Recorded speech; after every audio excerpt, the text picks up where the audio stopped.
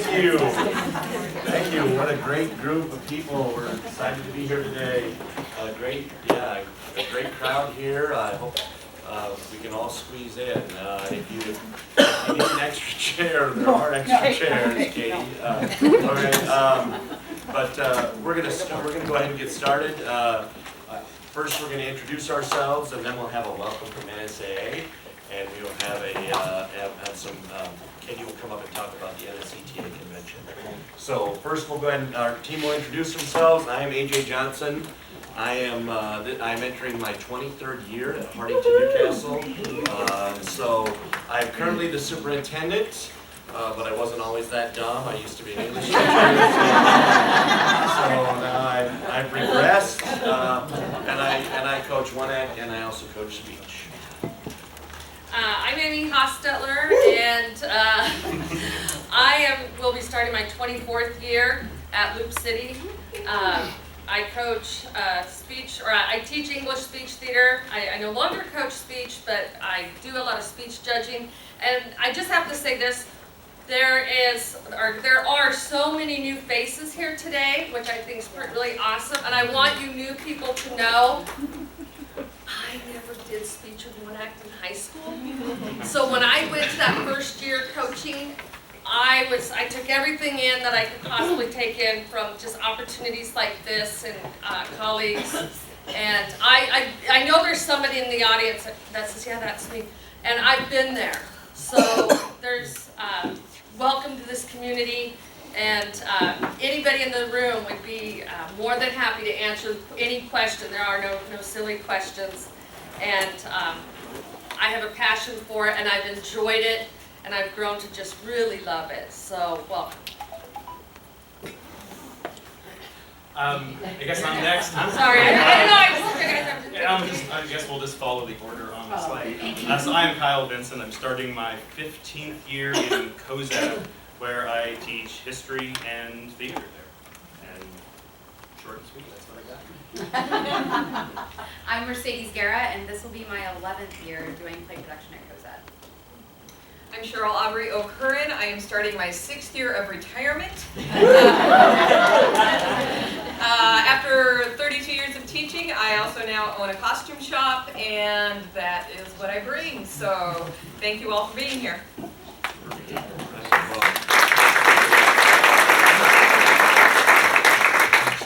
Well, our first special guest is from the NSAA.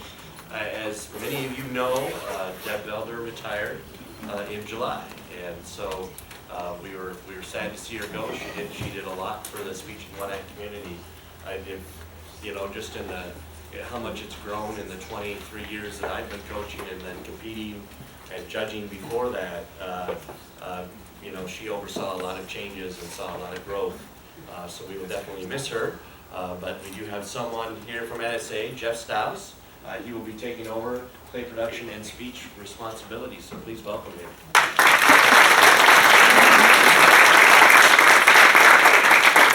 Thank you, AJ. Thank you, everybody. Just a little brief background on myself. I've already been referred to as the new Deb, so if that's the term that we're going to have for me. That's totally fine. I'm not new to the NSAA.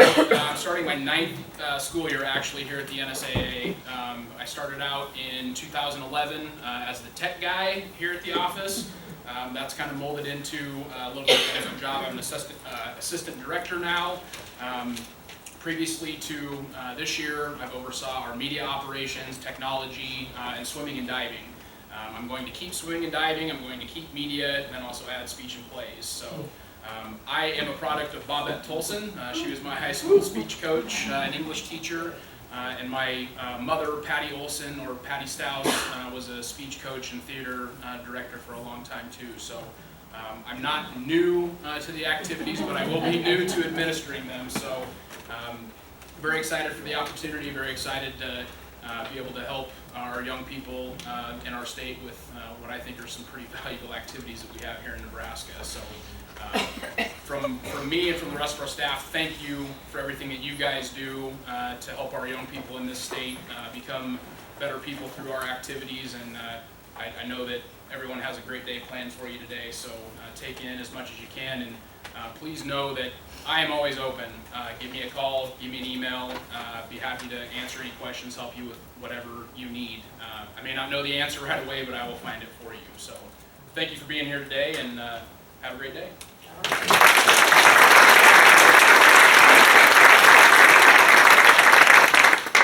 Thank you, Jeff, and if you'd all wait for at least 1 week before you send an email to Jeff. Or at least a minute or two until I get back to my Okay. chair. Thank you. Up next, Katie Davis, if you could please come up here and talk to us about the NSAA convention. Thank you, AJ. Good morning, I'm Katie Davis, and I am at Elba Public Schools this year, but I am also the Convention VP this year for NSCTA.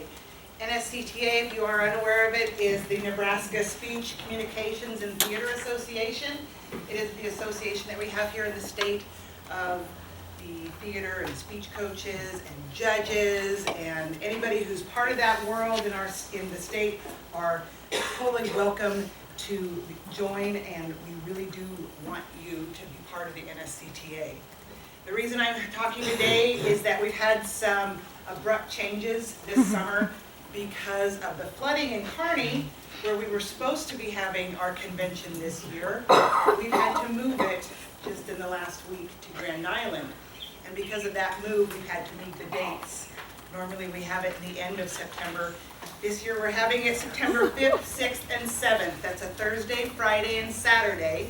And it's being moved to the Ramada Midtown Conference Center in Grand Island. So I really want to encourage all of you to think about coming and go to your administration and tell them that this is imperative that you attend, because this is how you're going to learn a lot.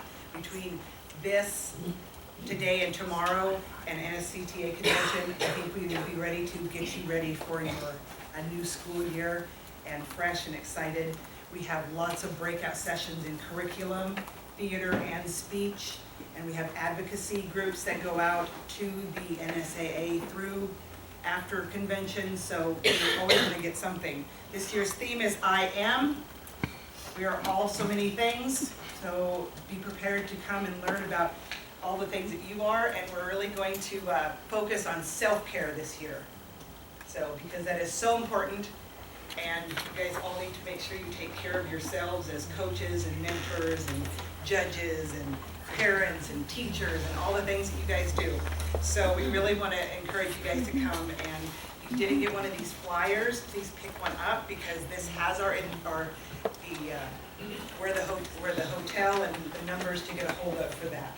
So be looking also, we'll be starting a Facebook page, and we have the website too that you can go, and I don't think registration's up quite yet for it, but registration will be up in the next week. Also on the back of it, we do have many awards that we do give out, and anyone is welcome to submit somebody for these awards. So please look in the back, and if you have an administrator or a teacher that would fit one of these that you want to see awarded, an award from the NSCTA, please do not hesitate to submit your nomination. So I will be here throughout today and tomorrow. We also have our convention liaisons, Rachel Fox and Sherry, and they will be here too. So if you have any questions about convention or what goes on, please come and ask us about anything. So thank you very much.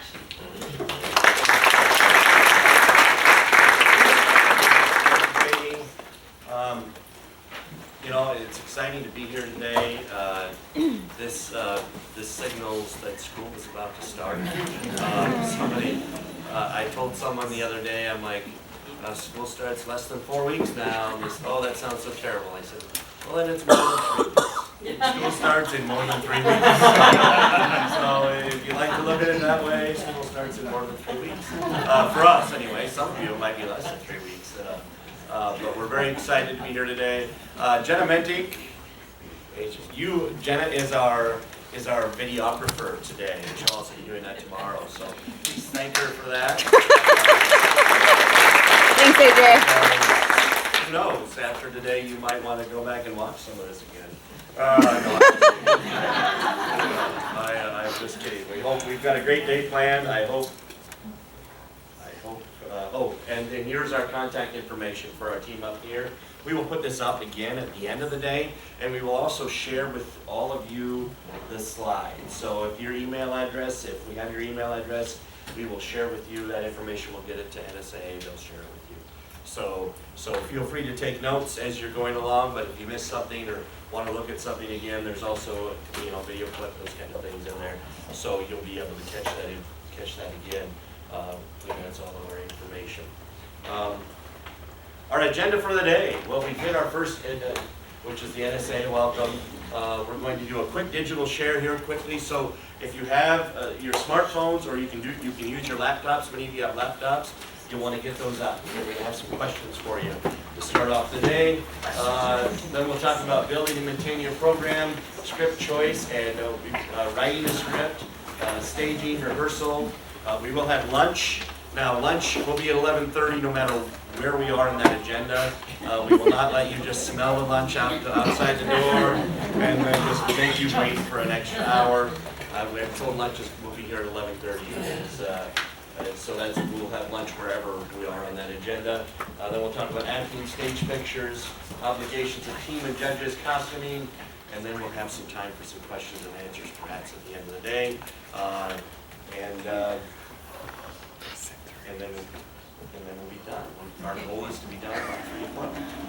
We'll be done about 3 o'clock no matter what. We'll figure out a way, because after so long, especially after lunch, we tried to get a couple things after lunch that get you up and moving and talking too, because we know what it's like after lunch. You're like, when is this over? No, so hopefully you won't be thinking of that. All right, we've got a hole everywhere, and I'm going to let Kyle and Amy handle this. Okay, so hopefully this will be fun. That's the hope. Okay. Okay, so there'll be a link to that, but before we get to that, if you want to scan this QR code with your cell phone, you could. If you would prefer to visit it through your computer, the link will appear on the next slide. But this will disappear in a minute, and will be. If you do not get this scan, there will be a very short link that you can type in. This is the easy way to get this. And They're both easy. Don't scare me.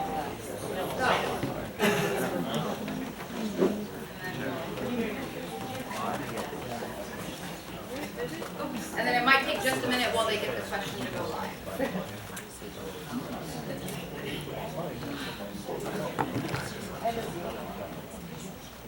Okay, so if you can either respond, what do you love about play production, through text, the Amy Hostetler 893, or just go to the portalev.com/Amy Hostetler 893. And you'll only, once you enter that, you won't have to enter it again for the next questions. The questions will just auto update once you guys are on this. Oh, look at you. There we go. And if you choose to write a sentence, it will take all of the words in that sentence, Yeah, so you throw guys it can see separately into short the words. word cloud. Are you All go here. No, it is lower, so it's just TOLLEV. Wait. So right up top here. That's Yep. okay. Here, hold on. They've got it.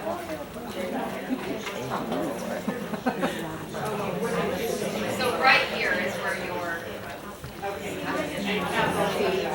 capital. It does not make a difference.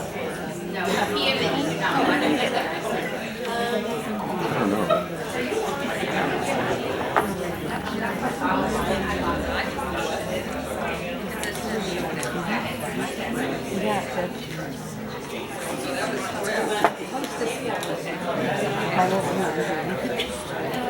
We'll let that go for a few more seconds, but as you can see, the more common words that people are selecting, the bigger the font, the bolder the word cloud. So inclusive, creativity, relationships. I just got in and it says the poll is full. will not be, it already has to be. Apparently there's a maximum number. Oh, That's a learning curve. that's a learning curve. We'll take what we've got. If you didn't get in this time and somebody else stayed off, then okay, learning curve. That's good to know. We did not know there was a maximum. It's just,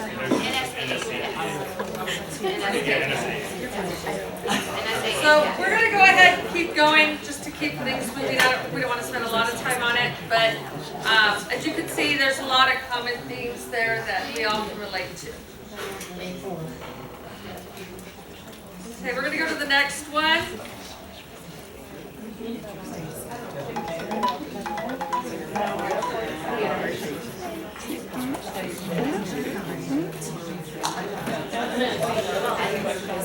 So the next question should come up, what makes a successful production?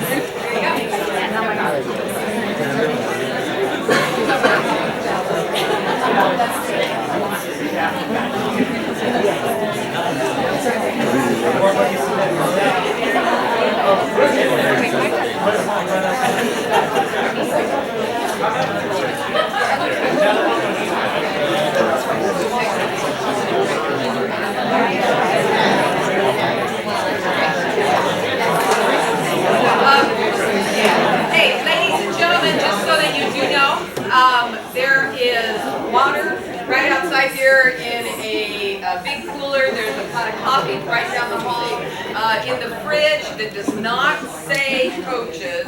So in the blank fridge, there are sodas and stuff, and you can help yourselves. So just so you know, if you need it, get it. Okay, so on this one, just tonight, again, we apologize. It's kind of a trial and error here for us, but just you get the concept, and if you haven't used this, pull everywhere in the classroom, and obviously I'm still pretty new with it. That's kind of why I wanted to try it out too, but buy-in, ensemble, enjoyment, patience, walk away still thinking about that, I really like that. Commitment, passion, teamwork, dedication, all in caps. Just a lot of teamwork, and so that's really important too. Let's go to the next one. This was supposed to be fun. The biggest challenge I face as a director. Let's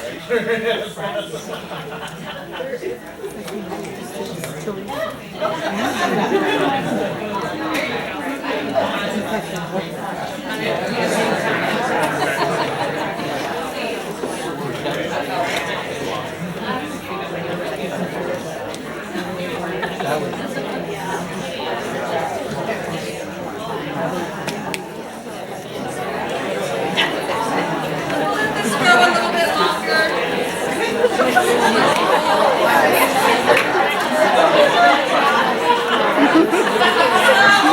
We all know the different challenges, and time often comes up, buy-in, and we're going to hit some of that with our presentation, especially like the buy-in on maintaining and building a program. Time, not enough time, yeah, we all know that. So there is one more question, and because we trial and error here, we're going to do that one after lunch via Google form, and that one's going to be a surprise. So with that, I'll go back to the presentation. Yep. And so we want you to think about that last question, which is, what's the worst comment you ever had in the ballot? And we're going to share those. Because we're going to talk about some of the things when we get to the judging portion and we'll do it in such a way that we aren't going to identify judges. But about why those things were perhaps inappropriate to talk. We're going to talk about some of the do's and some of the don'ts. Like, when you're judging, this is not something you should address. So be thinking about that, and then when we get to the lunch portion, Kyle is going to make up a Google form and we'll have that ready for you, and that way we can get all of your responses, rather than we didn't know that this was going to, because we were actually going to hide your responses on this one for this next question, but we didn't realize this would only accept some. So, but it was a very good learning curve, and it's something that happens to us all every now and then in one act and classroom and stuff. Okay, so our next portion of we're going to talk a little bit about building and maintaining a program, getting kids involved, setting expectations, maintaining a program, working with other programs, building a network of support, and then we're going to have a first-year coach who's actually now entering his second year come up and talk to us a little bit about that. We'll get to that. But first, one of the big things that play production can do is it can get as many kids as you want involved, which is really, really cool. So I think it's important because we're one of those areas where you can have a multitude of talents and we can find a spot for you. If you want to be a basketball player but you have no basketball skills, you're going to have a hard time with that. But if you don't necessarily need to have that acting talent, and we can find a place for you in our productions. And it can be and sometimes that can be on stage. You don't have to be the star actor, but we can find lots of ways to get kids involved. So, getting kids involved. How do we get kids involved? Well, I think especially if you're starting out, you need to recruit. One of the cool things about play production, and I think we all talked about this, is we can work our practices in such a way that we don't have to compete against other programs. And I know that's a cool thing. It's also a late night, early morning thing, isn't it? But it's the way to get kids involved in programs. And I've been fortunate. When I went to school, all of our play production rehearsals were after school, and so we didn't, our athletes just didn't participate, et cetera, because that's when athletic practice usually is. Whereas now, as a coach, we do late nights and we do early mornings, but we get everybody in, we have 2/3 of the kids in our school participating in this, which is a really cool thing. Don't force your kids to make a choice between programs, and that's why, yes, sometimes you have to move, and more than likely, you're going to have to be the more flexible program than because in general, outside of rare occasions, it's going to be difficult to get the athletic coaches to say, yeah, we'll take the 7 o'clock practice tonight. We'll take the morning practice, but there are times when, especially if you develop a good working relationship with those coaches, where you can work something out, and we've done that. And it's because coaches are good people at part too, and athletic coaches are, and they want to see kids succeed in things, and they want to see kids involved, and a lot of coaches are willing to move around. Some are inflexible and aren't, but then you move around them because it's for the kids. It's not for you. Get to know the kids in your school and your classes. Building those relationships is tough when you're a first-year teacher, but that's essential. The more you get to know your kids, the more they get to see you as a real person, the more they'll want to join your program. Go to other activities, make a connection there. If you support them in their other things, then they might be more likely to listen to you when you ask them to join your program.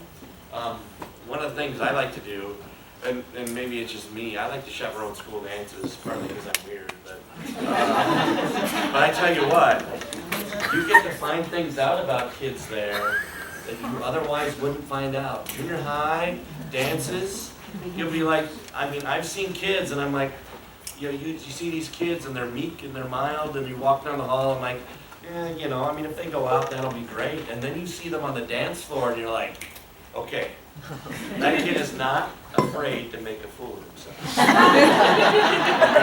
The kid is completely not afraid to make a fool of themselves. And then you're like, okay, we need to get you out of here. Have you ever thought about one? No, but I saw you dance. I saw you are not afraid. And so you talk them into it. don't turn anyone away. You know, anybody who wants to be on the stage in our production is on the stage. And we don't cut anybody. So they all, if they sign up to be on the stage, then they can be on the stage. Sometimes we do cut back on crew members just because of a numbers game. I mean, you know, you just don't need all of those people sitting around doing nothing all day. But we do. But if you want to be on stage, we will say yes to you, and we'll find a way to get you on stage. So I think so yeah, that presents a challenge when you're finding a script, because sometimes you don't always know how many kids are going to go out, and that's where, if you're a first-year coach especially, that's a real challenge. But as you develop on, that's where you might want to try and see who's interested in the spring, so you have all of those numbers in your head for the fall, and then make it fun, and your kids will start recruiting for you. Because anymore, I don't do any of the recruiting. I don't really talk to kids as much as I just go up to our older kids and say, hey, you need to make sure Jen goes out, okay? Because she'd be really good. And they, she hasn't signed up yet, so you should go talk to her. And then they go talk to her, and most of the time they're successful. So getting kids involved.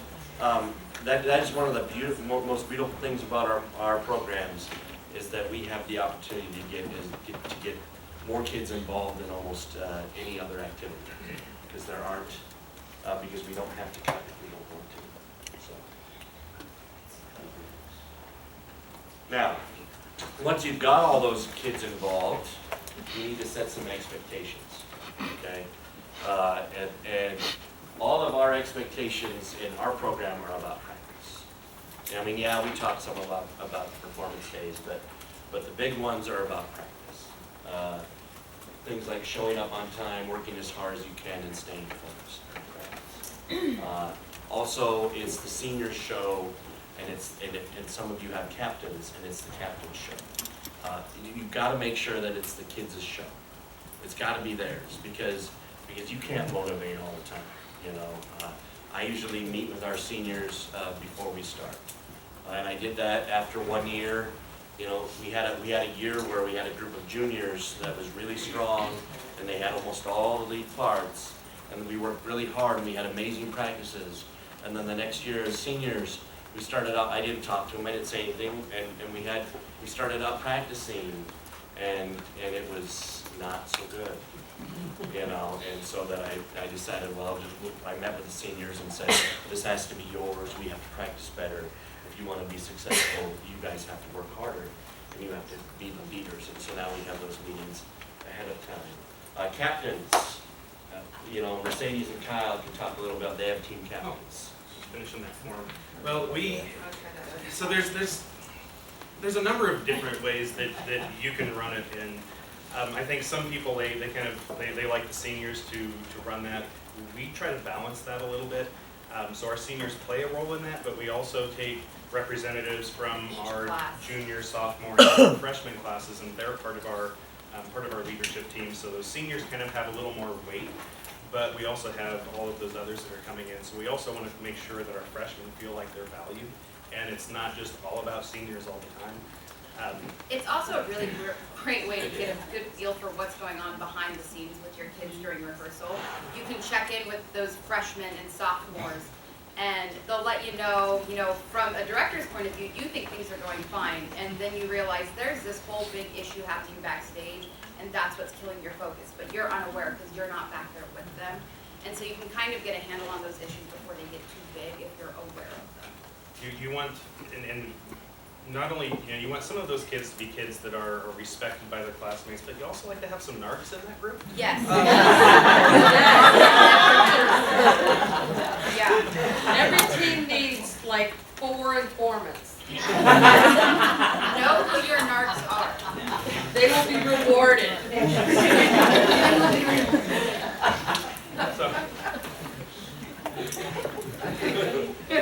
I'm not kidding.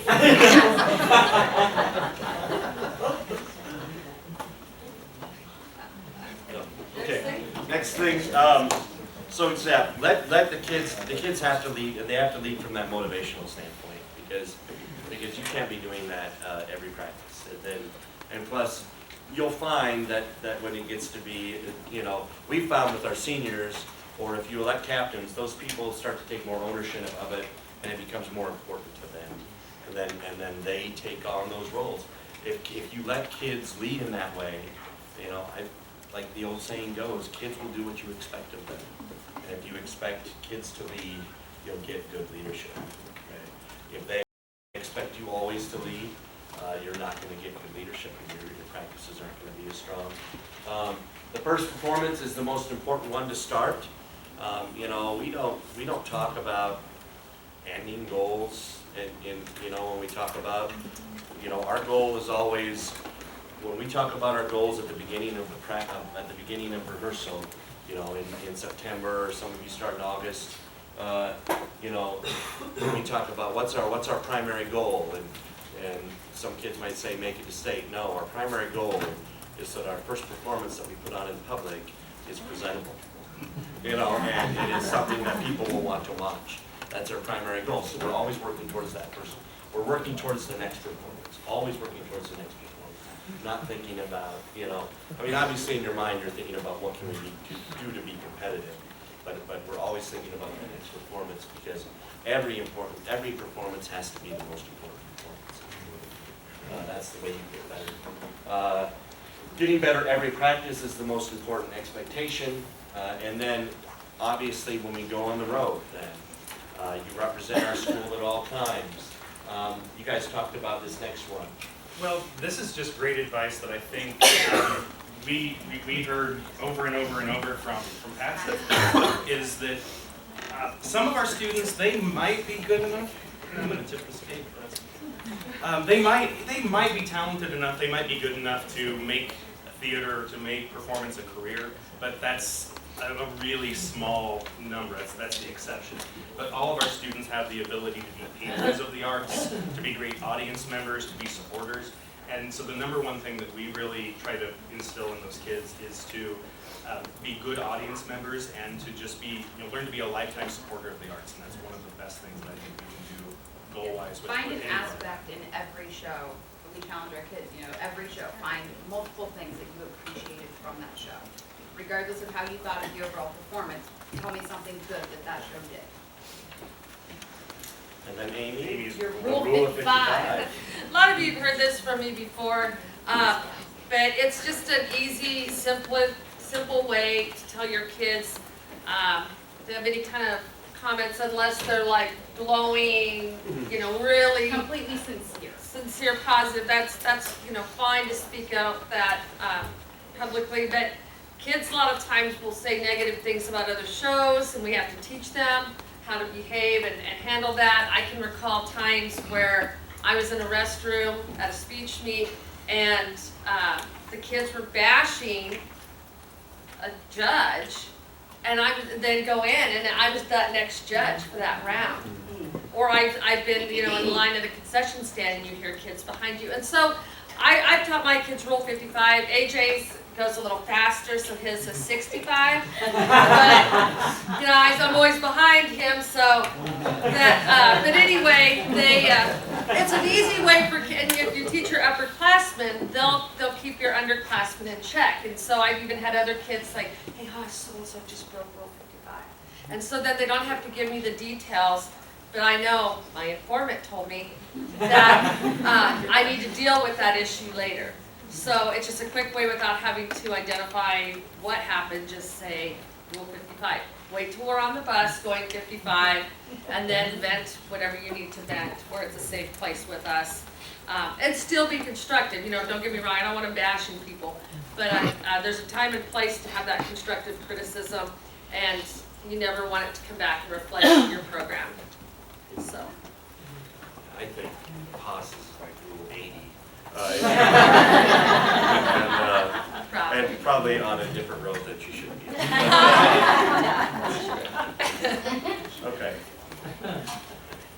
All right, we're going to talk. Haas is going to talk now about maintaining your program. She's got some helpful hints that help you stay organized, and And as I'm looking at some of the things that she does, I'm like, yeah, that really would help me stay organized and relieve a lot of paper from my desk. Okay. I'll try and make this quick because some of you have seen this before at NSCTA, but Google Classroom, well, time out. My drama program, God, I don't want to say this, it's built into our school day. So it's part of our class. So I use Google Classroom in my school day for everything, especially with drama. But there's things, so many of you already know probably a lot about Google Classroom, but one of the things I thought was really funny when we were talking with AJ was Google Forms for t-shirt orders, because t-shirts are the most important thing. And he goes, literally, what? I go, don't you use that? And what did you say to me? I just go around and find each kid. I said, all 80 of them? So, and it's great even with the parents and sending that out as a link, because it timestamps, it has an email, and when that parent said, and it's May, and they haven't picked up their shirt, and they owe you $40 or whatever, I didn't order that. Yes, you did. There it is. So, but it's great because then it sorts it by sizes. It's just so clean to do that. It's, you know, I think it's fantastic. And if you have a parent that's asking about a shirt, it's really easy to just send them that link. And then they can go ahead and order that. Same with a kid who's, oh, I know you sent it, but I forgot about it. If you have it posted in Google Classroom, you can also say it's in Classroom.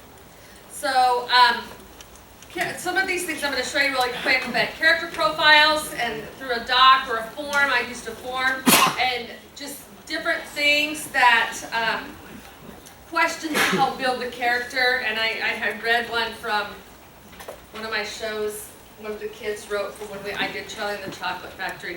He answered the questions as his character. And it was so funny, I read that just last night. But I post videos of our performances or critiques or rehearsal practices. On the critiques, I will let you know, when I go into a critique, the reason we record, we ask permission for the judge first. That's just my preference because my assistant coach never gets in the room for a critique. He's too busy with the trailer, and a lot of times there are things he needs to know. But I always ask the judge, do you mind if we record the critique? If they say yes, great. If they say no, cool. You know, but that's something I do for us, and then I can post that Google Classroom. Google Docs, the last couple of years is the first time I actually retyped the whole script, and then I posted it in Classroom, so that if we made changes, it was live, and I didn't have to sit down with kids and say, go to page 28. Cross off this, you know, whatever. And I found that to be very helpful. Sometimes early in the season, the kids didn't have their script, and they forgot their script. I said, when you go to basketball, for your basketball shoes? No. But, you know, they can pull it up on their device, too. But that worked. We've used it to post itineraries. My assistant coach is fantastic about itineraries. When we're traveling, especially like overnight trips, and it just keeps you organized and everybody knows where they're supposed to be. And again, it's on Google Classroom. They can pull it up on their device. They don't need the paper to do it, so it's very helpful. Announcements, and then the Remind app. How many of you use Remind? That is so great. I could send out, I host a big one-act invite with 16 schools in November, and so it's huge, like 650 people come. So when I need food to feed 650 people, I could push out a remind to my parents, and like one message, 104 people. And they love it, you know. I would push a remind out, ETA on the way home. You know, just little things, even at a contest. I'm like, hey, this changed, go, you know, you need to be here, there. So if you don't use that, that's very, very helpful. But I'll just show you really quick some things in my Google Classroom. I personalize it with a picture because I want them to feel special, because they are.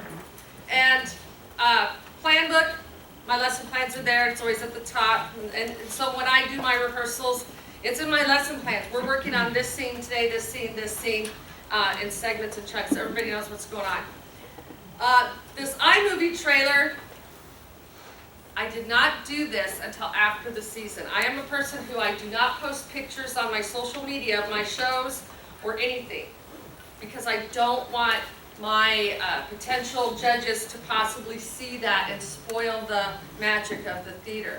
But I made this partially as a practice run after the show, because I was trying to learn iTrailer.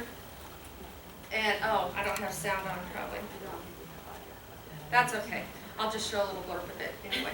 But the kids were so excited after the show, and I did this like in January or I don't know, spring, and they're like, "Aw," and they got all excited again. And then they're like, "What's our show?" "Oh, well, it's still this one." But and it has some super cool music. I laid in bed and made this on my iPhone like in 5 minutes. Now, I know people put iTrailers out there and try, promote their show ahead of time. That's not me. I don't want to do that. But I got them excited about it again, and they were like, "Oh gosh, that was such a good memory. Oh yeah, haha." And then I had one little sophomore and says, "I'm not in that movie." And I'm like, "Yeah, you are." I edited it, made sure she went back, and she's in it. And so they were watching this in some of their other classes via Google Classroom, and the teachers were like, "Why are you making this? They're supposed to be working on history." I'm like, "Well, they're watching their memories." So, so it was a real fun, cute little blurb. And again, you can do all kinds of fun stuff like that. Yeah, that's my fun. So, but real quick through the rest of Google Classroom. Oh, I don't want to do that. I put information, the t-shirt order forms, transitions, workshop session, performance videos, my character profile stuff. Amy, do you run with the comments turned on so students can comment on those posts that you have listed? No, because I'm a control freak. So I'll post tab sheet results for tournaments, and I'll post ballots so that they can look at them. And I have some kids that study those ballots, and you guys know as well as I do, sometimes you have the same judge 4 or 5 times. And so it's easy to just, oh yeah, we should look that up and see what that is. And I'm going to mention this. I mentioned it to these guys the other day because I'm a control freak. When I host this tournament that has 600 plus people, I'm very particular about a work duty list. I'm very organized with that because I want to know where every kid is supposed to be. And everybody has a job and they know where they're supposed to be, whether they're working, watching shows. And they'll say, "Oh, it's in the list." Some kid goes, "I don't know where I'm supposed to be." We'll look on Google Classroom. So it just saves me from having to answer 50 questions throughout the day. But it's Google Classroom can just be used for so much. And then the Remind app, which a lot of you guys know about. Now, the one thing I think with reminding, you guys can jump in and help me on that, but I made a drama group. The biggest trick is getting everybody to join it and making them sit down and do it. But I think I might have paid a membership because it's limited in characters if you do just the free version. And there for a while they were taking some heat. Remind was about, how dare you deny teachers this for free? But it's just a good resource. Keep yourself organized so you keep your sanity and still have fun. So Yeah. that's what I had there. Yeah, a lot of that stuff, I mean, was a complete revelation to me. Like, my desk could perhaps be a lot cleaner during WAC season if I just did more of this. So those are really good ideas, Amy. And hopefully, if you're struggling with organization, I don't know if any of the rest of you do, but I do, and those are some helpful tips. Definitely going to do some more of that. One thing I'm going to piggyback real quick before I forget. When I post their like a practice rehearsal video or a video for those kids, and my kids are instructed too, they don't share this stuff. It's us, it's our teamwork, it's our stuff. But I've had other teachers say they're watching that like they watch Huddle. you know. And so there is something to be learned to study yourself and see what you look and sound like. And I think that's funny that they're supposed to be doing social studies. Well, they're not. They can get on. All right, one of the most important things that you're going to need, that you need to do, and we talked about this a little bit earlier, is working with other programs within your school and building a network of support. Building those people that can support you in your endeavors. One of the things that Amy does, you take your kids to a show. Yeah. I try to take my kids, it gets tough and tricky with the school's calendars, but I try and take them to Wesleyan once a year or somewhere. They love it, they look forward to it, they'll give up their Friday, Saturday night just to go with 40 kids on a bus. And Wesleyan's always, they welcome students all the time. They love to have you come in, and we roll in with a bus full of kids, and it is just great to see that next level and what they know they can do. And because I've done that, I've actually had some students then go into programs there, either music or the arts or whatever. Any chance you can get, it doesn't have to be Wesleyan, but if you can get them to go any higher level, just take that opportunity. And if you want to talk about giving parents a worship too. Oh yeah, some of my pictures later on you're going to see, I have parents helping with the set and stuff, and so I try and give my parents a lot of ownership. They'd ask to do certain things. I'm like, yeah, you can paint that, I don't care. Yeah, I'd go with the yellow or whatever. The only time, like my rule was if the art teacher said no, you can't add glitter to that. I don't care how bad you want to, bling it up. But they love it.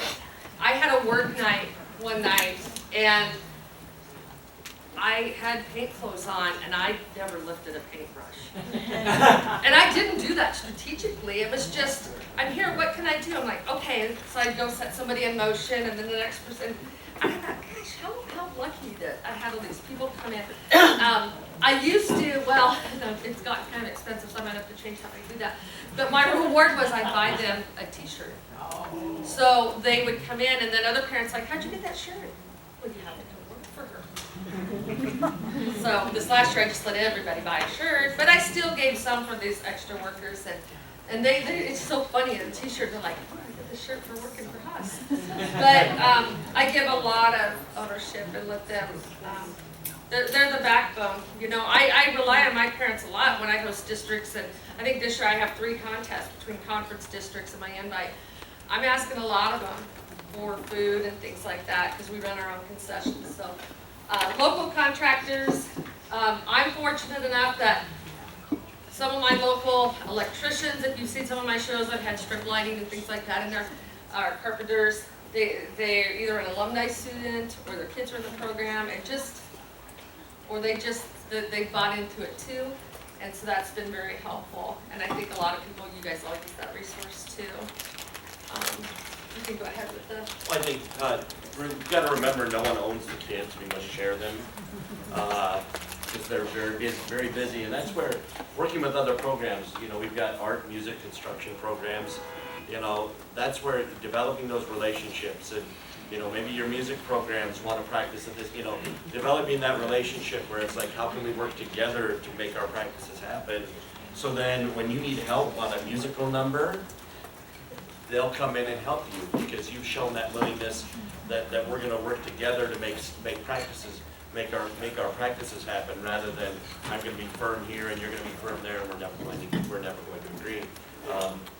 Construction programs.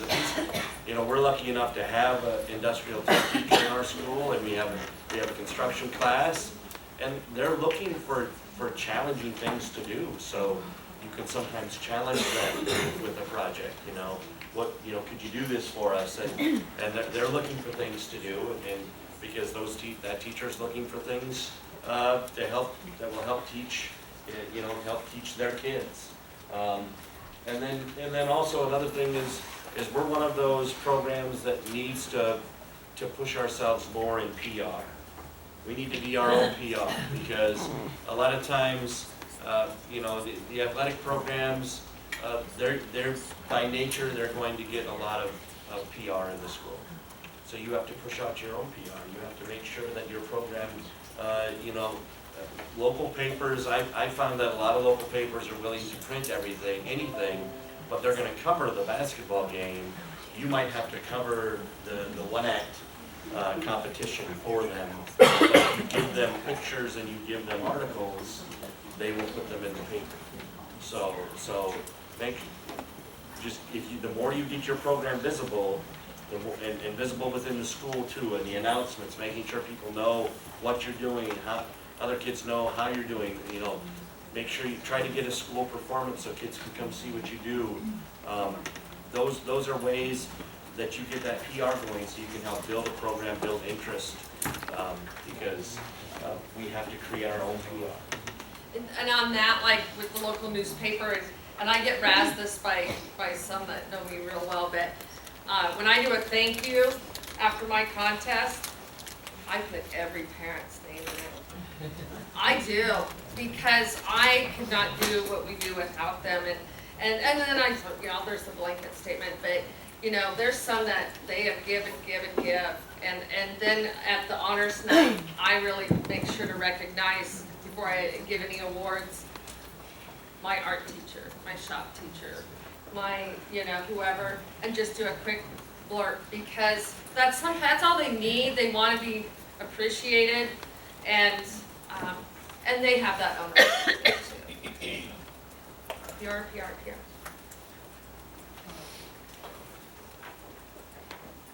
All right, for this next portion, many of you are newer coaches, perhaps or have only done one act for a year or two. So as we were talking about how we could relate to those people, we realized that that we may have forgotten what it was like to be a first-year coach. And even Mercedes, who looks like she gets carded every time she goes to an establishment, is much older than she looks, and has been doing this for 11 years. So we thought it would be good to bring up someone who just completed their first year as a head coach, and he was coaching at Humphrey St. Francis. They had a very successful season. They won Class D1. So Michael McPhillips is going to come up and just talk about a little bit about his year as a first-year head coach, and some of the things that he learned and some of the things that he wished he would have known going in.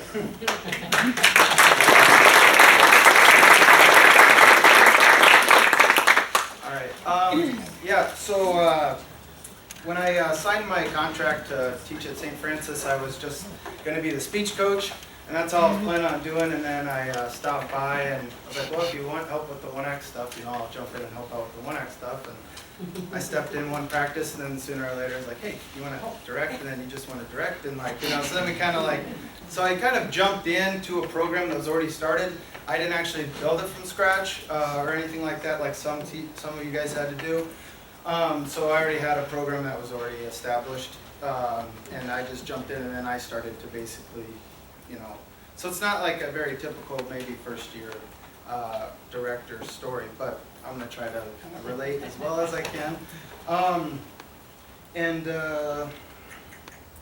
Sorry if this is going to sound like drunken rambling, but I kind of tried to organize all of this. Like I said, one of my biggest challenges was working around athletics. I love athletics, but they're kind of the bane of my existence as a director. And so what we did is we ended up scheduling like Wednesday night practices just because that worked best for everybody. We tried to get in more, but it was pretty hard to get in more. We would also do weekends around showtimes because that's when you could get kids. I also started having students come in like the mornings, like not the whole big play, but like little scenes, snippets here and there, so I could like run over and work things with them, especially like main actors if they're having like an intimate scene or something that you can just work with those two people or whatever. I found that to be really helpful, work around athletics, and then I found actually a pretty good carryover from like, say we did it morning on Monday morning or Tuesday morning, and then Wednesday night. For the most part, they did a pretty good job of remembering all that stuff. But, And then I also, so some people might not have like what I had as like a great co-director and other people that were already there. But that would be one of my biggest suggestions, is to find people that you can get help from. I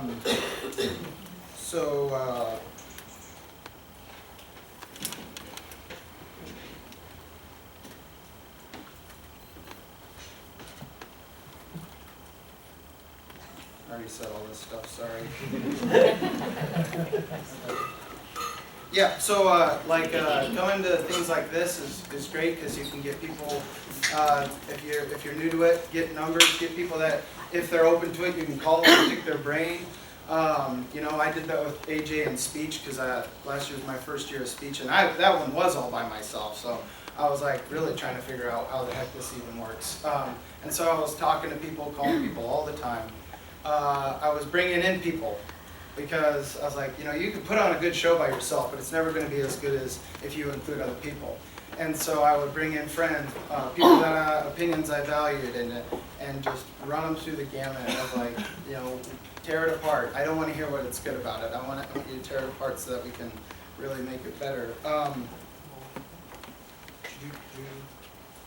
Because if you do try to do everything up by yourself, which I learned in speech, very much so, it was like, you know, I almost ended up in the hospital. I was just running myself into the ground, and I was starting to almost hate my job, and I was resenting it, because I was like, this is tearing me apart. So like, just get help, and you can't do it by yourself. Another key I found very helpful is to educate yourself as much as you can, and gain experience as much as you can. Some people are like, well, I don't have the experience, but because for me, I had a background in theater, so I did it in high school. I had a great director in Theola Peck. I also had a great director in Tina Schumacher, so I had a kind of a good start in high school, and then I went to college and I got involved in the theater there, and I was acting in college shows, and I ended up getting a theater minor just because I was spending time in that building a lot. And so then I came in, so I felt pretty prepared already, but not everybody has that opportunity. So I read books, I watch a ton of movies, and I watch these movies and I'm like, ooh, I really like how that scene works or whatever. How do I implement that kind of emotion into my play? So like T.S. Eliot said, good poets imitate, great poets steal. Find what works for you and incorporate it. And then develop a relationship with your students. As a middle grades teacher, I don't have a lot of my students in class, so that's kind of difficult, but this Humphrey St. Francis is where I went to school, so I kind of had a little bit of rapport with the students. You know, they kind of knew who I was, and so I had a little bit of credibility with them, and they were willing to work with me, but as teenagers are, I kind of, sometimes they weren't willing to work with me. Because they all have the ideas and opinions of their own, and they know how to do the same better than you do, right? And then, so what I found really works is don't just say like, I need you to do this. But why? Because I said so. No, you need to like break it down for them and explain to them like, this is what you're doing, and this is like how it's coming off. Like, I know you think it's coming off like this, but it's not. Give them the motivation for why they should change it up, and explain to them why you need them to do it that way. I found that when you give them the reason and like really explain it, that helps a lot. Another key I found really helpful is confidence, because I know that's not something you can just have right away, but like just be confident in your play, believe in yourself, because you got to be convicted in your decisions of how you decide to run the play and what your style is. That might be kind of hypocritical of like the good poets imitate, the great poets steal part, but I'm not talking about like changing little things as you improve and grow as a play. I'm talking about what you truly believe is good for the show, like with the knowledge that you possess at the time.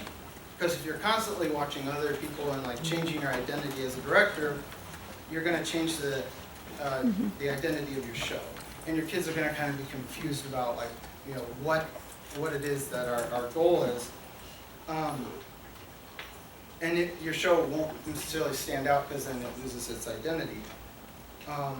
Most importantly, believe in the actors, because when the rehearsals are over, obviously all you get to do is sit down and watch, and you have to believe that they're going to do it. That was something I didn't really think of. I was like, oh crap, I'm not here telling them that they need to be there right there and do this right there. And oh, could have been better, but you know, whatever, we'll fix it next time. Take the pointers that you believe will help your show when like you get critiqued and implement them. The other stuff, just, you know, get rid of it. Unless you get it a lot of times, then you're like, maybe I should actually look at that. And then just prepare for the next show and keep going. As far as developing actors, there's many ways to do this. Every actor is different. What I find that works with most students is have a conversation about what their motivation is. Who's a character? How do they react in a normal situation? Okay, great. Then, like, how would they? Like, for example, if it's a murder scene or something like that, it's like, well, you can't just go straight to that. You might have them like, what might my character do in like a more believable situation, and then kind of gradually bring it up to that so they can kind of develop it as a character. I actually had the opportunity to like direct my little brother, and and he's a really nice kid. I don't know, but he was the villain in the play, and he's like, well, I would never do this terrible, awful, evil thing. And I was like, I know, that's why it's called acting, buddy. And like, that's why we need to figure out like how we can do that. And there's not like, I'm sure most other people can attest to this, but there's really no greater feeling when you've been working with someone so long and they finally get it. And that's so fun. And then they make it their own. Another thing I kind of found that I really struggled with is like things that I could not control.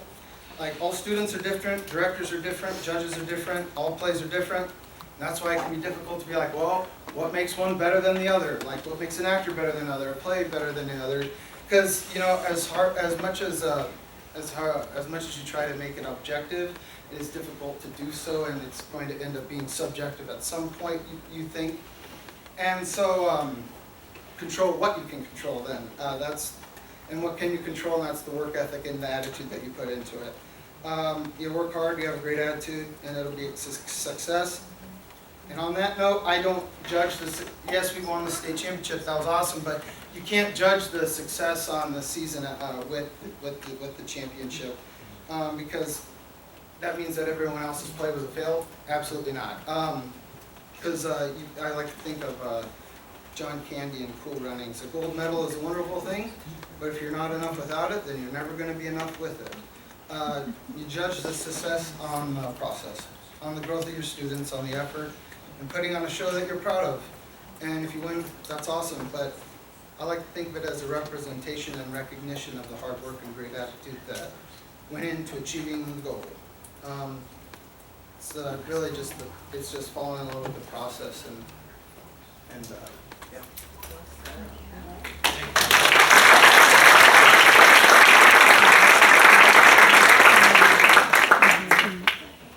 Thank you, Michael. Appreciate that very much. All right. Next, we're going to talk about the script. Kyle and Mercedes are going to lead that. Yeah, sure. Script choice is the easiest thing we do, right? So I'm going to do a little, we tried some of the electronic, the full EV stuff. I'm going to try an analog full, and for the analog full, we just simply use our hands. So script selection. If you find it frustrating, give me a Now, if you are not 100% sure what script you are going to use this season, raise your hand. Okay? Similar numbers, they're fulls a little over there. And on a side note, like last year, like every year, we sit in the back corner and we just observe. And I don't know how many screens I see that have a PlayScript website on them. They're up. And people are placing last-minute orders today. And we do that too. There's another one though. That sometimes you find that script and then you run into that wall of performance rights that you maybe can't get rights to produce it, or if you can, then cutting it is the problem. So another show of hands. This is probably a much smaller number, but how many have that script, but you haven't really quite, you don't know for sure if the publisher's going to let you do it. Like, Yeah. okay, there's a few there's like, this is the fit for our team, but I don't know if we can do it. Rachel, can I talk? Can I have you speak for just a second here? Well, we were what talking can I- earlier. oh, wait. Oh, you want me to talk? Just briefly about, yeah, I want you to talk, because the show that you're doing this year, you wanted to do in the past. Last year I wanted to do Psycho Beach Party, and I redid the script, I sent it to Samuel French, and I've had discussions with many people regarding Samuel French and their lack of allowing cuttings of plays and whatnot. And so I was I had auditions 2 days prior, and they're like, no, you can't do this. And I'm like, and I just ranted on them and just went off regarding Nebraska. This is our frustration Nebraska coaches are having, da da da da. So I said, okay, I'll just move on to the next play. Ended up being working out better for the group. And this year I thought, I'm just gonna, try to get the rights again this year. And they're like, yeah, sure, go ahead. No, I'm like, are you sure, really? So I was like, I guess we're gonna do the show. It really wasn't the show I wanted to do, but we're gonna do it. So just because we have the rights, we're gonna take it when we can. It's meant to be. It has to be meant to be. But yeah, I mean, I don't know if it was because of the rant I gave and they put a little note, this woman is going to send threats if you don't, or what, I don't know. But I didn't change anything in the cutting at all, not even the font. So I don't know, but that's what I you deal with. And so I think that's a good example of some things that I think you're probably not the only one in the room that's had that frustration. And so it's nice to know that we're among friends who had the same experiences, that same frustration in script. Although sometimes I think there's kind of, especially at this time of year, where if you know exactly the script that you're doing, you've got it sorted out, but a lot of other people don't, you're kind of hesitant to say, oh yeah, I know exactly what I'm doing, because you don't want to be that guy. Because, yeah, or girl, or, So sometimes you've got those scripts, though. You've got this pile that, well, I could do this.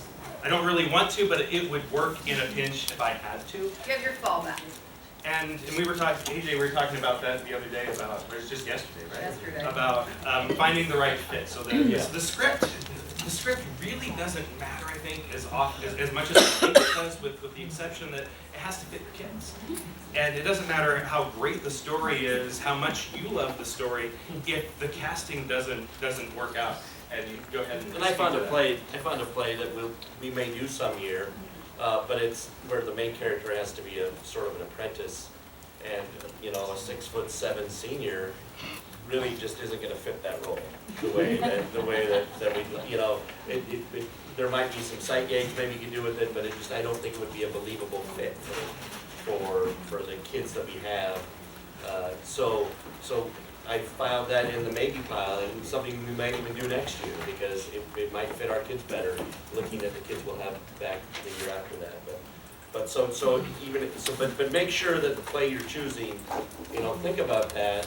You need to think about what kids you're going to want in what roles. Even though, you'll audition and you may be surprised, but you're going to think about what kids you want in what roles to make sure that it really is going to fit them before you commit to it. Because sometimes I think directors pick a play that they like and it doesn't really fit the kids that they've got. I think that's yeah. An accurate statement. Sometimes you find that you look at those cast breakdowns and you find something that looks like it might fit, and this has happened to us. I don't know how many times You where look at it and it's got the 8 female and 3 male, and you're like, I've got this powerhouse girl group that's gonna kick butt with this. You order the script, you're excited, and you get it, and then it's like 3 people sitting in a room, and most of those people are the 3 males. Repeated scene after scene, and the girls just kind of come and go occasionally. There's 8 different ones, but they just kind of come and go sporadically. So one of the frustrations that we found, and you may have found it, maybe you know the name, but are you familiar? there's this test that we kind of apply when we're looking at scripts. Are you familiar with something called the Bechtel test or the Bechtel rule? Yeah. Okay, Okay. who said yes? Over Okay, here. over here, so yes, wonderful. So it's a guideline, it's a rule that often they apply to film, but you can apply it to theater, and it helps determine is that how equitable, gender-wise, is the script that you're working with. And I know a lot of our programs we generally have more females than males. Some programs it's pretty well balanced, but theater is one of those places where your female actresses, your actors there, really have as much power as the men do, and we don't see that everywhere in society, but we see that within theater, and it's important that we embrace that. So the Bechtel test is this. So you have to have, so the play, in order to pass the Bechtel test, you have to have at least 2 women in the play who talk to each other about something other than a man. That's what you have to have the Bechtel test. And there are some scripts that are all female. A great one that comes to mind is A Piece of My Heart. It's the Vietnam War Yes, play. and it is all female. It does not pass the Bechdel test because what are they talking about the whole show? The male soldiers. So it might be all females talking to each other, but it is still all about the males in that show.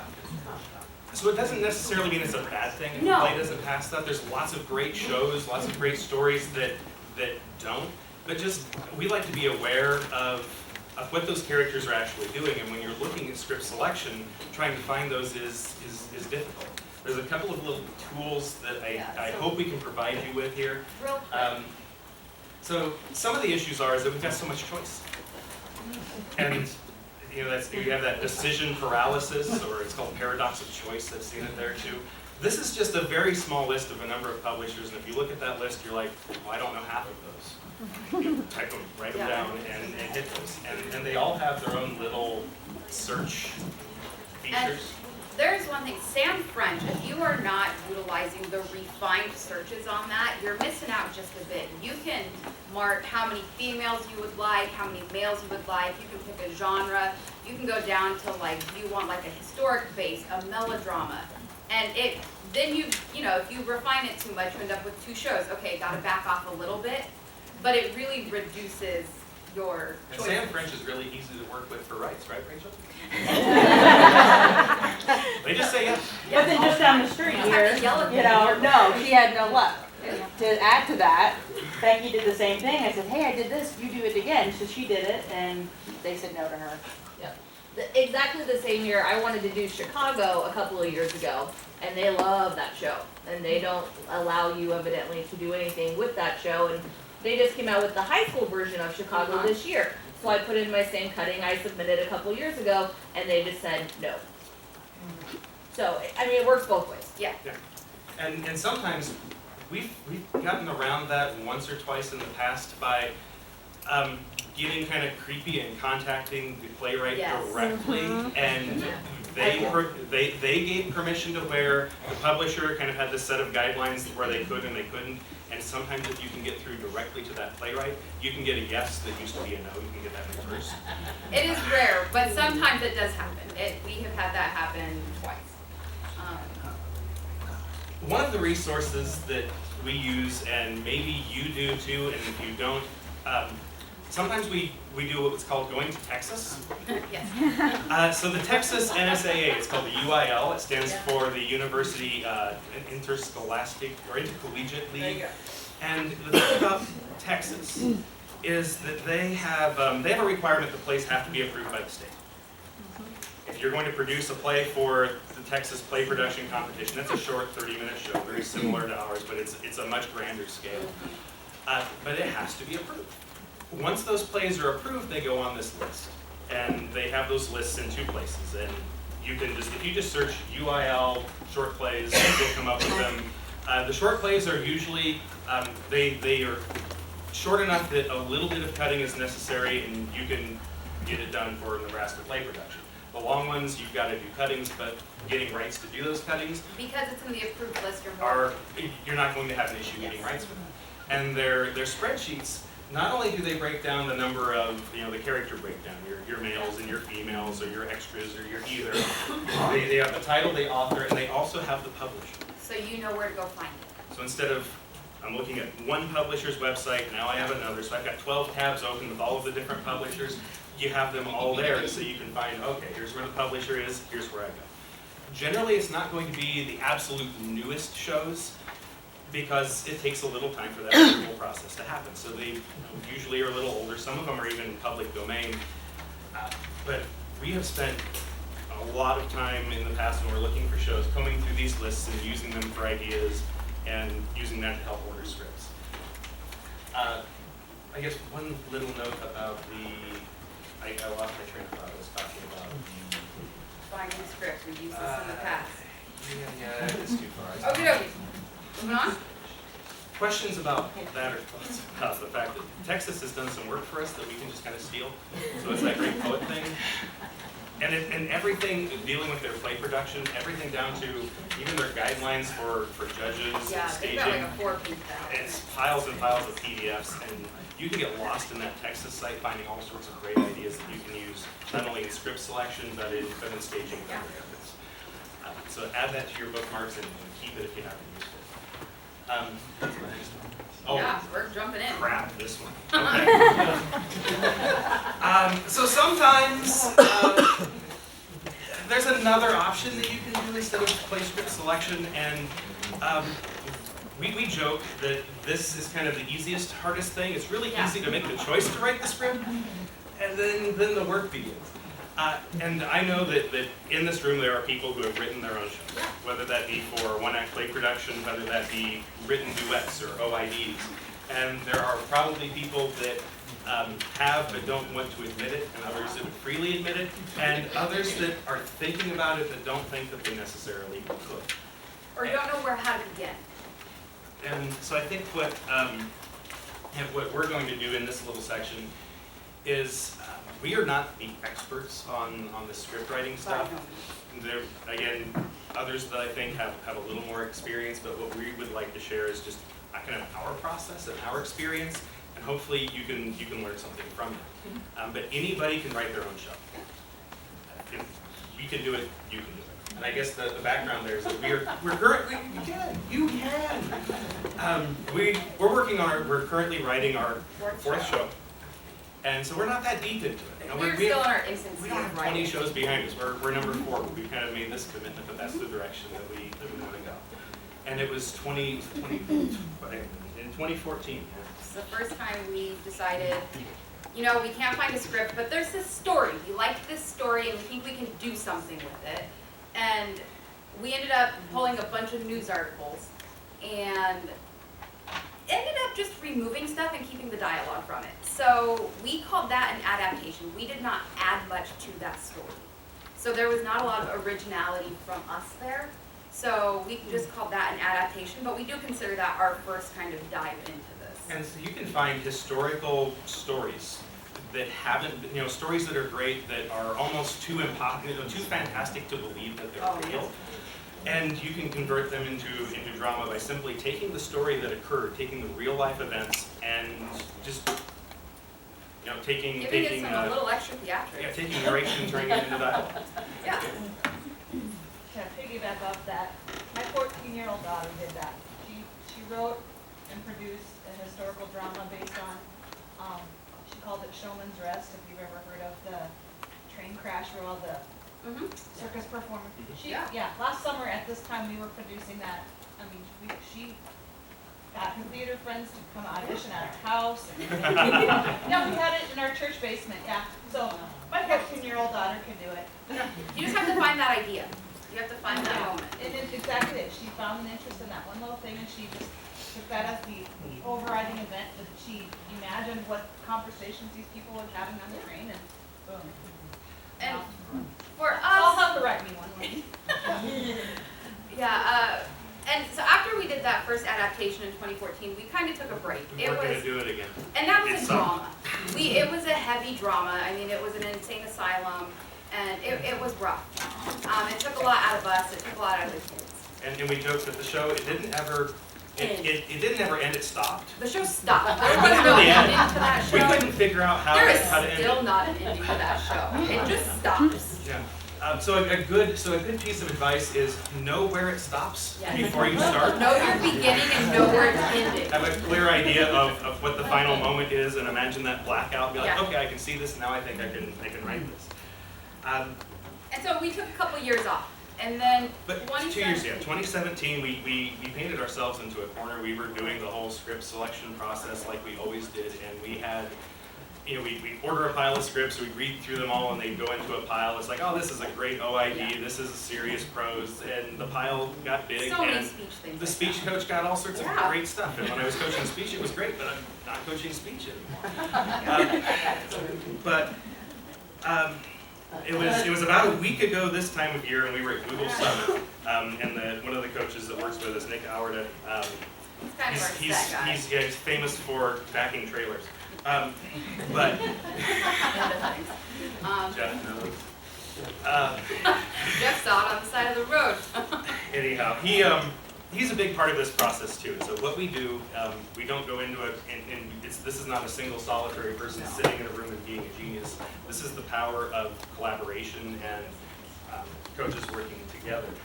And so in 2017, when we painted ourselves into a corner, about a week or so ago, prior to this time, this is the message that happened at about 11:30 in the morning.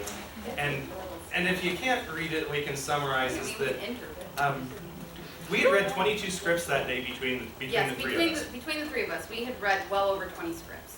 I had 6 with me, and Mercedes had like another 13 Yeah, or 'cause something. Nick and Kyle were at Google Summit. I was at home, so I had a giant pile, and I was like, I gotta get through these this weekend. We have to find a show.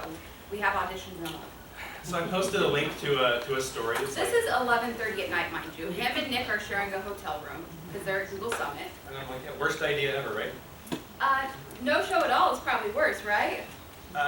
So we kind of agreed that was it. Bad. And then Nick, this was his first full year as an assistant coach with us, and this is kind of his trial by fire, his indoctrination, because the statement then was simply, it just simply says more or less wake him up and tell him welcome to the club.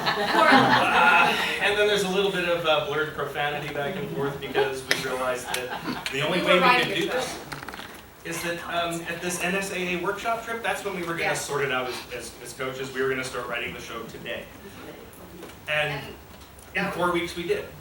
2 years ago. Yeah. But what we didn't realize at the time, we didn't realize that until like last week. Yeah, when we were getting ready to do this presentation, we realized that we had actually been doing a lot of prep work for writing our own show just by preparing for our regular season stuff. What we would do is when you get the script, you get the short version or the cut version, and then we would look for other material that we could add to it, source material. And in the case of like Is He Dead it's adapted by David Ives, it's adapted from the 1898 Mark Twain original play. So you get the original play, and you look at how the playwright made the choices as to what they would adapt and what they wouldn't. And most of the shows that we've done are all kind of historically based, because I'm a history teacher and that's just kind of where I live. Our kids joke that we have a genre. Yes, we have a genre. And they call it, Old-timey funny. Old-timey funny shows. that's what they call it. Yeah. So if you think that you could never go this direction, look at how other people have done it and take it apart. Get as much material, the original source material as you can that went into the script that you're doing, and you start to kind of see how a playwright can put that together. And once you can see how they put that together, at least for us, it was this idea that You can see a process. maybe we could do this too. Yeah. So our process, which is not everybody's process, it looks a lot like this. We collaborate. It is not one of us sitting and writing. It's not we sit in different places and we Google Doc this. We sit together and, Run dialogue back and we forth. do And this. sometimes, yeah. A lot of this. We bring in our third once we get a couple of drafts in, and then he picks it apart and tells us where we're wrong. And he has he's brutally honest and has no qualms about telling us that. Yeah, So- he tells us where the holes are and he's like, this makes no sense. I don't know. You're missing something here. So he's a good editor. So the process that we go through, and some people might be able to spit out a perfectly beautiful draft and the first try and have it work, but it's not been my experience. Not at all. We know revision is really important. And so we start in the spring with our students, and we give them ideas. 3 or 4 shows that we might do. We give them a list of, here are some stories we think we can tell. We think there's enough of a story here, and we think we can break it down. We do also give them the option of, if you want us to find a script that somebody else has done, we will do that. Sometimes we'll give them a specific script that we think might fit them, but we let them vote. It's our seniors and our leaders, but mostly our seniors that we pull in for this. And again, this spring they voted to have us spend our summer working for them. Yeah. And so that's what we're doing.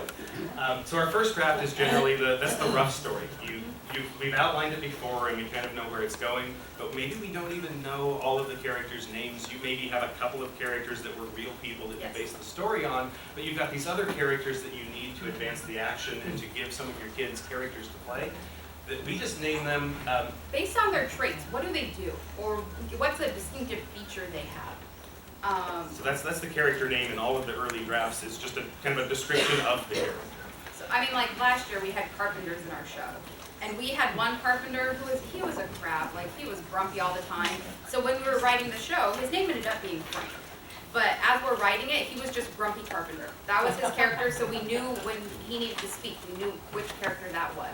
We also had bad carpenter because he was bad with tools. And those were their names in those early drafts. And what we find is that oftentimes when we get to scene 9 or 10 in the first draft, it's changed and those characters are different than they were in scene 1, which is good for a character to do that, but it's really inconsistent if you don't go back and clean it up and fix where they came from. So those first couple drafts do that. What happens in draft 2 is you kind of go back and you're like, oh, I see the progression at the end here. I see how these characters ended up. Let me go back and make sure the beginning matches that a little bit better.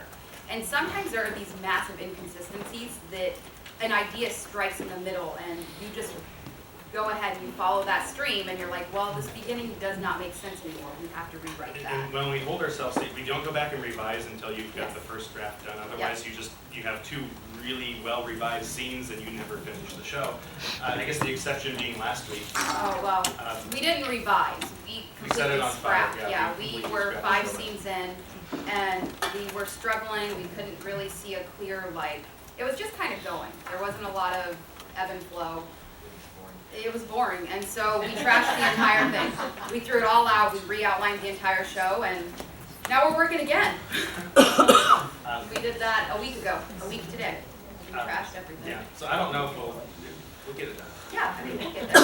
So after the second draft, usually we have enough pieces that we can have auditions, and we pull our audition scenes from that. Auditions happen, and then we've got to completely rewrite the show because the kids did different things than we thought they would do. And so we've got one character that we thought was just one single character, but now it's a group of 3 because we had these 3 kids that just sold it, and we're like, they're going to be hilarious together. We're going to break this character into 3 people. Or you have a freshman that you didn't expect, and so you You've got to create a a role new for that. character for that kid. So it gives you a lot of ownership and free reign for auditions.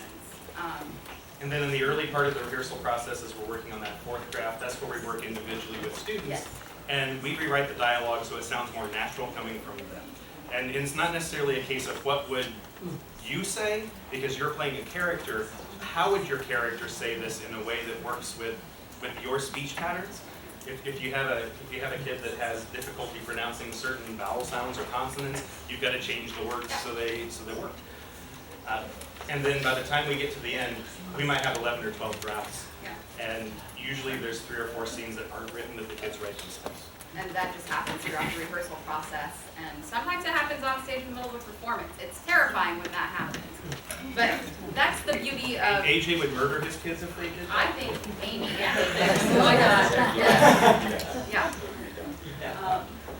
And so this is This just is a great moment. an example of that is that this was 2 years ago. 2017. And we had this entrance that had to come clear from stage left, and it had to come from stage left because on stage right we had a freaking train in the way. And so they couldn't get past that. So it's this long entrance, and it was an exposed entrance. Like, guys, you've got to find a way to get across here that fits the way that your characters It's would got to enter. flow, it's got to be entertaining. But you need to soak up a little bit of this time while the train rolls out there on the stage, and they're like, well, these characters, they love each other, maybe they dance together. And I'm like, well, we have And to they were punctuate friends, here. so. So they decided to do this little lift at the end, and that was decided about 10 minutes before we took the stage, the third or fourth show of the year. And so, yeah, and so one thing, you're constantly telling your kids, react to what is happening on stage. This was a moment where we had told these people on the train, something's gonna happen, don't pay attention to it. Unless he falls on the ground, get him off stage as fast as you can. But do not watch him, we're not entirely sure what's gonna happen. But something's gonna happen and it's gonna hold for laughter, because whatever it is, who knows? But the power with that is that you don't have to get approval from a playwright to make changes. You don't have to pay royalties for that, so you save the money that you would pay for royalties and you put it into costumes, you can put it into lumber and other pieces. So in wrapping up, and if there's things that we've missed, and again, this is not the way to do it, this is kind of a summary of how we have done it. You have the ability to write your own shows, to do them your way, in a way that is completely different or similar. The main thing is that you steal ideas that work for you, you turn them around and make them your own so that we can steal them back later from you after you've kind of improved those. But we have some guidelines that we try to follow to make sure that we're doing right by our story and our characters. And Pixar has some great guidelines for telling stories that you can find. David Mamet has some great guidelines too, although the thing about Mamet, he won't ever let you cut any of his shows. So don't try to do Mamet for play production. One, the content is too vulgar, and number two, he won't let you cut it, but he's a great writer who knows what he's doing. And so is Kurt Vonnegut. And the Kurt Vonnegut rules, they're short, they're simple, and they also apply to when you are doing just regular shows that somebody else has written. And so when this, I think, happens all the time at the theater, is that we have to respect the time of a total stranger, and that we want them to feel like that time was not wasted. Everybody has to have a character they root for, and different judges, different audience members will root for different characters, and so it's important to find characters that everybody can identify with. And all of your characters, regardless of what they're doing, they have to have a motivation. There has to be a purpose for them being on that stage. Everybody has to want something. Every character has goals, even if it's just a glass of water. Whether you're working with speaking actors or you're working with ensemble characters, everybody has something that they want out of life, out of that moment. Number 4 is what we strive for, especially with the time constraint of play production. And you could take sentence and change it to scene, but it has to either reveal something about a character that comes into play later, or it advances the story of the show. Start as close to the end as possible. You want to keep as much action as you can. That is what's entertaining. That is what draws people in. Write a lot of exposition and then cut all of it. Yeah. Just so you know what you're doing, we've done that a lot. But number 6 is my favorite in every show, so you have to be a sadist. Be a sadist. So no matter how sweet and innocent your leading characters, make awful things happen to them in order that the reader may see what they are made of. And it's great when you can see this character growing. It's like, what else can we do to make them have to grow even more? What other obstacles? This portable thing is happening. Well, maybe now there's a thunderstorm on top of it. And then the last 2. 7 is a weird one with play production because you can't follow that completely. But so please, write to please one person. If you open the window and make love to the world, so the sweet little story will get pneumonia. You have to love your story, but you have to understand that your audience needs to love it too, and so you can't be too obscure. And I don't know if number 8 within a 30-minute show really applies because that is the one that we don't really. It says give your readers as much information as possible, as soon as possible, to heck with suspense. We want to give you all the action as quickly. And so that's number 8. So I guess in closing on script selection and script writing, the best story, and you find these in history, you find these in your mind, you find them when you wake up in the middle of the night, you had a crazy dream, but somebody gets into trouble, then they get out of it again. That's it. People love that. That's the kind of story you want. So that's I think what we can offer about how we do it, and hopefully you found something that you can use there too. All right,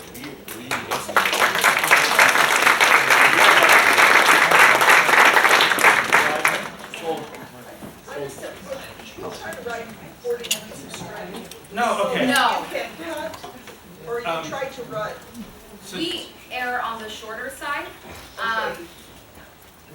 Absolutely. When we do a read-through, the first read-through we do with the kids, if it's 15 to 17 minutes, that's about where we want it. And that's super short, but you're going to add a lot of extra stage business, and that also leaves room. For your kids, whatever they come up with. I mean, we create entirely new scenes with our kids in the middle of rehearsal. So we just plan on that happening. Sometimes we have to kind of help them along to get that going, but. And oftentimes it's one of those, it's a trick that you can use in your, just your regular rehearsal process. What we'll do is we'll take our groups of characters and say, prior to this scene, what was your character doing? What were they doing before this scene occurred? And we do this improvisational activity called Moment Before. And then they come out on the stage and they run that in rehearsal. And a lot of times that becomes the scene before the scene that we were just working on. And so we like to have it short. And then we don't, somebody asked earlier, authorship. Oh, yes. Pen names, things like that. Some people will use a consistent pen name, and it's the name they always use for those. We don't. We have a different name for the author of each show. It's not us, but we find a name that somehow relates to the story that if you really Google the name of the author, it would take you back around to the story and kind of lead you in the story. That way, like if you're trying to search, oh, who's the spy? You're still gonna get roundabouted back to the base of our story. That's what we do. There's a lot of different reasons that you would do it differently. Any other questions for Kyle? I guess I have a question for you. Do you cut long or do you cut short? Usually try to cut short. Okay. You know, usually try to cut. Usually try to cut to like the first read through be under 25 because it's gonna get longer. Okay. You know, and really, and a lot of times what I look at is word count. I try to look at what was the word count of our show at the end last year and the last few years and try to get somewhere around there as close as possible. Because the last thing we want to do is have to cut a character out of the play because we can't make time. Okay, I'd like to, you know, I'd like to thank them because I told them, I'm like, I tried to write an OID once and it was very mediocre. And just understanding that process more, very good. I think we need to take a break. Let's take 10 minutes, okay? So 10 minutes. All right. Yay, that was fun! All right. Hope you had some good time to relax your brain and some good discussions during breaks. You know, during breaks, during lunch, if you'd like to ask us any questions. I have a question for you, and I know that this has, I'm sure no one else has this ethical dilemma. Okay. But when does it change from writing my own script and copying? Like there's scripts that I'll look at and I'm like, oh my gosh, I love this part and I love this part out of this one and it's all topical. And I could take those scenes and combine them and make my own show, but Yeah, is that right or not? I would say that's copy. I would say that's copy. I mean, it's one thing to come up with an idea, like the historical ideas of things, but if you're taking scenes from different shows, then that's not really creating your own script. That's copy. Okay. I mean, and one thing, a good rule of thumb, like what are you adding to it? Yeah. How are you making it original? Okay. And another rule of thumb, and this maybe comes from the administrator side of things, is if a play company saw that, would they legally come after you and would they win? Yes. And chances are they would win, and that would be a giant mess for you and the school. Okay. Some of the rules that they use for that, it's kind of like whether you're making photocopies of workbooks in your classroom too. It's have you done something that deprives the publisher or the author of the sale of that item, and they kind of use that as a guideline. So if you kind of repurpose something in a way that deprives the original copyright holder of being able to profit from that or to exercise their copyright, they frown upon that. Now, that being said, if you've got something that again, that idea, that true historical story that somebody's adapted, but that story still exists in the world separate from that, and you find the original source material and you're like, oh, these lines that this person used are the same as these in this newspaper article that's in the public domain, then you're probably clear on that. You can go back to that original source if it's public domain and use all of it. So that's why we kind of operate in that historical sense. Keep it before 1920 and you're pretty safe. On copyright things also, you cannot take a character from the play and like make an adaptation of the character until it reaches public domain. Correct. But what's interesting is you can make fun of whatever characters you want.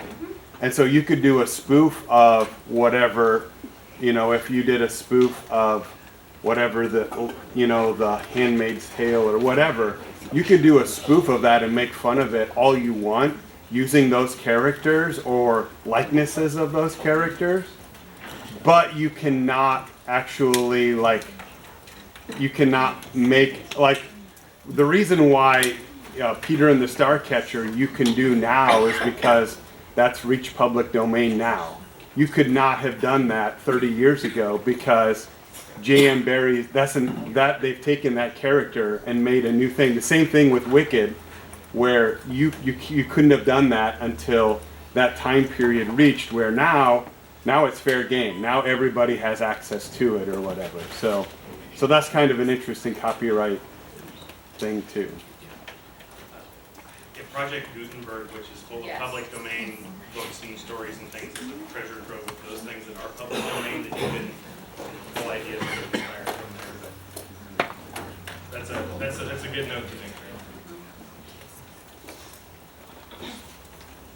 We're going to move on to Stacy. Amy, who's going to start us off? And then Kyle or I'll keep it kind of quick, but there's some couple pictures here that I think demonstrate how you can recycle things and make it look kind of similar but completely different. And I know there's other coaches in the room that do this. In fact, the team we're talking, and we mentioned you last night, Becky, you've done a really good job like recycling certain stage pieces, and I'm like, oh, I recognize that, but you've done something new. And so that's nothing new for a lot of us, but I learned a lot of different things with this standard set piece. Like obviously they're too high because they're kind of dark, but the next slide, that's the same set. Still a little high, but then I added the styrofoam, and I'll get to the styrofoam because I know some of you are like, how did she do that? But it is fun to work with too. It's kind of cool. But same standard set piece, dressed it a little differently because there was quite a little money put into it, and so I could justify using something again and again, and levels and all of that. So recycle, that sort of thing. And then I put this picture side by side just so you can kind of see that's the same thing. We changed the stairs a little bit. We obviously hid the front of it with the styrofoam, and then I had a parent that bought that bamboo because she wanted that. And I live and have control. So anyway, so that's just an example of, you can do a lot of cool things that way and recycle and flip things around. Set pieces serving dual purposes. Becky, I put this card here just for you because I knew you liked the headlights on that. The headlights on that card actually were made for my daughter's entertainment speech when I was coaching her. And we've used those stinking lights, I don't know how many times, but the reason I chose these two pictures is because the kids moved it out, the ensemble moved it out, and there was a ghost scene, Susie Scrooge, just spin off of that. And yet, when it transitioned into the next scene, it flipped, and the back side was the tombstone. So it never left the stage, and it was right there. And that was kind of cool. I have a gal in town, a local artist, that does signs and designs. So that's where I got, you'll see some things that are vinyl and some of my backdrops, and that was that. But it was just so cool because it just flipped and there they were. We were into the next scene. We'll talk about wheels because Kyle has good wheels and I've had bad wheels. So, but I learned a lot from him with that, learning a lot. Again, here's some other dual pieces. These were from my show this last year. And I like the picture with on the left because it gives you the side view. I was nervous before districts were announced that I might be at a stage that would not let me have that giant Gilligan's Island height. And so I just in my gut thought, I can't go height wise. So I did a lot of things this way in and out. And so my local construction guy happens to be Gilligan's dad. And he made that and I was like, oh, that's so cool. And so then it flipped, the actors flipped it, and then we had a whole different scene.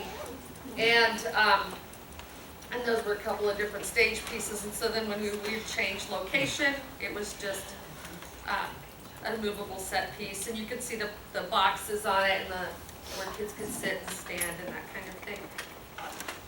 And so now you can see them side by side. That's the same set piece. The one on the left, the stage building area, so like he was on a ledge, and then the back side of it was the inside of the hotel. So just some different paint. The art teacher did the blossoms for me, and just completely looks like a whole different scene with just a quick ensemble characters in costume help move, and actors help switch and move. I didn't really talk about this with the group, but I will point it out. The newspaper there, the White Slavery, I found that through a props website. It wasn't real cheap. So, you know, my kids, I had to instruct them, don't just toss this along like a Grand Island independent and you're done. Because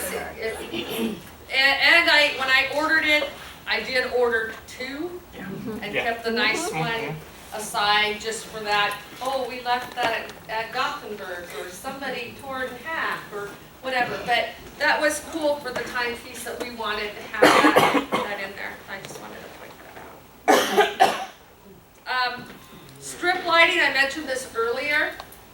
My local electrician was an alumni student of mine. Now I will say this was really dumb on my part. Those 2 set pieces are different. I probably could have converted and made out of the same set. The one on the left was the glass elevator, and it moved, and the kids moved it during the scene on stage and whatnot. And it was all made out of wood. It became a rabbit cage now. One of my parents said, oh, we could put that on its side and put our rabbits in it. I don't care what you do, because it's huge. I have to take it apart. So, but anyway, the battery that ran the light on this and ran the lights on the spaceship was the same hookup that ran the headlights on the car. So my husband has really good mechanic skills, and he's good buddies with the electricians, and so that was a nice garage project. But strip lighting, that's under the counter lighting, is what I used there. It was very delicate, you know, if you make one break in it, and he specifically told, and it was expensive, there was some money in it. However, I used it multiple times, and I could justify there. But just another fun thing on the stage, and it was a lawnmower battery. And those headlights on the car, those were tractor headlights. So those of you, if you judge that at speech, you got blinded. We were leaving Kearney at state speech, and they had it in the back of the van, and they turned the headlights.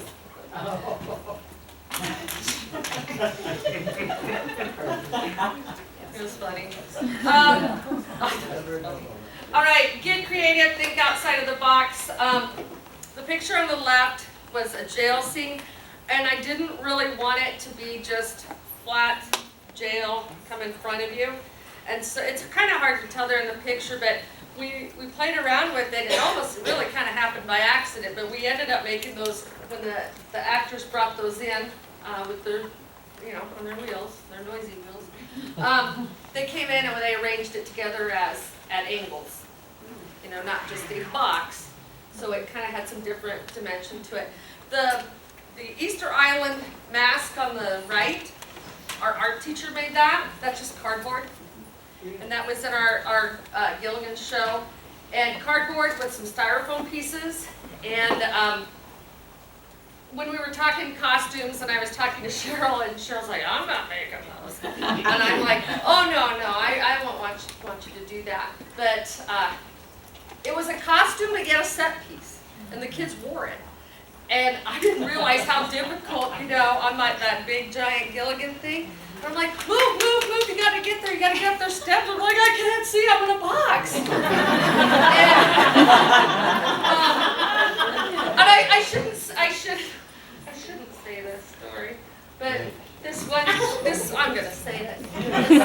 I'm good friends with his mom, but one of the boys in the box, and we work together. So the next year, he comes in for our show and he says, oh yeah, last year you put me in a box. This year I'm not in a box. And I says, oh, but that box, that just gave you so much experience so that you know what it will be like someday when you grow up. He was like, I said, you walked right into it.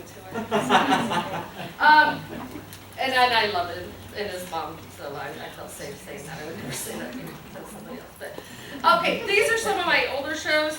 I was into using just cube blocks for a while, which are standard set pieces. But we actually created a design with them, and the creation happened during the show by the actors in costume. I didn't do blackouts. I hate blackouts, and it kept the transitions and fluidity going. And ensemble kids, they'd come in and they'd move, and we would strictly even have rehearsals, and you got to trim 30 seconds off assembling that. But art teacher again, so we had a skyscraper on the right. This was kind of a counter desk thing. Good old projector, trace and paint type stuff. And the Christmas tree thing for the Sissy Scrooge. And so anyway, it worked.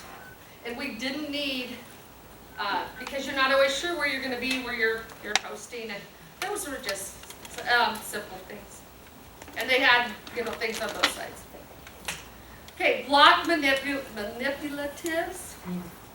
Oopsie. There you can see some of my mamas working and painting, but I talked to Becky about this because I just thought, I've coached 27 years and nobody told me how to make triangle blocks. So I don't know. So I've always wanted them, and I knew that I was not gonna have height probably for my show this year. So I have to credit Brad Hazing because he's like, just go 4x8 sheets, cut them in half again, go 24 inches, 18 inches, 12 inches, 6 inches. You'll have, then you can arrange them. I'm like, oh, light bulb. Cool, I wish I'd have done that 20 years ago. But anyway, I was sitting at home and I was talking and I said, even to my assistant, I said, I just wish I had some blocks that I could just play with at my desk. And so I called my local carpenter dude and I said, hey, will you make me some blocks that are mini size of our big stage blocks? And he's like, oh yeah? And so, and bless his heart, I came home and they were hanging on my door that night. So I'm like, blocks. So I was playing with these blocks and I brought them. And I really wanted to make a bunch and then raffle them or something, but convention. So anyway, but how easy was that to just make, and you could play around or whatever, and playing with different designs, like, oh, this looks good, this doesn't work, oh, I like this one. And so the lead actress that I had came in after school one day, and she was so excited, and she made like 5 different arrangements. We took a picture, and then we decided which one we wanted to use that was going to fit for our purposes, rather than making these kids move these giant big blocks and say, I don't like that, because they hate that.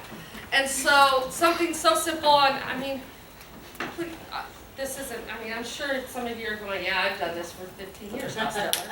But, Well, I'm back here with my mind blown, so there you go. what's that? She said she's got her mind blown. I mean, I just was like, how convenient, how cool. And so, I sat there and I just made, and you can make squares, make whatever, steps out of it. Awesome. And when I talked to the guy, he goes, well, it's going to cost you this. And I said, not a problem. Just do it, but build it so it lasts me 20 years. And I can justify that. You could use it over and over. And I think, I don't know if prom borrowed them or not this year, they might have.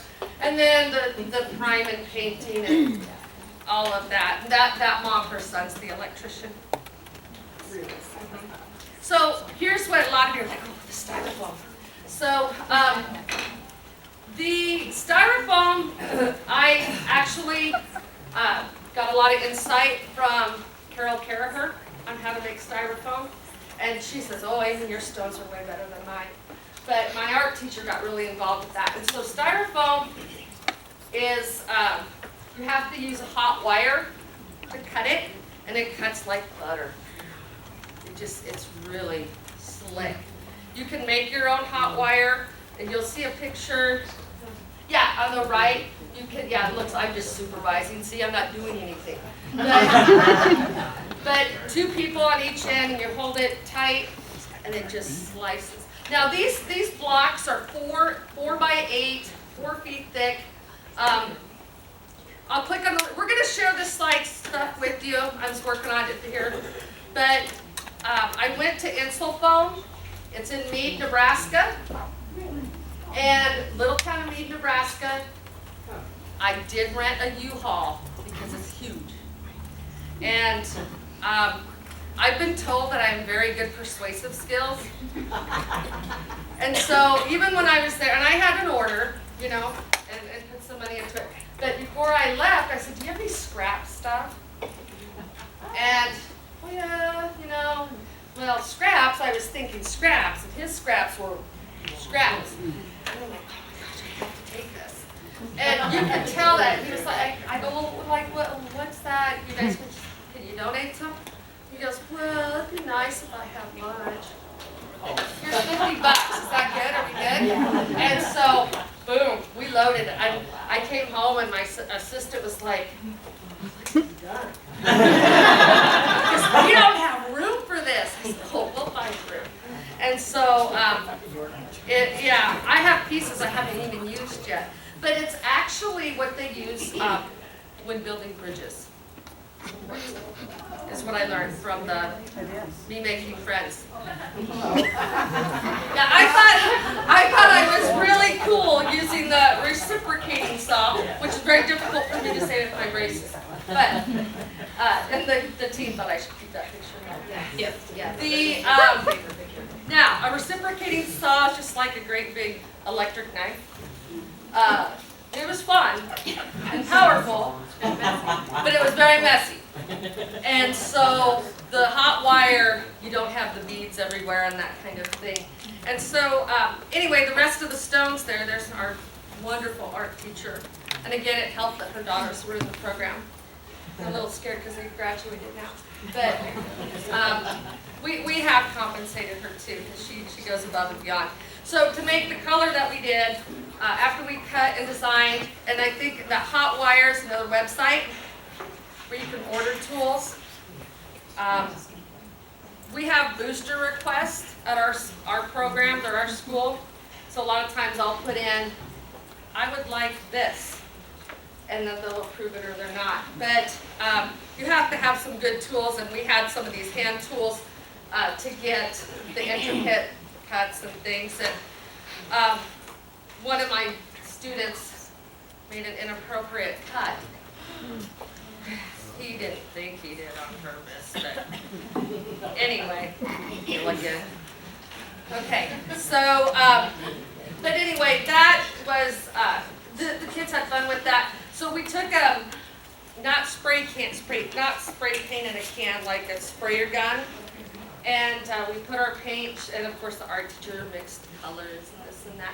We sprayed the blocks, and then she and I went back with the dry rag. And so it was time consuming, but they're cool. Probably use them again, maybe this year. So you can kind of see a before and after with that standard set piece. The railing, I felt like safety. So I learned that from a show a few years back. I had kids up about maybe not quite that high, and I didn't put a railing, and I was like, when I went up there, I'm like, boy, that was crazy. I can't believe I made you guys go up there and do crazy stuff up there. I added this slide because I always believe that every one of us is working hard, not only for our own program, but it gives us something significant back to the societies that we live in. There was a couple other things I wanted to say on that. I'll just read it. Think how really precious is the time you have to spend, whether it's at work, with your family, and One Act is a family. We communicate, we collaborate, we coordinate, all for kids. And my community helps me in so much ways that parents, you know, I've already hit on all that. And I am truly blessed. And I included this picture of AJ because I really razz AJ a lot. But I think it's really important, you know, to take time to do that collaboration with colleagues and network that way. We are very fierce competitors, but we're very good friends. And that friendship has grown because of Play Productions. So I thought that was good. The good old stopwatch picture, you got to have that in there. Just because that's just symbolic of all the time that we put in, the timing of your shows. You guys get it. And I will move to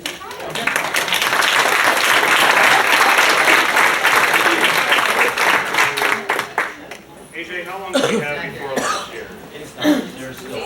Okay, so We'll do this and then. lunch is being assembled, so we're close. So we're going to piggyback on some of the things that Amy has there and talk a little bit about just, this is kind of some tips and tricks and hacks that we can use to assemble our sets and be able to make things that are large but still fit them in a tiny little trailer. Several years ago I had this AD that said, hey, bought a trailer to haul stuff. Like what? He's like, well, you know, football pads and basketballs and things like that. And you can use it to haul your One Act set. I've been renting 26-foot U-Hauls and just throwing everything in assembled and you could live in those things. So we had this 21-foot long trailer that we had to fit everything in, and that's similar to the trailers that we see all over the state during play production season. And so we kind of try to work from this idea of, it's kind of like an IKEA thing. You know, you can order a kitchen from IKEA and it comes in all these little flat boxes. So how do we flatten everything to get it to fit in there? So I want to look at a couple of those pieces that we can use, and while that just kind of is my background, this slide over here. And I'm gonna make Mercedes on it too. I brought props. It's kind of like an entertainment speech now.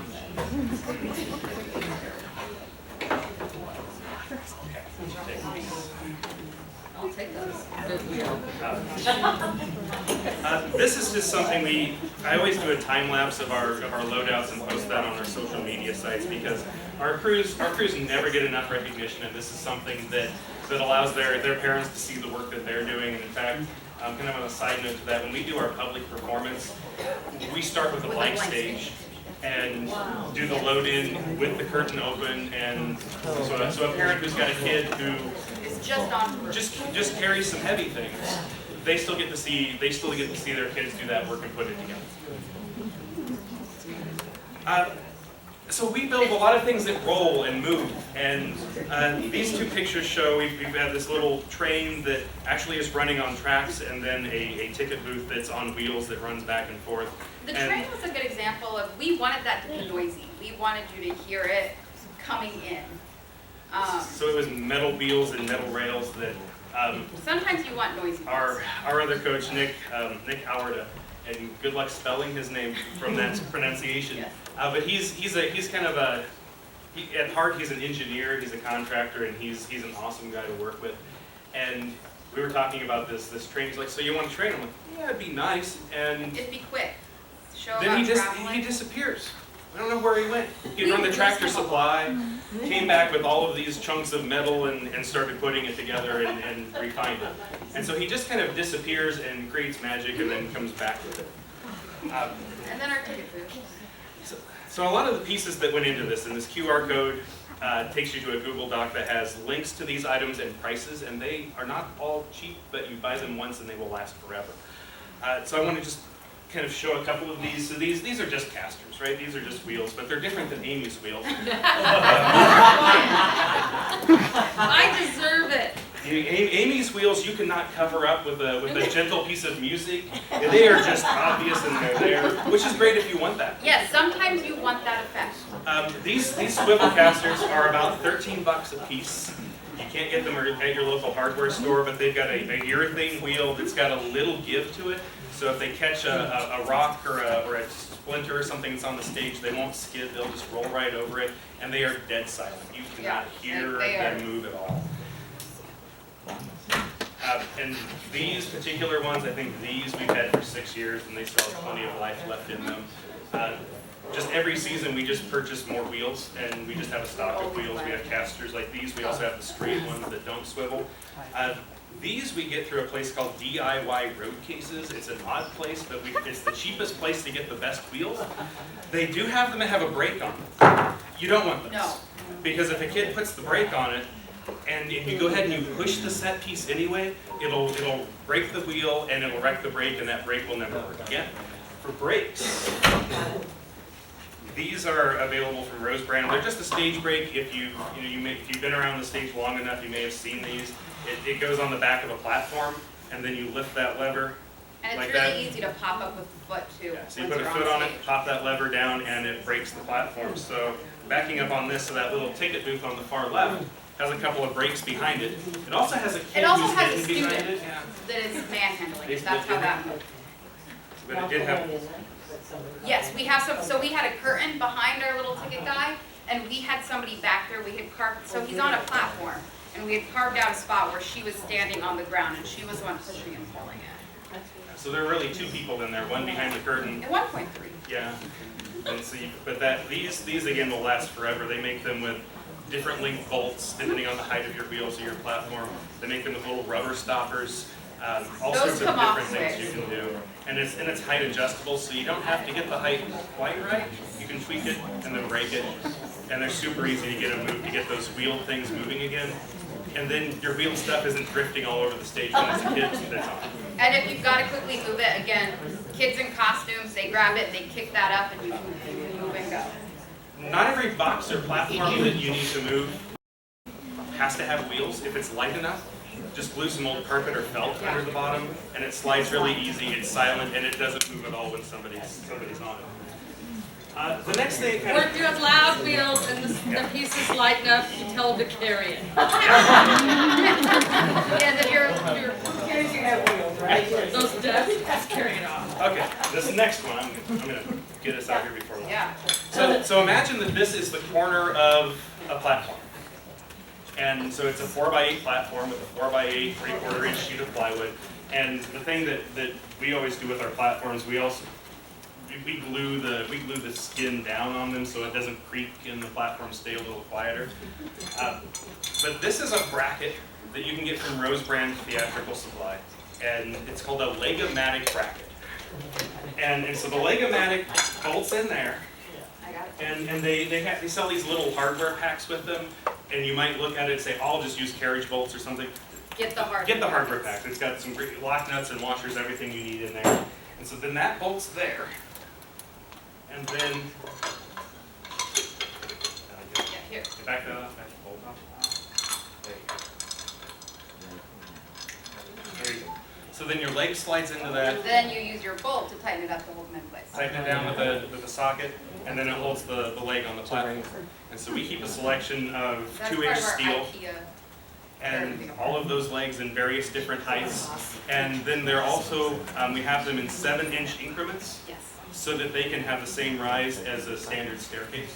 So your staircase has your 7-inch rise, and then the platforms can also have that same rise, because if a kid's moving on a platform in the dark, or if they're moving while they are acting, the stairs need to be consistent heights, so they don't have a long stair that throws them off. They need to all feel consistent. If you don't, so the 2-inch steel, we just had our local welding shop order us a pile of it, and it comes with this industrial finish on it. It is an oily, dirty mess. So it's a great thing to occupy some of your crew kids in your days. You send them outside with some dish soap and tell them to scrub it down, but then you have to paint it right away because then it instantly starts to rust. If you don't want to use the steel, they also make a bracket that, when placed in that corner, takes a 2x4 leg. So if you don't want to work with the steel, cut your 2x4 legs. These, it's a little more difficult to constantly be putting them off and on and off and on. Also, you're going to want some cross braces if you're going to use those. The steel, we can get away without cross braces up to 4 feet, but if you put a platform at the bottom with the same brackets, you can get away with 8 feet on them. Where did you get those from? Rose Brand supply theirs. That QR Yep, code that will QR get you code there. will take you. And I'll show, in the next slide, I'll show you the links too. And again, we will be sharing this slideshow with everybody once we get that.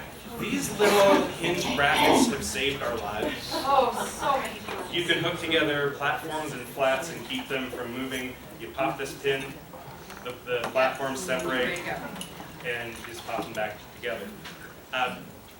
You want to make sure, this is experience speaking, that you have one student who is in charge of keeping the pins. That is their only job when it is takedown time. And they keep them in a special bag, not in their pocket. Not their pockets. But just in case, You have extra. order extras so when they go home, You can still put your set.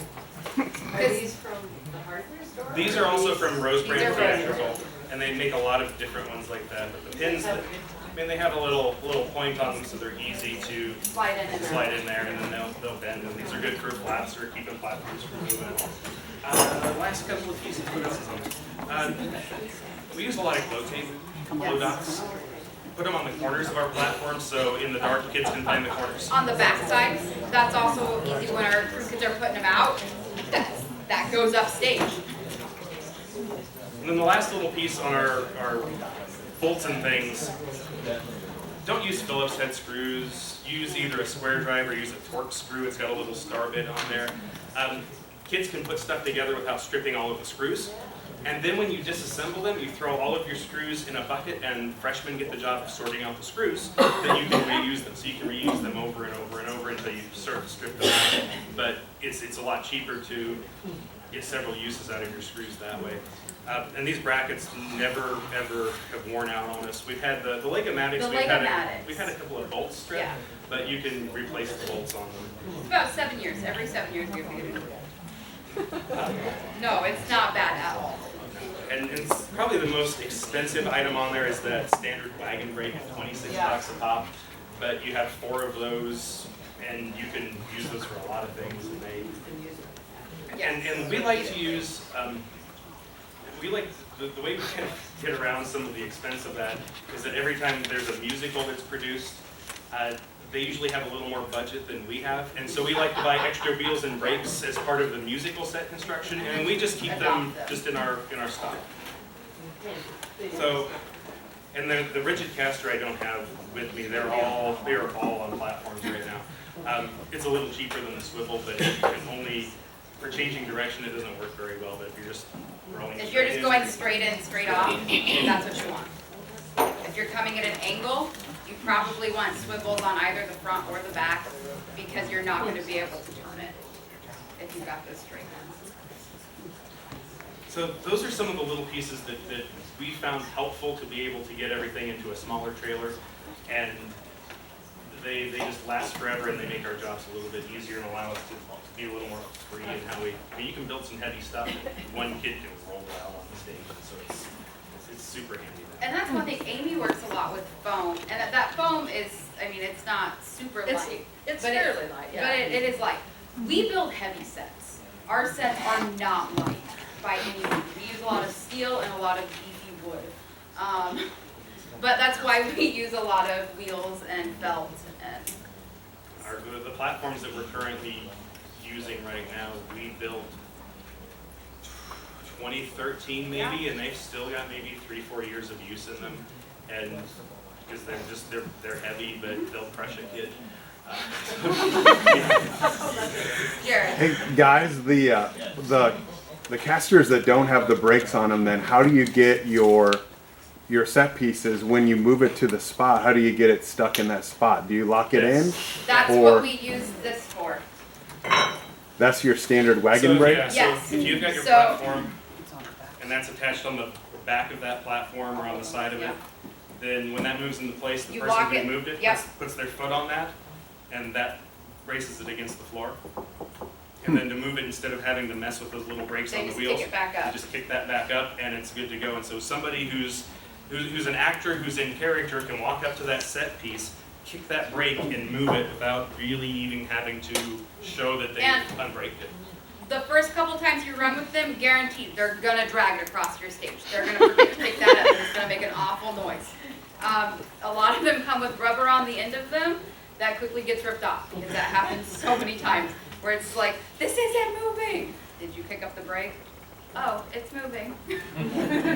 Does that bottom bolt adjust? Yes. Yes. Okay. Yep. And you can replace that with longer bolts or shorter bolts. Yep. And when you buy that, it's got a little hardware pack that includes a couple of different length bolts and the little rubber stopper, depending on which one you get. And if you search that Rose brand site, they've got a lot of different types of brakes. Yeah.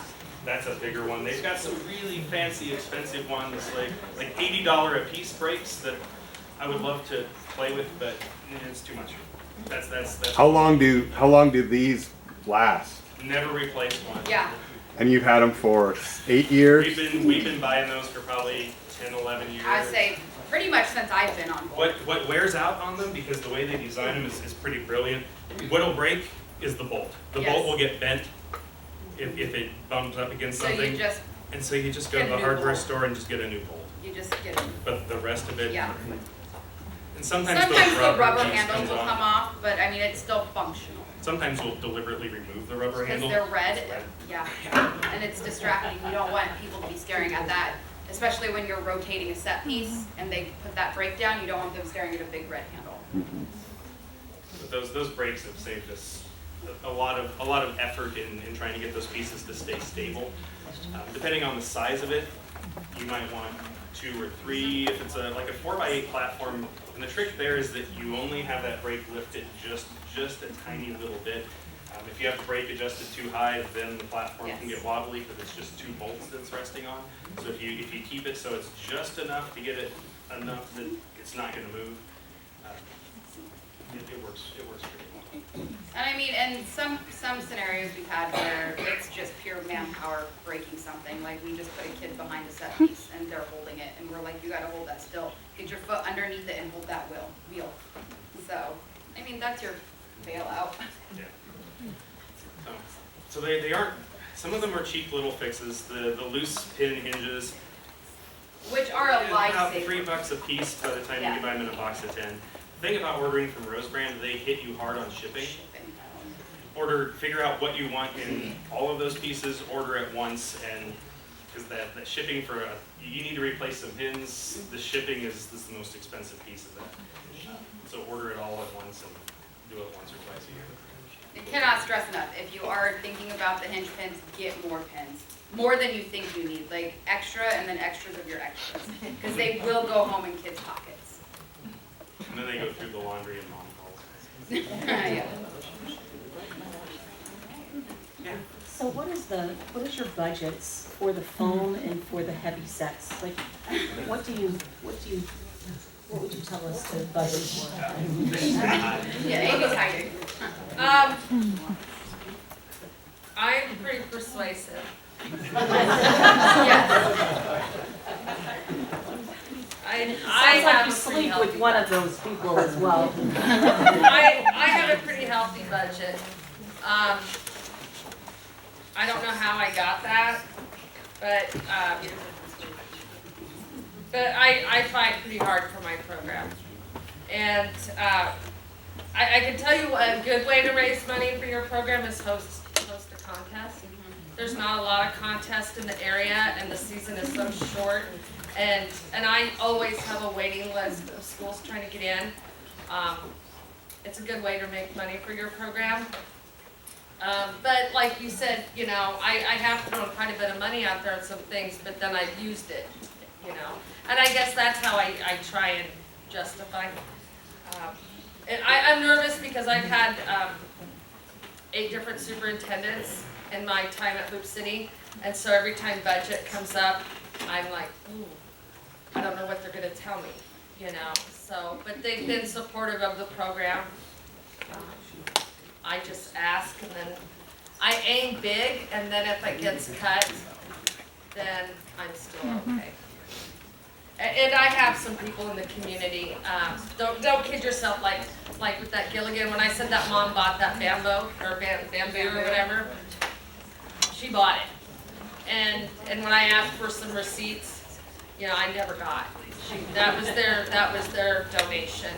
So that's Community, your parents. But like that styrofoam, I'll be honest, it was probably $500 up front.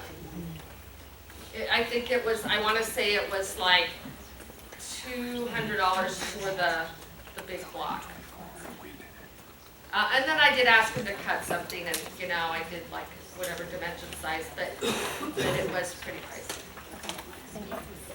And we have a set budget. Yeah, well, our workaround for this. And I have a set budget, and then I have fun money. Not much fun. You know, we bought we bought 2 wagon brakes one year. Yeah. Another year later, we bought another one, and so It's just adding as you little can. pieces over time. Little pieces. But the way we kind of jump-started some of that year that I had the AD that said, "Here's your beautiful trailer, fit everything in it," said, we have to reconfigure everything. Yeah. So you know that's a great idea, but we need some help to be able. We have to rebuild all of our platforms, all of our legs. And I kind of laid that out. We can't use this trailer. I will rent a U-Haul out of my own pocket. He's like, you won't. You know, then I need a little help to be able to reconfigure our stuff so we can do that. And so he found the activity money to help us reconfigure that to be able to fit in there. It So comes that back was, to advocating for you. that was kind of a special one-time purchase of a lot of these pieces. But then we just kept on a few at a time to continue to build the stock. I think we have a lot of platforms that already have those brackets. I think I have 6 brackets right now that don't have a platform that they're attached to, which takes 6 brackets to fit one platform because you'll do your corners and then you'll also put them in the middle. So I can build one more platform before I have to start disassembling pieces or buying more brackets. But little pieces over time. Yeah, lunch. All right. Yeah.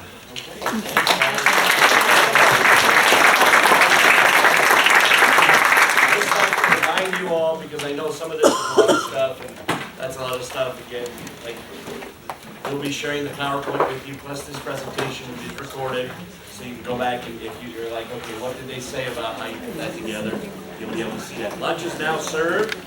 Okay, we're going to start off.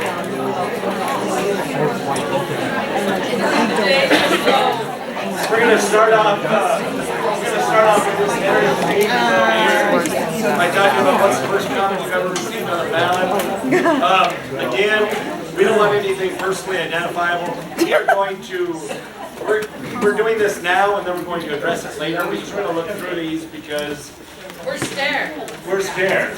We are scared of what some of you might write. We want things that judges, we want to make sure judges never write.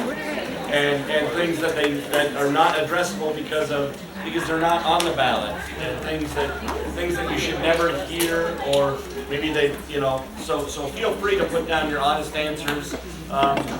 you know, if you use curse words in there, maybe we might edit that. And we're not going to, and don't try not to identify. Please do not identify a judge because we won't identify a judge. We're not here to do that. We're just here to identify these are the things and have a little discussion about why we should never write these. Because every year we still come up with things that are written on ballots that never should be.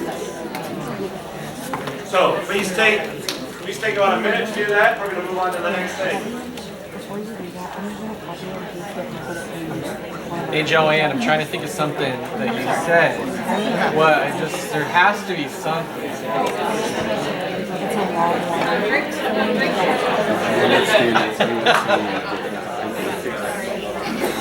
You know what you're saying, because I have no idea. So you can either use this link here, or if you can scan in that code and take care of it that way.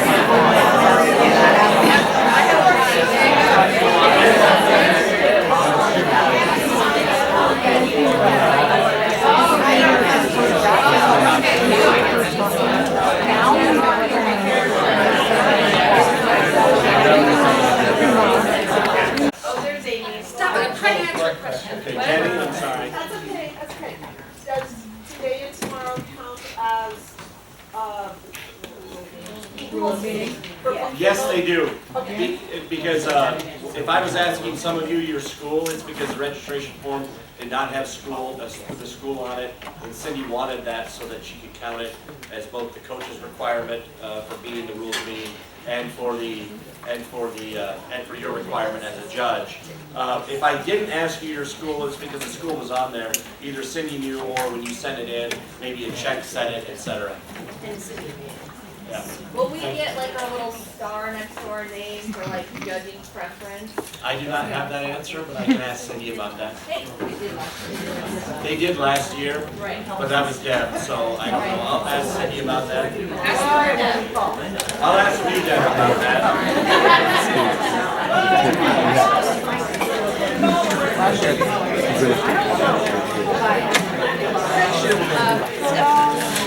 The question was asked, what does it mean by the star? You want to answer that? Because I'm not sure. What it means by the star is, Mercedes? Yes. Oh, how do I get back to this page? You got it. Okay, what it means by the star is it's on the judges' registration list. Like where it shows all the registered judges, there's a star, but that denotes that they attended the judges' workshop, or the coach's workshop. We take note if you leave early too. Oh, we do. Oh, that's like, shoot, I was gonna leave the speech one early tomorrow. Okay, now, we're gonna get back, we will get to those comments in a little while when we get to talking about judging, but we're gonna talk about rehearsal. You might call it, I call it practice, other people call it rehearsal.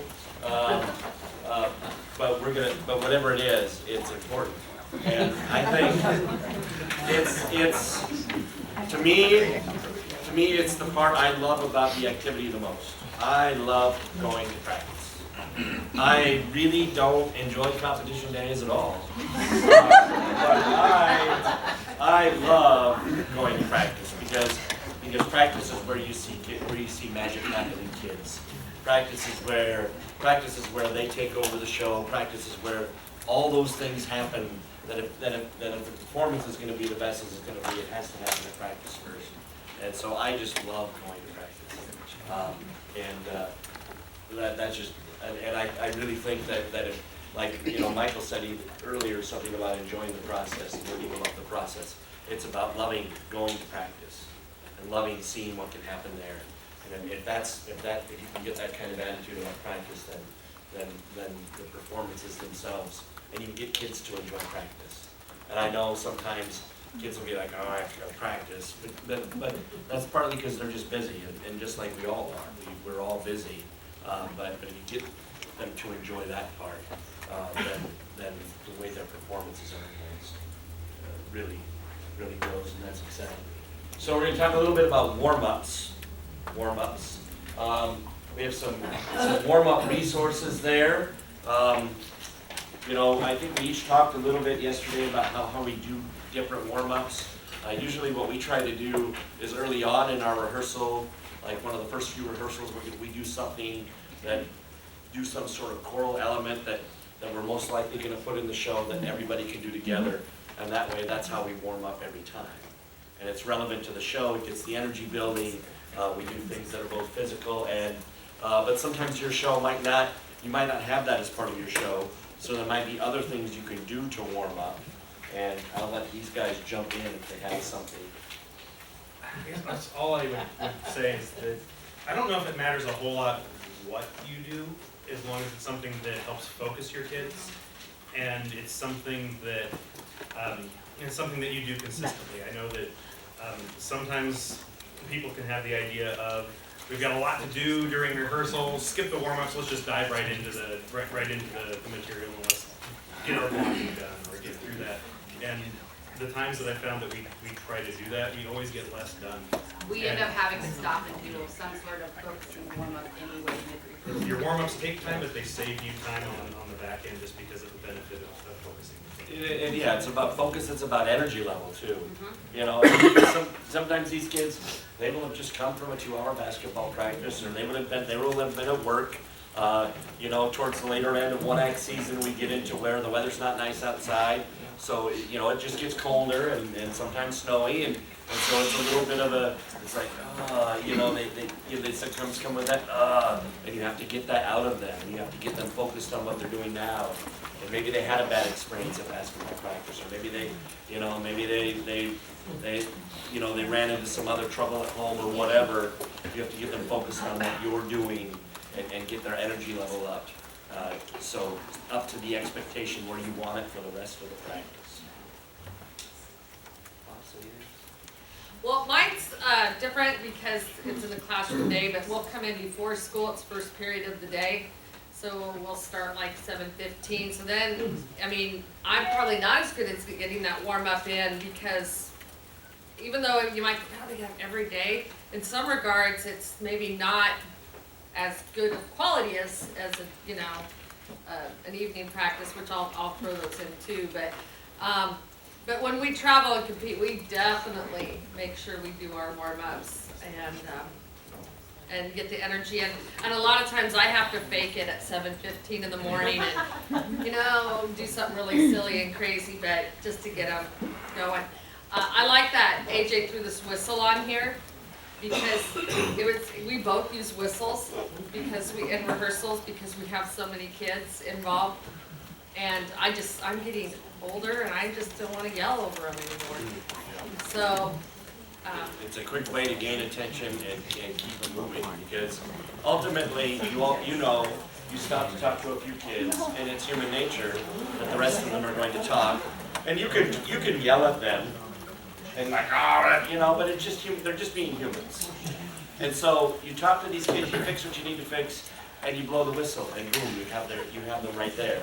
Rather than lecturing the kids all the time about, and maybe maybe nobody else has that problem. But I don't want to yell at kids for being kids. That's what what are they supposed to do? So we try not to do a lot with if we need to work on a smaller section, we try to do that separately. But it's like sometimes you just need to stop and do that, and as long as they're not too loud, it's not, and they don't need to pay attention to that part. Well, let them be kids, and then get that whistle and refocus, and boom, they're right back with you. Just just so that you can let them, not hear you, there's enough things that you occasionally negative them for. So there's some things that when we think of rehearsal, some things that we do, we try to treat it like a lesson. You have objectives and share them, share the agenda. I make the list, and usually I share that list. I try to every time. Like, these are the list of things we're going to do today.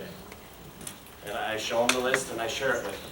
Now, I might even, if I get the courage to use Google Classroom, I might even put that on Google Classroom. One of the things they know, and we'll talk about this, is that when the list is done, we're done. And so we might get done early because we do the list, and we do it right.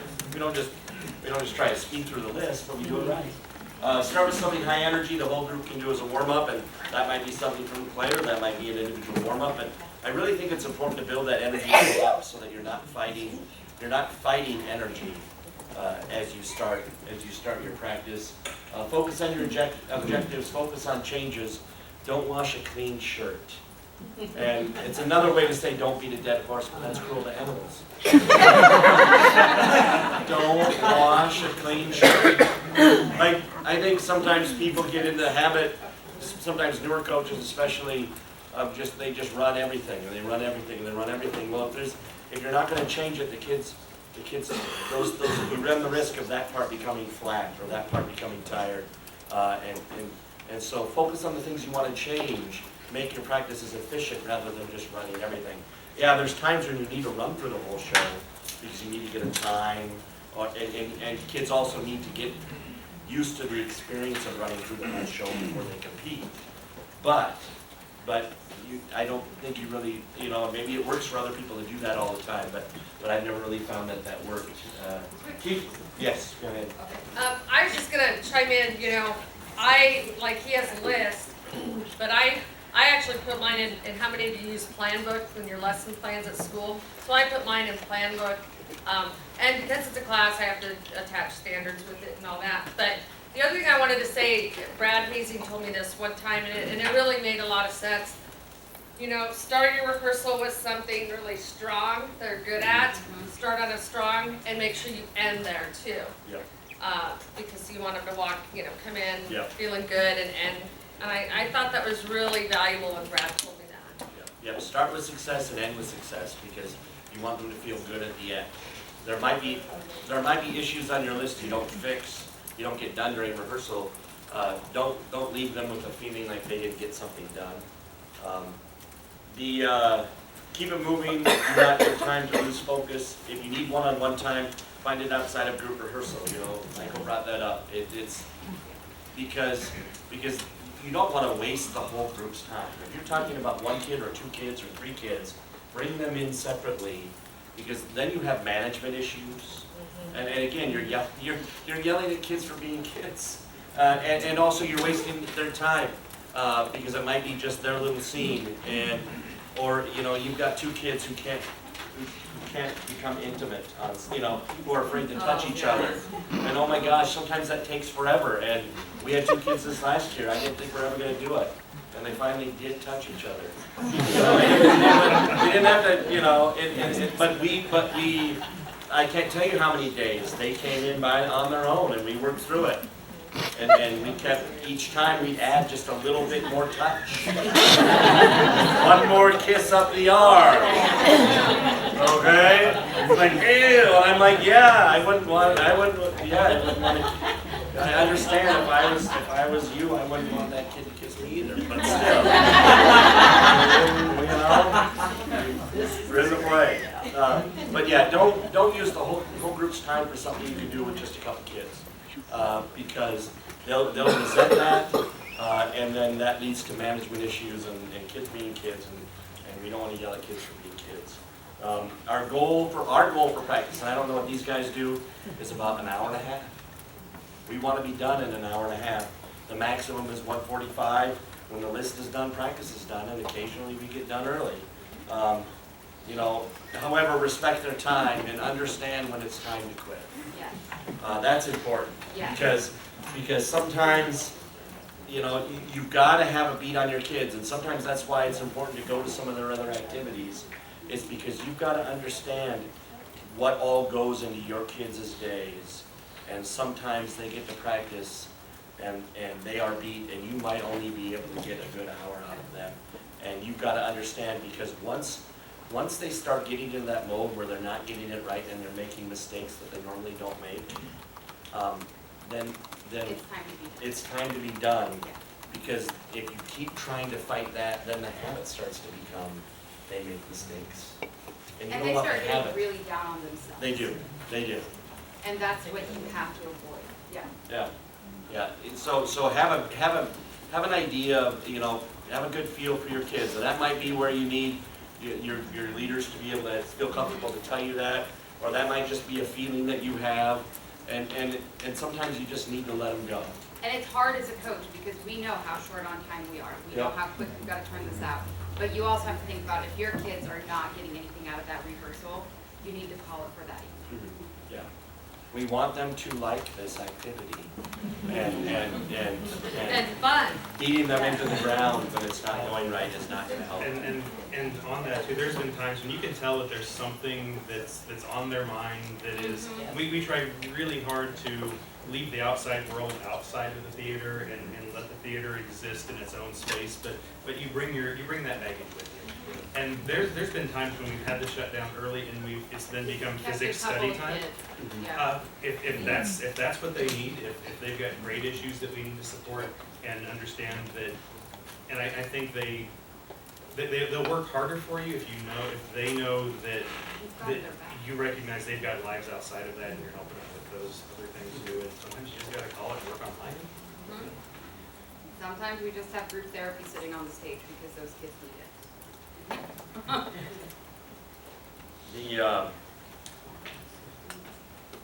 Yeah, like you said, Yes. remember they have homework, other activities, and then also remember if the list doesn't get done in the time frame you want to have it done in, just shift that to the next practice. You know, now maybe if it's the night before a performance, sometimes, but the kids are more willing on those nights because they want to be the best they can be. But otherwise shift it to the next practice. One note on that though, be careful if you're running a scene and you notice something that's off and you're like, oh right, we'll get to that later, we'll fix it later, stop and fix it now. Don't let those kids get stuck in that routine early on. If you let them get away with it once and they're like, oh, we'll go back and fix it, but then you run it again and they do it again, they're already locking that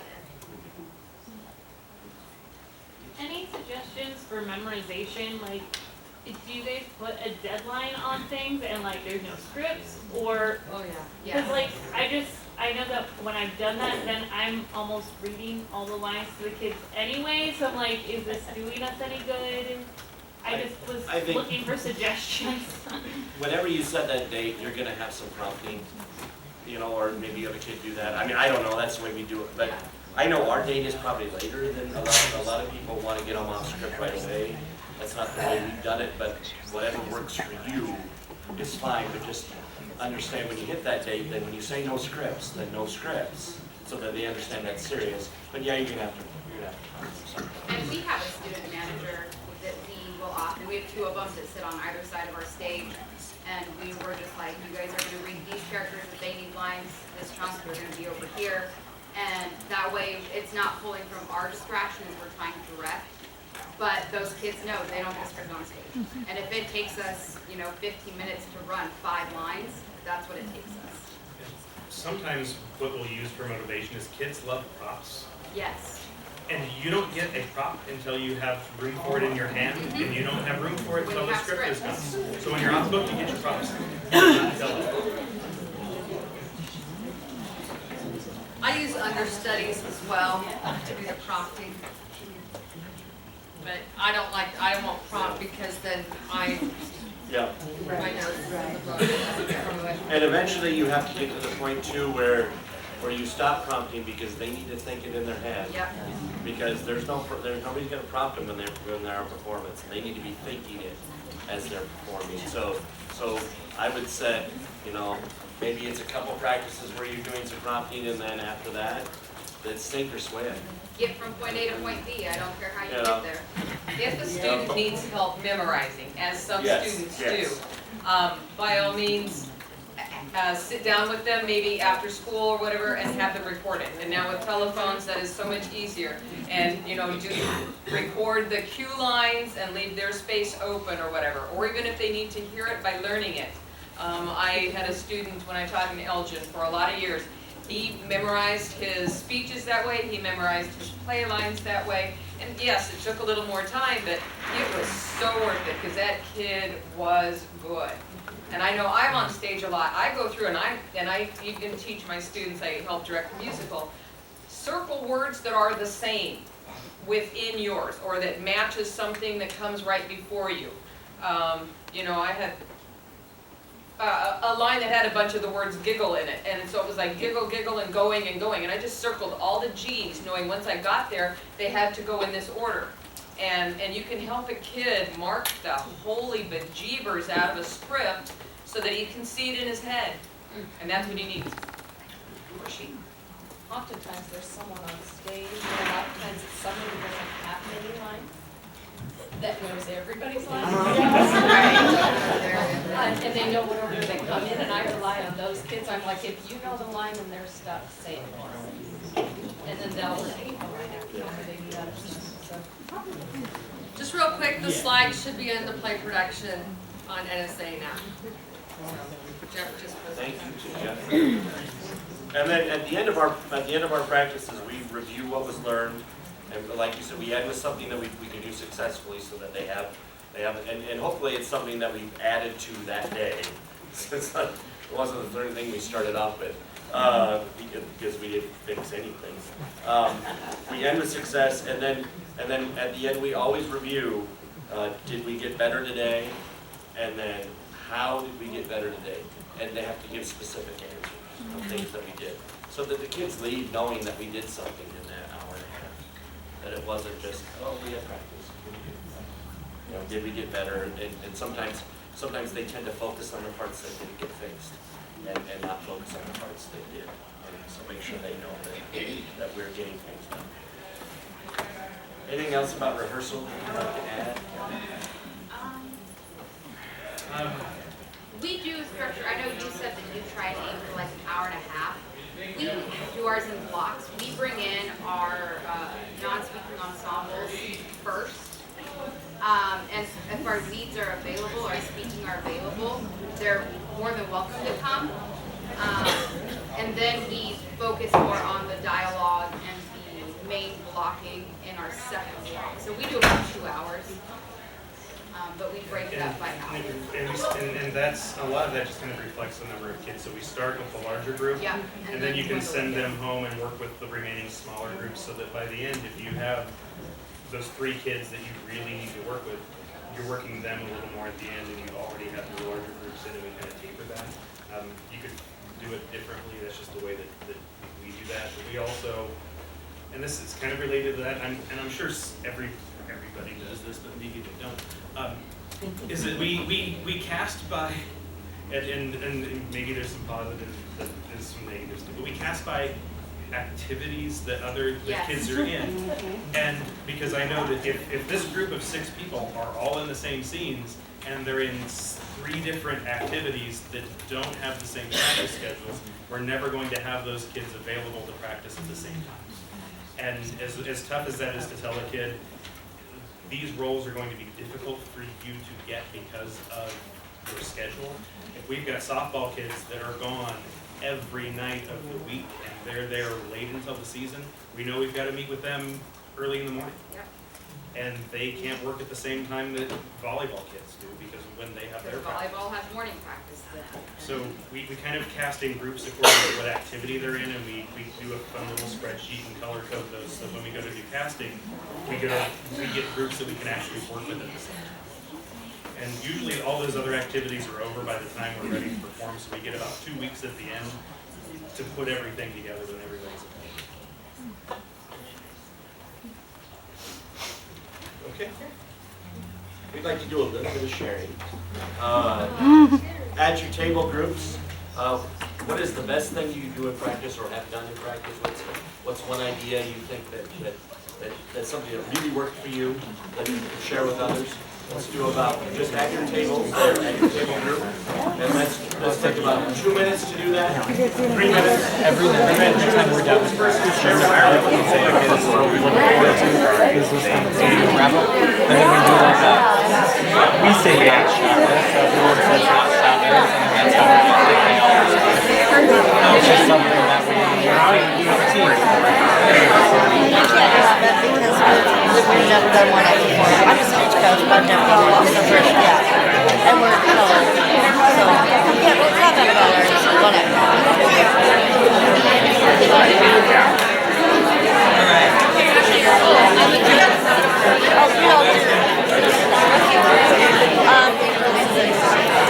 I coach LG1 and LG Coach Up. So I'll flip-flop schools for oh yeah. Sure. Oh my gosh, they have that article about yeah, that was cool. I'm Jessica. Yeah.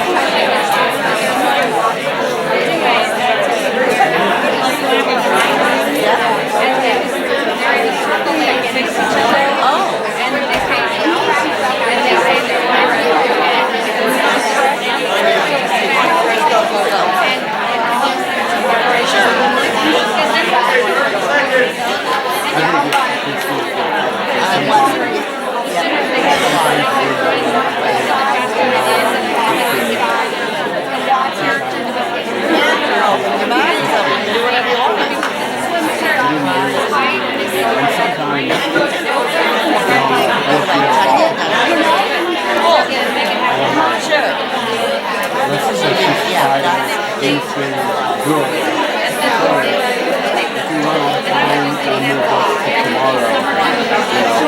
knowing full well that probably we're not going to get to it, but just in case, hey, if we do, that's right.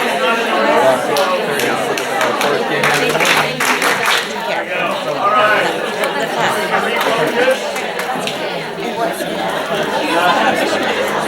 I should have brought my whistle. I think it might be a little bit much. We might lose some hearing here. Okay, so quickly, I think we'll just go up, down, and up with your spokespeople. We just want to hear. This is a great opportunity to do some sharing because we're by no means experts, and we just all learn from each other, and all of you do good things that we can all learn from. So let's hear some. Let's start here, and let's just go on and move through the room.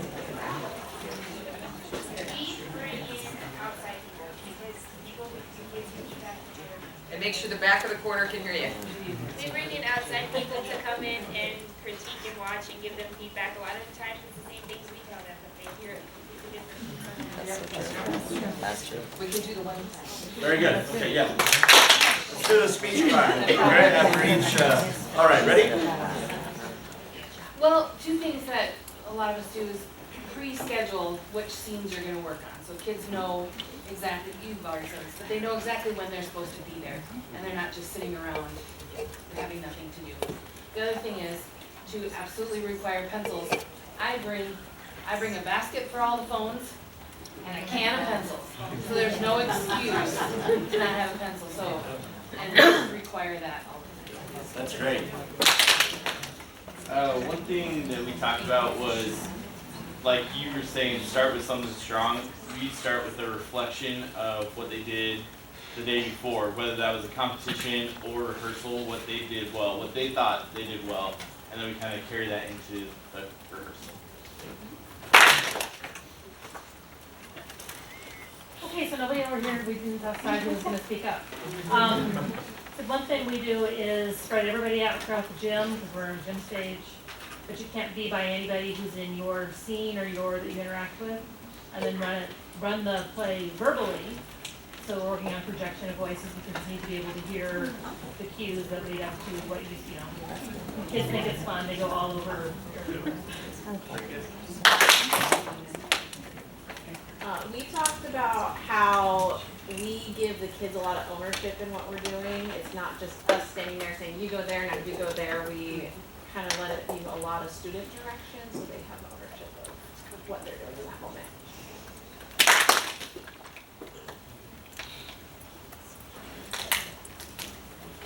Okay, so I guess I'm talking. We talked about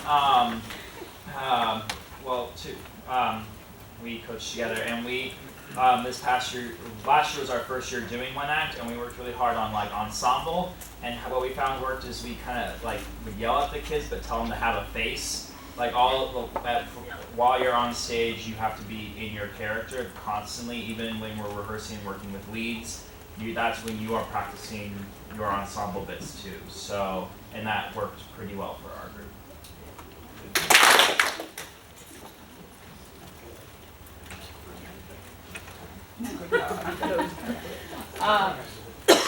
So we talked a little bit about like I just go by pages, like we're doing page 9 and 10 today. So if kids aren't on those pages, they don't have to come in, and that way it's a set. We're doing these 2 pages and that's it. They know exactly what we're doing. And they talked about having kids go through practice with dum-dums in their cheeks. So they have to work on diction while they're... It's fun, but it's lottery. Yes, it's really a morale thing. We do it for fun on a day where the kids have been really, really tired all week, and then we just kind of have them stick the dum-dums in their cheeks and then go through the show. And if they're not enunciating enough, it's very apparent that they're not enunciating enough. And then we do speed throughs too, which is another morale thing. We kind of basically, I'm sure you do like speed run throughs when you're just standing together, but then we'll do a full stage speed through, and that kind of just gets them running around the stage and screaming and laughing and having a great time. But then they're also making sure their timing is right because they have to be jumping on each other's lines and there's no awkward pauses or anything like that. And it's really fun and they enjoy it a lot. So we have newbies, like haven't done it yet before, so that was, I think we're taking it. But probably one thing, we've worked together a long time, but we do a lot of demonstrating. Like, we don't just say, go here, go there, whatever. We're up there doing it, move like this, try this, actually physically ourselves demonstrating what the kids do. And also letting the kids, we're very accepting of the kids' ideas. Sometimes they do something goofy and you're like, oh yeah, keep that. And then sometimes you're like, no. But just kind of the same things but trying to physically show them instead of just telling.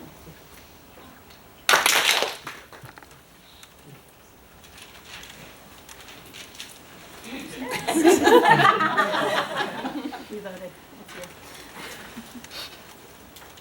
We just talked about when you meet your objective, then you're done. So there you go. We talked about how we end every practice with a little chant.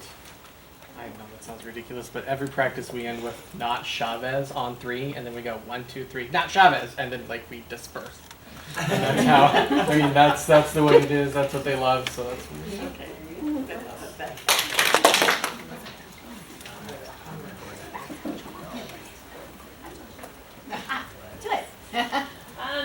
We about, I always, along with the cell phone thing, I make them put them on the gym floor, about half court, because then they're far enough away that they're not looking at them, and the warm up stuff. So one of the things we talked about is like when our kids are like struggling with a scene or something like that, then we will take 5 minutes and say, just everybody stop, just kind of disperse, think about what your character's motive is during this scene, and let's come back together and try it again. That way every kid kind of gets an opportunity to really think about what they're trying to achieve and what their character's role is in that specific scene. When we initially hand out our scripts, we completely retype our cutting and we leave out the stage directions so that in the beginning when we are blocking, we have an idea of what it is we want the kids to do and how we want it to look, but it gives them a little bit more power, I guess. It also makes those movements and choices motivated instead of looking like we planted them somewhere. And then to kind of freshen things up about halfway through and when it feels like it's just becoming automatic and robotic and all of those things, we allow the kids to trade roles. And we really encourage the ensemble to step into those bigger roles, and it's really fun to see what they bring and the different perspectives that they bring. That our speaking role actors and actresses pick up some of that, but then those speaking role actors and actresses, when they step into the ensemble, that ensemble role, they bring some different things that enhances what the overall picture is, and that honestly has been really memorable. I mean, our favorite rehearsals are those, and that's what the kids remember is, do you remember that time when I pretended that I was blah blah blah? And, yeah. So. Something that we do, this is like kind of further on in the year when they can get through it all, like the whole deal. And I'm so tempted to go stop and go all the time and stop them and change something, but I'll just write down everything on my notes, because if I don't write it down, I'll forget it. And then afterwards we'll sit down and have a conversation with them. I'll give them my notes. We'll talk about things. And then they get a chance to obviously share and talk about what they think they need to do and what we can do to make it better. And then we go back and we run it through again. And then, so they have a chance to they have new motivation. They know what they did well, and they know what they need to fix. Like, you can't just tell them, you need to fix this, you did this poorly, because then they're going to be like, oh, well, I'm a crap actor, or something like that.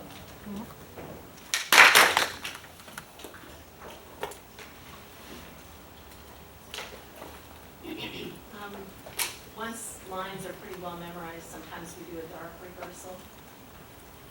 And it's just making sure that you know the lines and you really have to listen for the cues. They literally turn all the lights off? Are they just sitting? Oh, they're lying on the gym floor. Yeah. I would, as an administrator, I would not recommend doing a dark rehearsal.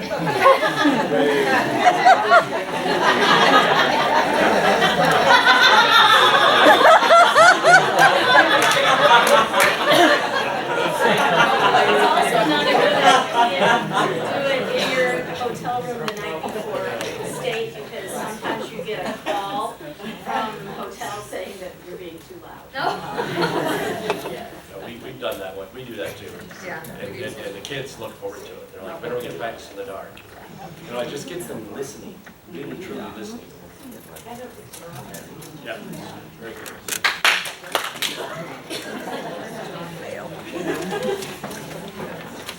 One of the things we do is not even stage related, but we feed them every practice. It started with me bringing like giant vats of peanut butter. We always have peanut butter sandwiches, but now the kids, they just bring their own peanut butter and jelly. I get bread from the activity account every couple of weeks. But when we move into the late practices, we always schedule parents to feed us because you have to. And I think it really, if like you as a director or a senior doing it to a freshman, you make someone a sandwich. Or if you're like, oh, let me go get you some nachos, that just shows how much that you're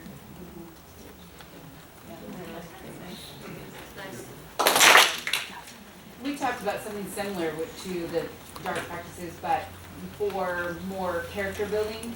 So some sort of visualization activity to get them to understand their character, to get them into the focus, or get them to understand the motivation as to why they're moving on stage that time, or Brittany has them lay on the floor and has them, think through their lines and just close your eyes and think about their character. Yeah, I'll do it like at a night rehearsal on like a Thursday night, and they're like exhausted, and like I'll just like turn off most of the lights in the gym, and then I'm like, okay, and they like lay down, breathe in. Now as you breathe out, everything that bothered you today, it just goes out. And like we just do that a bunch, and then I'm like, okay, now breathe in, think of your character. Who are you? What are they thinking about? What do they have to do today? And so it's just kind of get rid of that. Whatever is going on up here, you're your character now. So let's just focus on that. And they love it. They're like, can we do the meditation thing?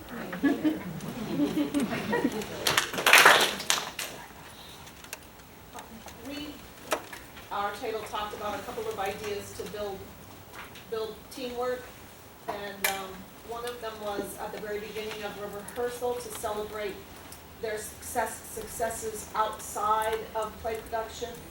And another thing was, if, for example, a team has to leave rehearsal early, we form a tunnel and we, chant or sing the school song or something dopey like that, just to let them know that, hey, you're leaving play practice, but we support you in volleyball or softball or whatever. And so it's kind of a tradition to send them off.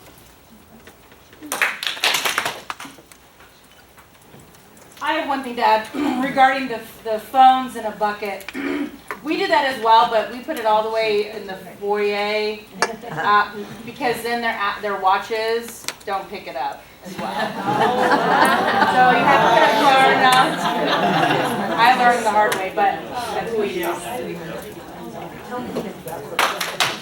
I wanted to add on that phone business too.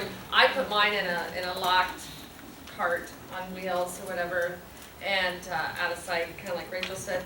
But I also, your informants will tell on the ones that didn't put it in there. So that's informative. But another thing on rehearsal that I just thought of when listening to everybody's great ideas is I've done an interior monologue rehearsal. So if AJ and I were here in a scene and my line was, go get me a glass of milk, I would say the line, but I'd add what my character's thinking. So I would say, go get me a glass of milk. God, he's so lazy. I don't know why. He just doesn't know. Why aren't you bad with a glass of milk? Oh, why do I put up with this? Anyway, but you kind of got to train that in, small segments. But that is kind of a fun activity to do with interior monologues because something else might come out that's pretty productive. No clap. Very back row, very back row. We talked just real quick about warm-ups, how sometimes I just will play music and have them dance, and then when I pause it, they have to freeze in interesting positions or in groups of 3 or 4, and then I can kind of tailor it towards how they come in. If they come in and they just had a horrible practice in the heat for football, I can play something a little peppier, or if they come in kind of too hyped up, I can tone it down a little bit, just to kind of focus them. I know you guys had a couple more things. I didn't know we did. Oh, you don't? Oh, the stuff that we were talking about over here? Oh, golly, it's gone. You remember what that? No. So we Cheryl, would you share what you said? Oh, I do still help direct, and so I help direct musical, and sometimes you have those little pieces that are just not, then finally they get it right, and I make them rehearse right. And for as many times as they had messed it up and we couldn't get it right, they have to do it, or couldn't get it, then they have to rehearse it right that many times in a row. Okay, you did it right, that was perfect, do it again. They're like, that was perfect. I know, do it again, so that it does get ingrained, and then it kind of gets silly, and they remember better. I remember Cheryl, so I just replayed this moment in my head now. We Kyle is really good at what I mentioned before. If something is wrong in a scene, don't say, we'll fix it later and keep moving on. Kyle is really bad about that. So rather than us fighting about it in front of all the kids, because we have, now we put that on the kids, and the kids help hold him accountable. We sat down with the kids and said, kids, this is my tendency. Yeah. So I have a tendency to do this, so I need you guys to help me with that, just like I'm going to help you with some of that. And so we'll work a scene, and I'll say, yeah, it looks great. And they'll be, is it really? Yeah. And so it makes them, it just helps them to tweak it a little more, and it just reminds me that, yeah, we're not coming back to the scene in 3 weeks, and it's got to be as good as we can get it today. And also it helps the kids be like, oh right, this is a give and take. They are not just our directors here telling us we're not their puppets. So, and I think that's important to give those kids some ownership. And letting them, you know, our kids always know that they can, as long as it really truly is worthwhile to what we're performing, they can add anything to a rehearsal that they'd like to. Yes. You know, they can throw it, you know, we don't want to waste time with a stupid idea, but they can, something that doesn't, you know, something that doesn't fit. But they can add any new rehearsal that they want to. But unlike Kyle and Mercedes, if they do that in performance, they know they might, you know, something terrible might happen. It is terrifying, yeah. But they know that but we also know, we talk about, and I don't know, I think one good thing to talk to your kids about is the fact that it's live theater and mistakes are a part of live theater. And we always, like when we give our first performance, I can't wait until we make our first mistake. Because then they go on, and then that's one of the things we talk about right away afterwards is the mistakes we made and how we're going to make mistakes every time, and that's just part of live theater. And to quit expecting to be perfect, because that's never going to be perfect. And it's about recovering from your mistakes. It's not about doing it perfectly every time, because you'll never do it perfectly. Thank you all for sharing. Those were great ideas. Thank you. Can I ask a quick question about how you contact parents? Like, I guess I was thinking about it when you were talking about bringing in meals. How do you stay in contact with parents, get them on board, and the communication between them? You know, I think we all probably have different ways. You know, I usually, like our booster club for the whole school is really active, and they support. So I usually talk to the booster club folks, and they help organize that. However, I know like Amy does it differently for her. I send out a letter, and I don't hand them to the kids, and then I'll send a link in my remind of the same letter, because some parents want the hard copy letter, and I don't care what it costs, the postage. That if I hand it to the kid, it's going to sit in a duffel bag or a car. And when I need, you know, to feed a ton of people, and so the parents, and they know, you know, it's been going on long enough, but I had a new parent to the program last year and said, she ran into my mother downtown or something and said, man, she's on top of it. We've got the schedule, we've got the dates, what I'm supposed to bring for what night. You know, and it's just a matter of getting that info out early, and please come help, any help, you know, and then like I said, reminders, emails. They were teasing me to group the other night because I have a lot of phone numbers in my phone. And 1,300. 1,300. Jesus. I know, yes. Anyway, but it's a lot of parents and stuff like that. It was right. When we organize our tournament, we use a free site called Sign Up Genius. And so if you need concession stand workers, you need people to bring in 5-pound hamburger to make taco meat for walking tacos. You need ticket takers. You can go into that and set it up however you want with the different types of jobs that you need, the time frames that you need, and then I send that link out in Remind, and that does two things. A, it gets it in front of people and on their phones, and they can pick their time, save it to their phone or whatever, but they can also see where you need the most help if there's lots of time, because a lot of parents will say, oh, just use me whenever. Well, I don't know really what your whenever is, but this is when I need people, and so signupgenius.com. That's just that's helped us out a lot the last couple of years. And I'll have Power School push out messages Yeah, that's too.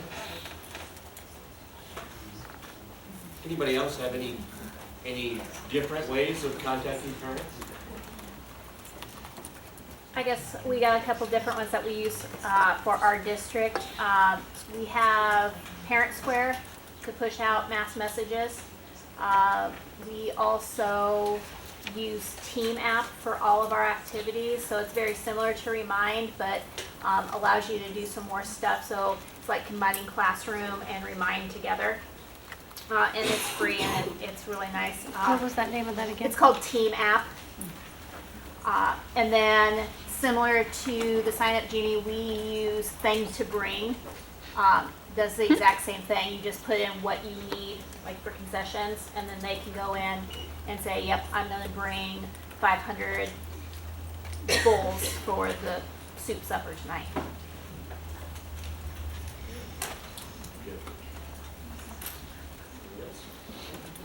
All right, we'll move on to what is most of the ballot, which is acting. Wow. And you might recognize those words: voice characterization, ensemble, timing, overall effectiveness. Those are from those 50 points on the ballot that go into acting. And how do we get kids to use those elements? And one of the things we talked about yesterday in our group, and we talked about before in our group, was about characterizations. And I think if you can get kids to create good, solid characters that are good physical, that have great physicality, a lot of those other things take care of themselves. It's hard to not have an intense voice if you have an intense body. You know, it's easy if you haven't developed a character physically to be very low, you know. So it's about the energy and the intensity of the body and the physicality and getting them to understand their characters. If you do that really well, then most of those other things take care of themselves. So we're going to talk about character building. We talk about our ideas on how to build characters. How do we do this? Get your kids to know who their characters are, from the main characters to the ensemble. I think one of the things that sometimes people forget to do is make sure that the ensemble are individuals as well. You know, we do some activities with our ensemble kids that require them to create like a backstory to their character, require them to create a name for their character if they don't have one. You know, likes, dislikes. Amy has a Google form that she has them fill out. Amy has a Google form. Yeah, imagine that. But no, and we've even done that when we did a show a couple years ago. You know, that the ensemble was all geeks. There was band geeks. They're all geeks and nerds. Well, not every nerd is the same, right? So we had them fill out this. We had them fill out a form, and then every practice they would share. Like we'd pick 5 to share. Tell us your name, and then they have to tell things about them. And then how do you put that into? So they began to think about how those people would act differently, so that not every ensemble person on stage was acting the same, because every person has to be unique, even when they're part of the ensemble. Can I read that one question? Yes.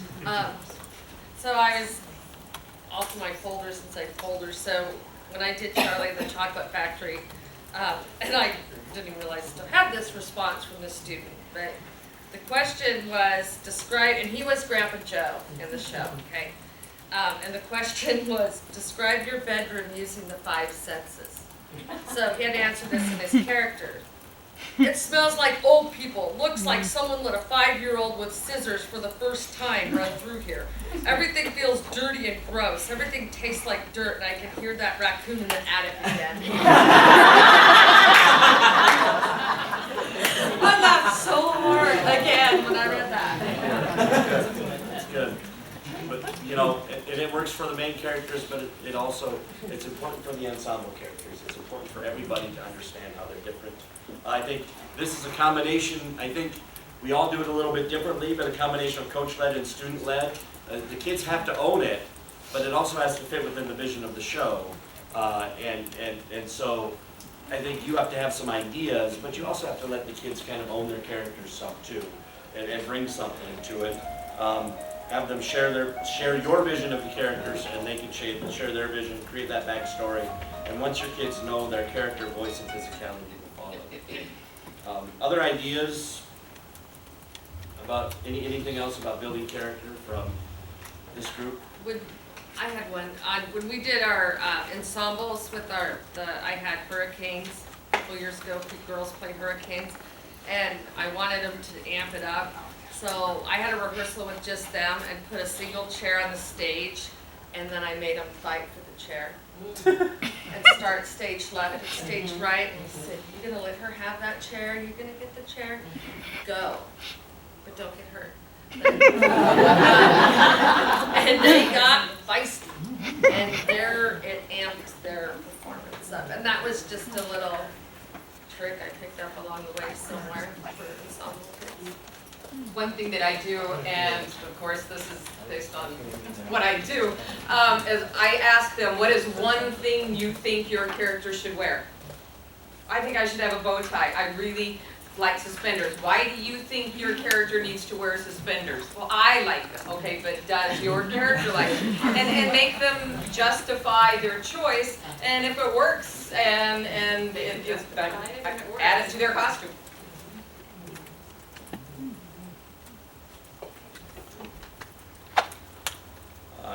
Act with your whole body and start with the face.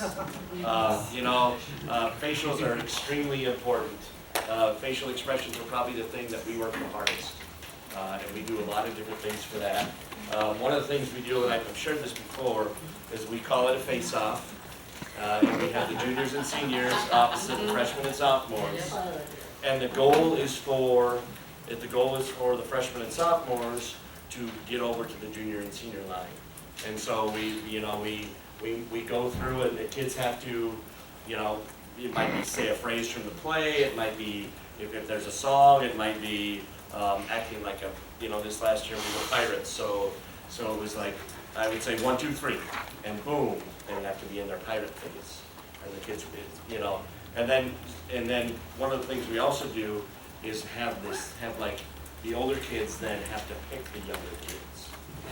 So again, that helps them own it. Like the older kids have to pick the younger kids to get over to the other side of the line. And it's just, I think if you can build that intensity in the face, and then you can build it in the body, and then all of that just brings energy to your show, an entire lot of energy. So facial expressions are key, and they really make your show pop up on the stage. Not only that, but you can have one of the best vocal performers, but if that emotion's not, I write this on ballots all the time, if the emotion is not in the face, your audience isn't going to feel it. They're not going to be able to connect and relate to it. I think that's where when you talk, I think a lot of times when we talk about a play not having energy, I think a lot of it is just it's facial and physical. That they don't have the facial energy or the physical, and they don't have. I think sometimes the physical side of the character gets ignored too much. That what are those characters' physical traits? What do they do? What's a unique thing that they do? That's something that only their character does. And how do they walk? How do they move? And sometimes we forget that. And we get caught up in more of the vocal things. Anything else? Anybody else have a great way to help develop physicality in your character? Do it. Sorry. Well, it was a great idea, and then I failed, so I had to adapt. But I made the eyebrow club this last year, and I was going to take mustaches and cut them in half to look like eyebrows, and the kids had to earn their eyebrows. Well, I got too lazy, and so to be in the eyebrow club, they got a mustache, because I didn't have time to cut up all the mustaches. So, but then part of that, to earn that, was kind of like what you were saying between the upper and the lower class, and then we ran a big number, and then I pulled out a couple with good eyebrows, because if you're using your eyebrows, right, you're usually using the rest of your face to some capacity. So anyway, so then those people have come off, and I'm like, okay, we're going to run that song again. They did it, and then they picked out, and until we got everybody off the stage. And we ran that a few times, and then they earned supposed to be 2 sets of eyebrows, but like I said, I was lazy. So I got 2 mustaches, one for their locker, because usually their locker, they have a, one actor, a football, whatever, they could put their mustache somewhere on their locker as a prize, and the other one they could use for the rest of rehearsal, or put it wherever they wanted as a keepsake, but a lot of them kept those. They really like working for the eyebrow club, that AKA mustaches, so yeah. This is another area where some close-up videoing will help, because I've had kids like say to me, well, we are giving good facial expressions. And then you video them, and even just on my phone I've done it. And then you show it to them, and they're like, oh, I see what you mean. I'm not. And then so then you give them the examples of the kids who are doing the best ones, and you point those kids out, and you have them bring them up, and then you show them the video of how they're not doing that. And that really makes a difference. Yes? We've gone to the fitness center early in the morning when the big buff dudes are working out, and we've taken our ensembles in there so they can see the huge mirrors that you can see Very good. and everyone else too. Yeah, very good. Yeah, we have some mirrors down in our weight room that we sometimes use. So anything, because I think this is one of those things where kids have to see it, they have to see other people do it, and they also have to see how they may not be doing it. Thank you. Have a team photographer, videographer, and then post those stills and that video on Google Classroom. And then you can even take practice time to assess what a good picture looks like versus a mediocre. And then it's also there for kids, once they know what they're looking for, know where they need to work harder. Yep, very good. Building off of what you said, AJ, a lot of times the kids think that they are doing something when they're maybe not quite. Having rehearsals where you just tell them, make it as over the top as you possibly can. That's the level that it takes for them to, at that level there, that they think they're being super dramatic, that's what they need to be at.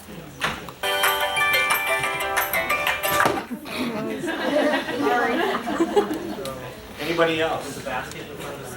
We need a basket for us. Okay, we've got a fun activity, but I think let's take a little break again. Let's take 10 minutes because we've been sitting for a while. Next, we're going to talk about stage pictures. Creating good stage pictures. And we have some lovely volunteers who didn't know they were volunteering. They know now. They know now. All right.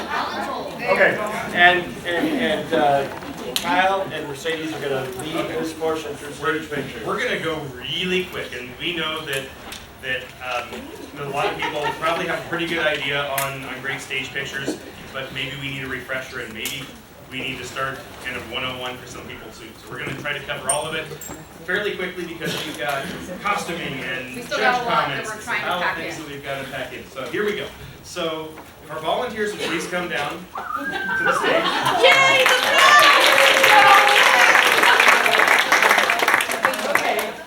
What do you want us to be?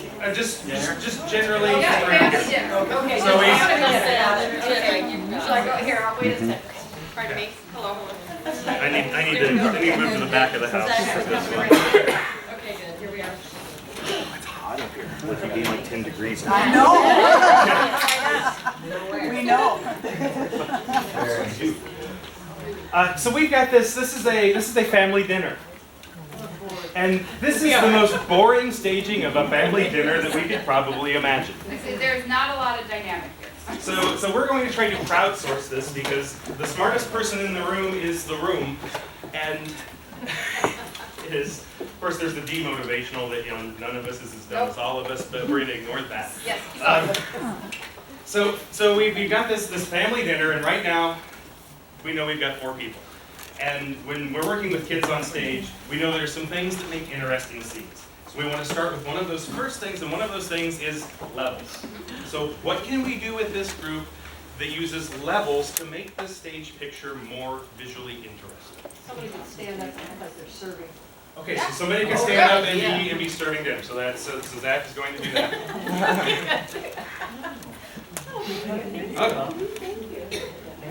Wait, go ahead and freeze that seat. in front of me, I can't.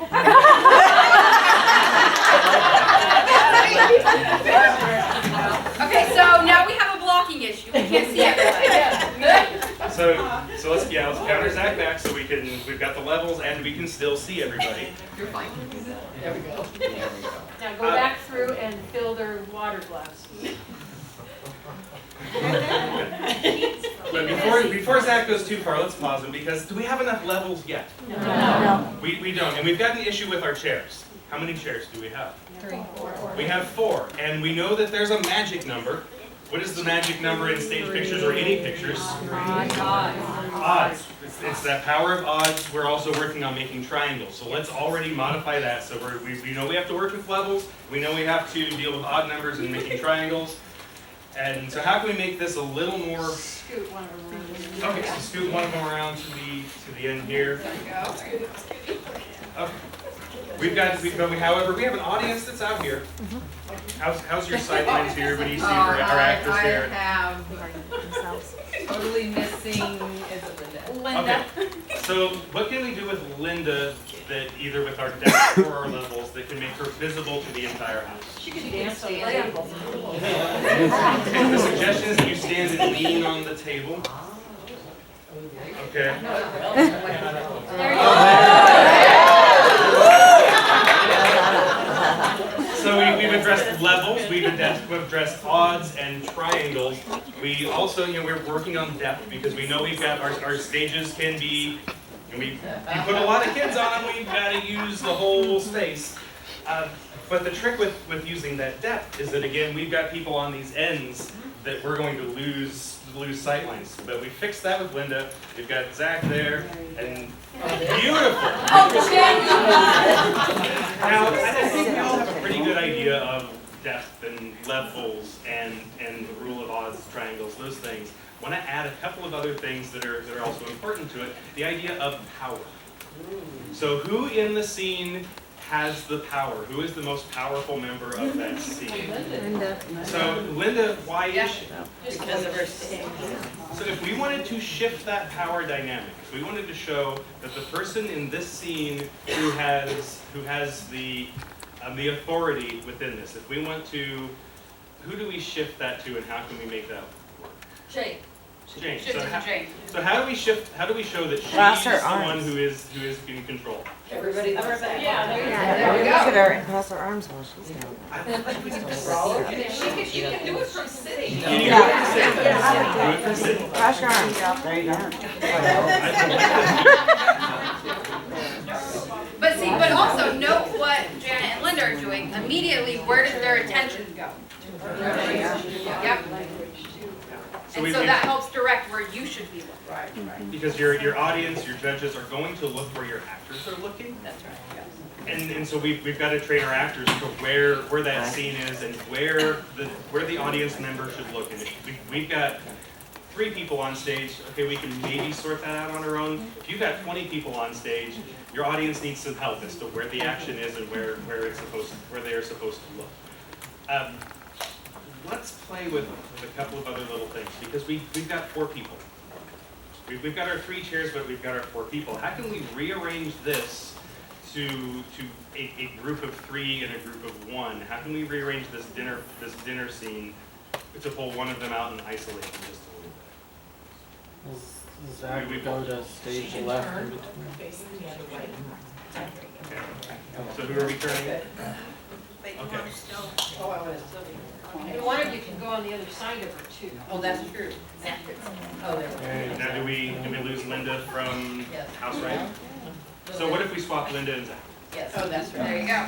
We think about the heights of our actors. Good idea. And again, that's your depth here, is you want your tallest in the back. Now have we lost Jana? And have it. Also, angling the table itself will help. So let's do that. Ooh, Which side there you go. There we go. Thank you. Whoa. Okay, back now. I just now, if the chair is just right, Linda's butt could be on the arm of that chair. Already. Okay. Have a seat. Poor chair. You know, not by much. More of a push than a. There you go. There's another level. Yeah. And It is. That's Jane, I good. like when you were turned out. And how And really, so Yeah, you're turn away from the scene scene. now, and we've got our odd groupings. And where are our eyes supposed to go again? And we're going to focused on move. her. So that's where they're going. So that She's being movement stubborn. goes Oh, from right to left. Yes. Now, if this, and here's a little psychological trick that Yes. we've learned. If this is your opening scene, if this is we start with a freeze and the action begins, or this is just where the action starts. If their focus is on the left, that's where we want our focus to be. It's important to remember that in English, when we are reading print, where do our eyes start? We have a tendency to start to the left, and so people typically will start on the left. And if you want your audience to start on the right, you've got to do something that forces them to do that. And so it's a little more natural to have that focus start on the left. The scene begins, and then we move that across the stage. So we've got 4 people that we can easily put into triangles, into groups that are odds. We play with our levels. We play with our depth. And we're also then working with who has the power in that scenario, and also showing our audience where it is that we're supposed to be looking. And dinner tables shouldn't ever look like normal dinner tables. Sofas should not look like normal sofas on stage. We play with our angles, and we sit on them like we would not sit on them in any other And so that's just a real fast and furious demonstration using some very wonderful people. So let's give them a hand.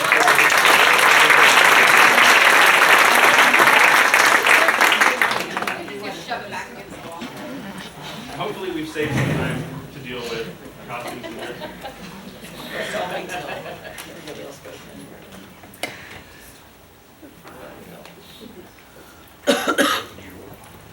Okay, we have a special activity regarding stage pictures for the very end, and that may be your ticket to leave. So, Hope you're paying attention. I hope you're paying attention to triangles and area and where the power is and all of those types of things. So, so we're not taking another break either, so you can't just stay stage pictures. Again, make sure, one of the things with stage pictures, and we talked about this, we talked about eye focus, is that the audience, you should never leave your audience guessing where to look, and you should never leave your audience guessing who to focus on. And sometimes plays can have a lot of wonderful things going on by a lot of wonderfully talented people, but it's just too much. You always need to be able to focus on, you always should be able to focus on the audience should never have to guess what to focus on. And so make sure that when you do your stage pictures that you're focused on what needs to be focused on.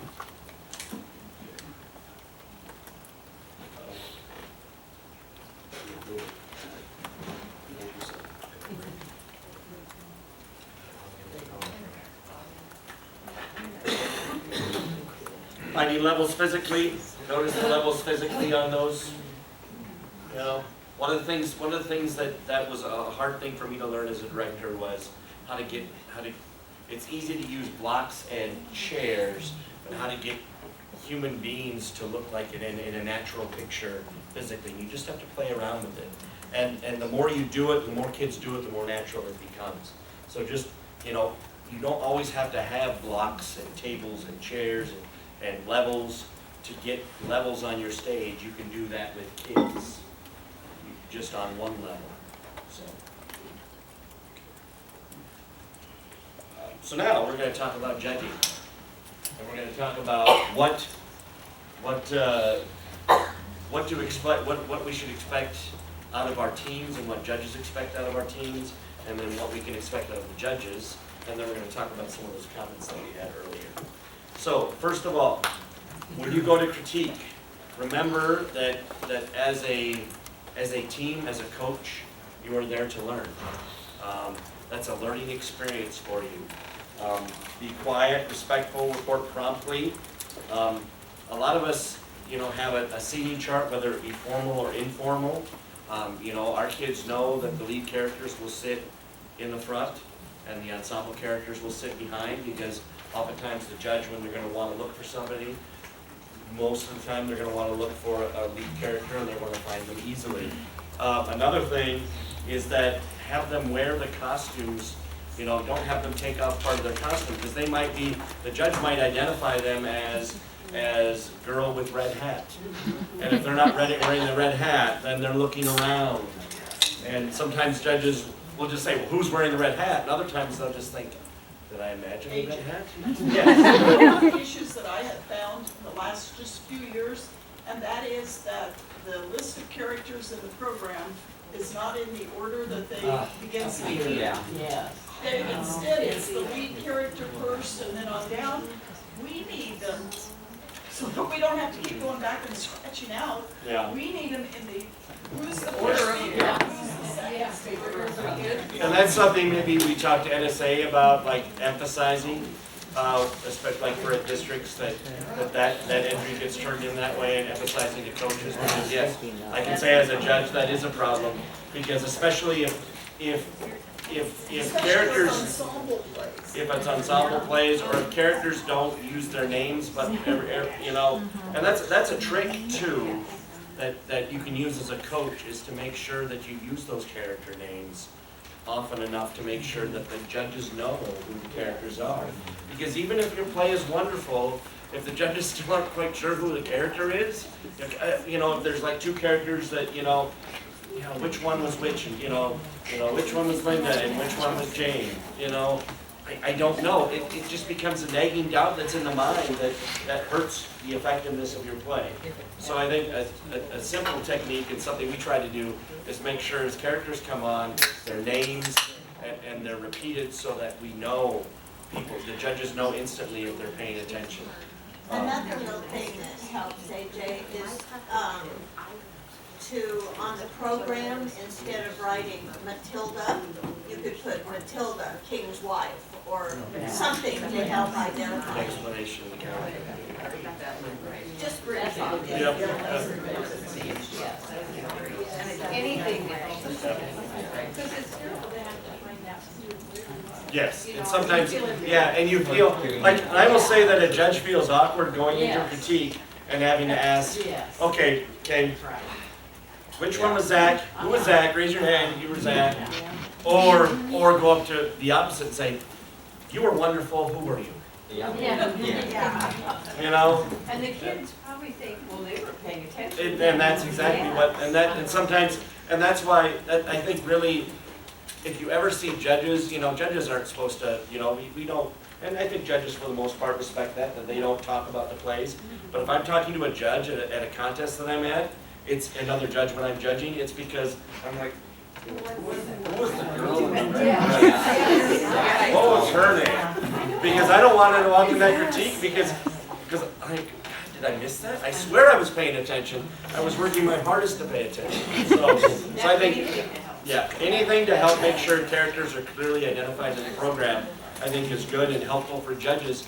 Again, it's not something that it may hurt your wonderful play because your judge spends more time trying to figure out who that character was than actually watching the play itself.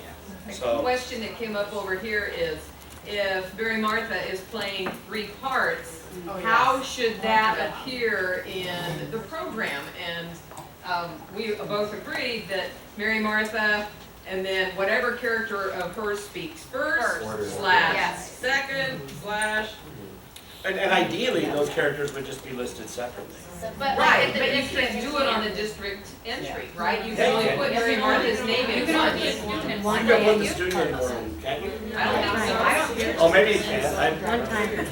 Now, in a contest, in a conference, you probably can, but at a district. And maybe that's where the coach should contact the district director.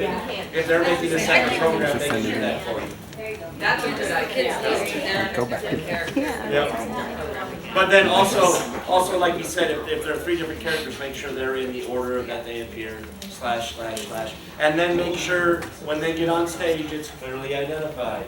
You know, Rose, you know, okay, it's Rose. And that is the biggest thing, is just make sure your characters are addressing each other by name.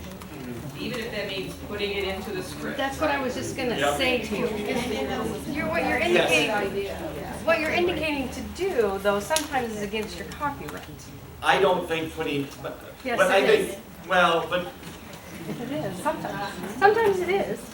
I think that's one that Cheryl's gonna be allowed, that will not come back to bite you in the butt, copyright butt. To simply address a character by name. But you're changing, But is that changing the author's intent at all? No. but you're adding words to the script. No, see, I think You're adding, so it's as printed. I can say, I don't want to, okay, if we can refocus here, I don't want to, I mean, I understand where you're coming from, but I also think that's an issue that you have to clear up, and I don't really think adding the name is going to change the author's intent at all. You're also cutting the play, so sometimes you have to, you have to make sure that character's identified. Messed up a line, Yeah. messed up. And if a kid messes up a line, if the kid doesn't say the line, what do you do? So. Another thing that might be helpful, sometimes non-speaking characters are very good at what they do. We had a statue win, some acting awards last year. But if you have 3 fairies or 3 statues, if there's, if one is wearing red and one's wearing blue, one's wearing yellow, you might identify blue statue, Yes. red statue.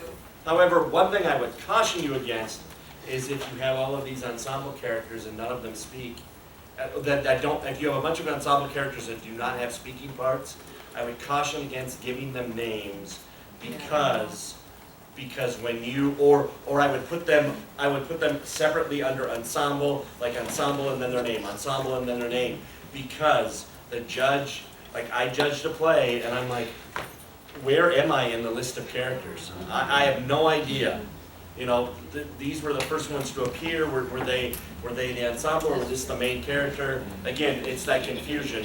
I would find a way to identify them as ensemble, even if you do want to continue to have them have a name. Maybe just put something in parentheses. Yes, maybe, yes. In the list of ensemble. Yeah. Something that, again, don't make your judge work too hard. If your judge has to work too hard to either identify your characters or follow your story, that's not good. Your kids can be acting the heck out of it, but if they have to work really hard, it's not good. The judge, you should be able to follow things without having to really super concentrate. In critique, only speak when asked a question. The coach must set the example in terms of paying attention. Gone into critiques where coaches are on their phones, and maybe they're taking notes on the phone, but maybe then they should tell the judge that, or they should, just so that the judge, because my first thing is when I'm like, oh, they're not paying attention to what I'm saying, and obviously I'm there, you're trying to be there for the kids, so you're talking up the kids and you're talking to them, but in the back of your mind, you're just getting angry because it's I'm in here and you're not paying attention. You don't have to agree, but please don't argue. Because you won't agree with everything a judge says. And sometimes judges throw things out there that are just ideas, and they don't expect you to follow those. But again, I think I like what Michael said this morning, which was if, you don't have to do everything the judge says, but if you hear it more than once, you better start thinking about it.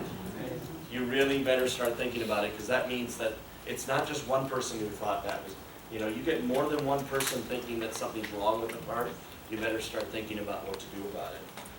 And then just maximize as much as you can coming from the judge. Amy talked about videoing her critiques. Make sure you ask the judges to do that first. I think, there might be some who say no. Don't argue with them. That's just the way it is, and certainly never, ever, ever, if you do that, post that on social media. That would be completely wrong. No, that is a... Another quick note is, I know we go through our ballots with our kids. Don't look at a comment and then completely disregard that in front of your kids. If you're going to do so, just simply say, that was that judge's opinion, or something along those lines. Don't bash that comment and what that judge had to say. That shows your kids that it's okay to do that coming from the director. Well, and again, if the kids are bashing what's said on the ballot, Yeah. you need to turn that around. for the Exactly. kids, too. Because they come out saying, oh, that judge doesn't like me, Mhm. or Yes, and so something I like just, I that. think it's important to just reestablish, find the positives here. We have some veteran judges in the audience. Do you have anything to add? Anything to add from your years of experience? Anybody who's been judging, anything that you've seen from teams or coaches that you want to make sure that we stop or don't repeat? I think I'd like to echo what was said about, just because a judge says it doesn't mean that it's the Bible. I think you have to go through the different comments you get, and like AJ just said, and I think maybe Kyle said before, those comments are useful, but I'm not gonna pay attention to them necessarily until there's a real problem. I'm saying that all wrong. But if you see that comment more than once, then especially then pay attention to it. And I do think it means so terribly much to a judge to have the actors and actresses really attentive. And, and I think they need to understand that you are just giving them ideas and you've enjoyed lots of things. I think I probably personally have a tendency to try to single out things that I think are places that need work and maybe not to praise enough. So you can even say that to your actors and actresses. Adding on to that, coming from a community that's very small compared to a lot of the other activities, a lot of times your preseason tournaments are being judged by the people that are going to see you at districts, at state, at conference. And as a judge, giving the same critique 3 different times, there's nothing more rewarding than starting the season, giving a set of critiques, going to the next competition, seeing that school have taken what you said, built from it. Yeah, absolutely. Which we have gotten better. I think. Yeah. You know, Yeah. I mean, That's to just just it, say, to improve no from- matter no whether matter- they took your Right. piece or not, Right. Just have to they grow. grown? Yes. Yeah. I think earlier today, someone made the comment that they liked it if the judge happened to say the same thing that the director has been saying. Right. Yeah. And, but we don't know that, Yeah. but if we can help reinforce an idea you have already, then that's a good thing. Yeah, to go back to what Zach was saying, there's nothing, it's very frustrating as a judge to feel like you're just rewriting a ballot.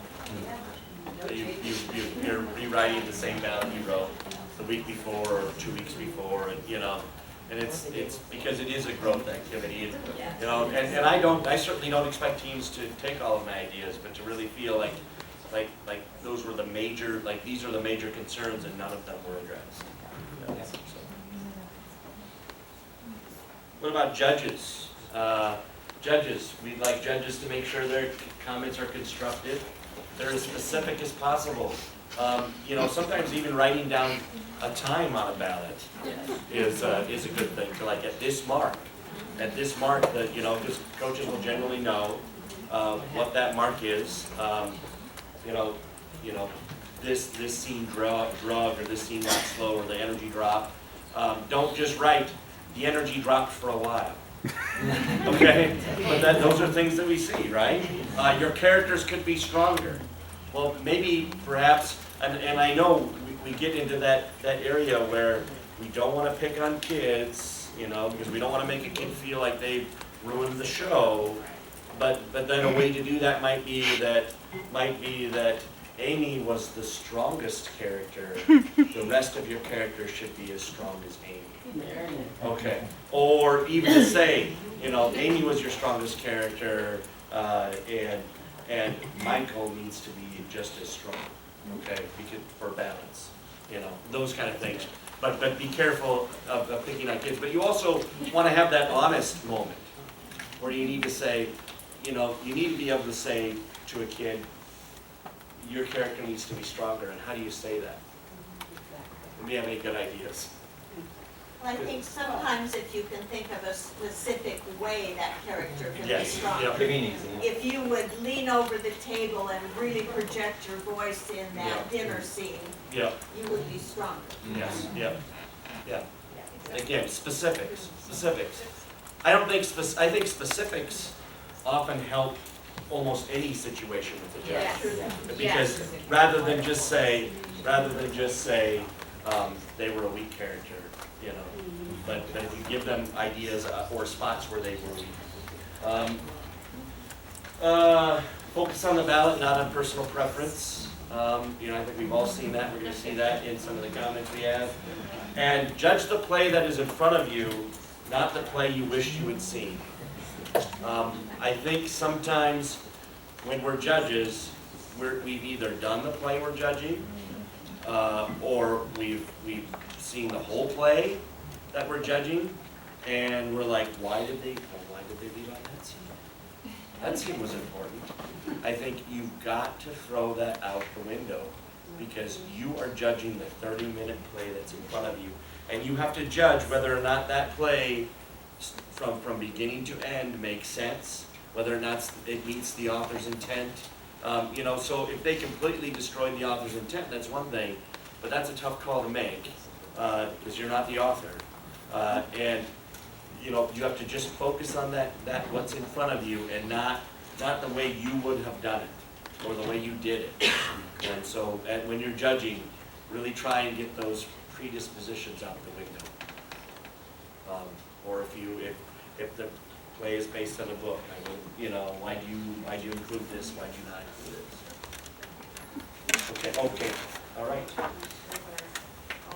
Judges' comments, Hall of Fame / shame. We've got a few comments. We're not going to go through them all, but we've got a few of them up here. Oh, whoops.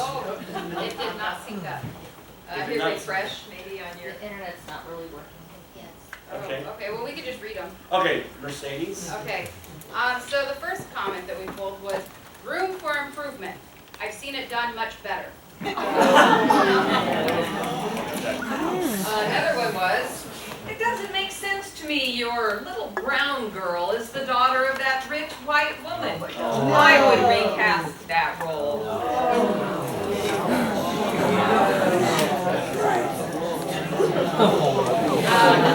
The next one is, I don't do comedy early in the morning.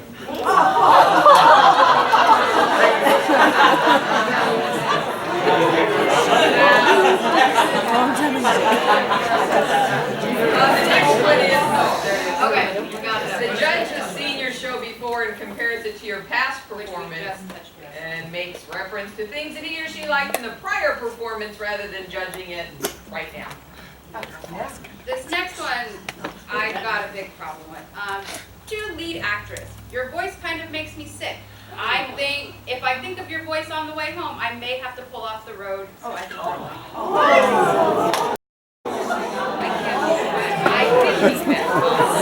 Tony, why'd you write? I did not write that one. I'm pretty sure.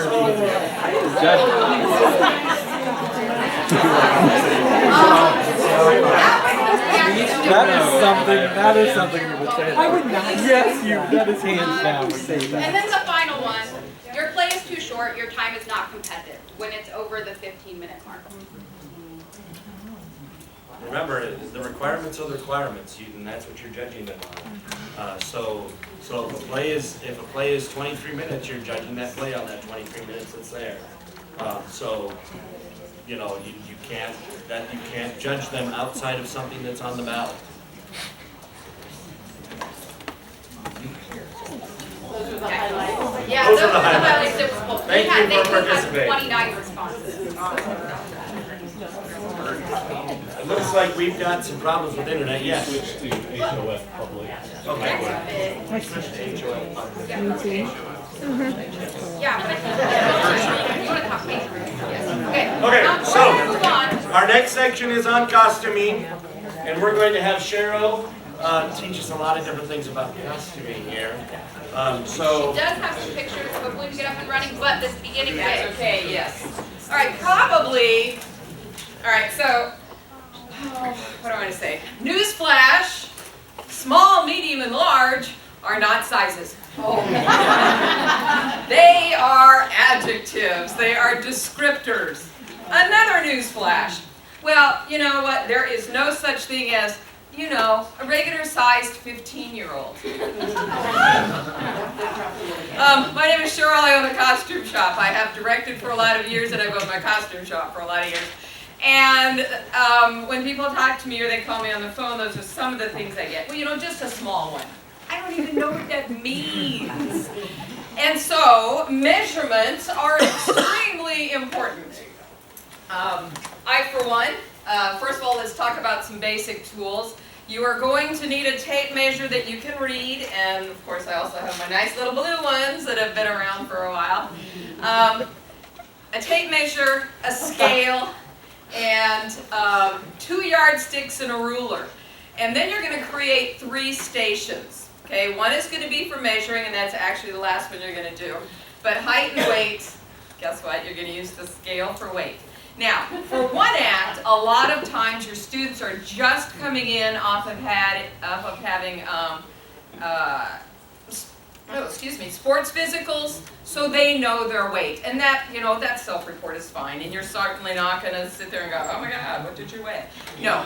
But if you're doing a show like maybe later or whatever in this year, and you want someone to stand on the scale, especially after wrestling season, because your 123-pound wrestler is probably not 123 pounds anymore. Anyway, but then you need a height chart. Well, you know, I'm about 5'3". Well, yeah, I'm about 5'3". When I lie. And so that's where the 2 yardsticks and the 1 ruler come in handy. You're going to stack them. You're going to find a place on your wall. You're going to stack them. Yardstick, yardstick, ruler. You now have 7 feet. A kid can stand against that and you can see, oh, he's 5'4". Oh, she's 6'7". Whatever. I always do 7 feet because generally we haven't gone over that, but you do have those 6'2" kids, and those 2 extra inches could make a big difference overall. So setting up your 3 stations, getting your height, getting your weight, and then of course measuring some basic things. Now, before you can measure, your actor has to be ready to be measured. No hoodies. Beware the sports bra. Because when I send a costumer, when a costume is being made by a mom, a sports bra does something different to our chests than what a regular bra is going to do, probably in that Victorian blouse you're going to be wearing. Okay? And first of all, cell phone in the pockets. Oh, yeah. Empty your pockets.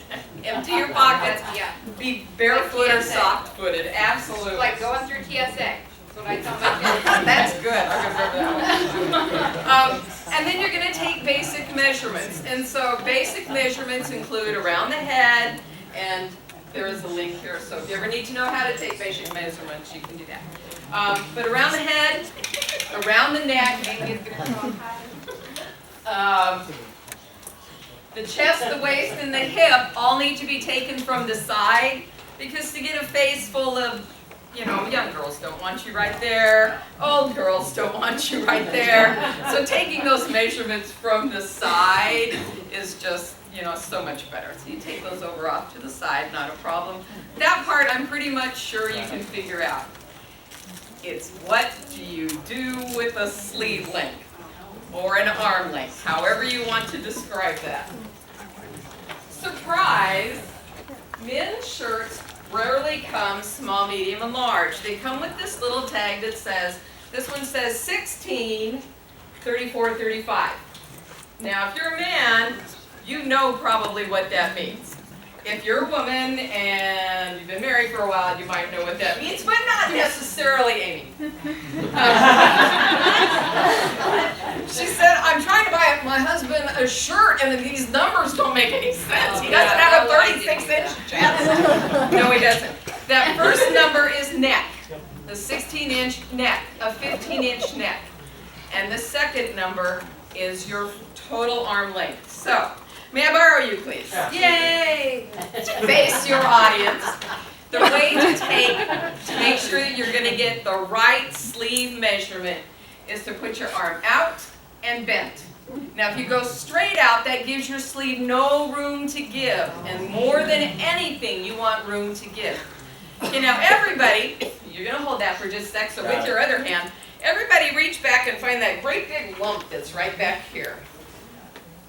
That's your neck bone or your nape bone.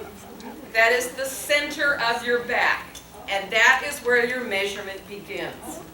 And so I'm going to put the end, my number 1 piece right here, and I'm going to come around the back side of his elbow. I'm going to hit all of these bones. Neck bone, elbow bone, wrist bone. And he has a 34. So that's, thank you. That's how you measure a sleeve. Oh, let's do a comparison here. Sorry, stand back up and just go straight out. Okay, the difference then, if I go from here to here, that's only 30. 6 inches difference in ability to move. And you need that. And most of the time, not always, we want those cuffs buttoned. Not always, but a lot of the times we do. And if that cuff is buttoned and he needs 6 inches, there goes the shirt. You know, and that could be right smack dab in the middle of a performance. Okay? So, to take a measurement of an arm, male or female, go from the big bone to the elbow bone to the wrist bone. And that's where you get those numbers. And that's what those numbers mean on a man's shirt. Surprise! One of the other things that, as long as I'm doing men's shirts here, if you are doing an older show, or a show that's probably 1920s or earlier, and you need to have a no-collar shirt, because collars didn't come attached to shirts for a whole lot of years. If you get a shirt that is in 2 pieces, and you can just look at it, and I'm talking Goodwill, just cut off the top shirt, top piece of the collar. Cut off the pointy part of the collar, and then stitch around the edge, or have a mom stitch around the edge, and now you have a very easy period shirt. Okay? So those are how we do sizes, and that's important. Another, yeah? Why is it important to know someone's weight if you have all of the other measurements? What does that determine? For me as a costumer, first of all, it determines how that person is built. Yes, you can have the numbers, but if you know, like for me, I never see the people. So I need to have that picture in my head, and that's why weight is important. Now, if you're right there, there is a big difference between a 6'3", 180-pound guy and a 6'3", 150-pound girl. It's actually very different. I just wondered if Yeah. you had all those different measurements of all those things. It just creates a whole picture. A lot of times schools will go to Goodwill, and maybe they found this like really great, this is a really great, really pretty double-breasted coat that they want to know if it's going to fit their lead actor. And you can look inside and you know that your lead actor has a 46-inch chest. You're like, oh my God, okay, so we're going to measure it and see if this is going to fit it. Yeah, you can look at the numbers, but you're not always sure on inside sizing. It's true of anything you find at Goodwill. So from the underarm to the underarm, from seam to seam, this measures 23, doubled is 46. It's a math thing. It will not fit your 46-inch measured actor, because a sport coat or a suit coat is 4 inches larger, needs to be 4 inches larger than your person. And that's what gives them, that's true in real life, not just on stage. It's going to go over at least 1 layer of a shirt, probably a vest, and it needs to move. Think about even your own winter coats. They're a lot bigger than the coat you would wear as a blazer or anything else, because it's going over more layers. So the general rule of thumb is that a man's sport coat or coat needs to measure 4 inches more than the actual chest measurement. Sometimes that's fixable by moving buttons but it will not fit across the shoulders. He will be uncomfortable. Okay? All right, so that's basic measurements. The arms and the sleeves, super, super important. Now, I always have people measure nape to waist and nape to floor. And that's an extra set of measurements. The neck being that big old bone down to the natural waist. That is usually from like 14, depending on how tall they are, 14 inches to maybe 18 inches, depending on how tall. And then all the way to the floor. That is generally in the 50s or 60s. What's the purpose of that? For me, the purpose is it's a double check. Kid told you is 5'3", and all of that, the measurement from nape to floor should be about 10 inches shorter than total height. And so if I look at measurement comparisons, and when you're doing this too, if the FCS teacher has done measurements and you can see that there's 14 inches different, that kid's got a really long neck or a really tall head. Maybe he's an Easter Island head guy. But then you know, and you can say, okay, something isn't quite right. And that's how you do those double checks.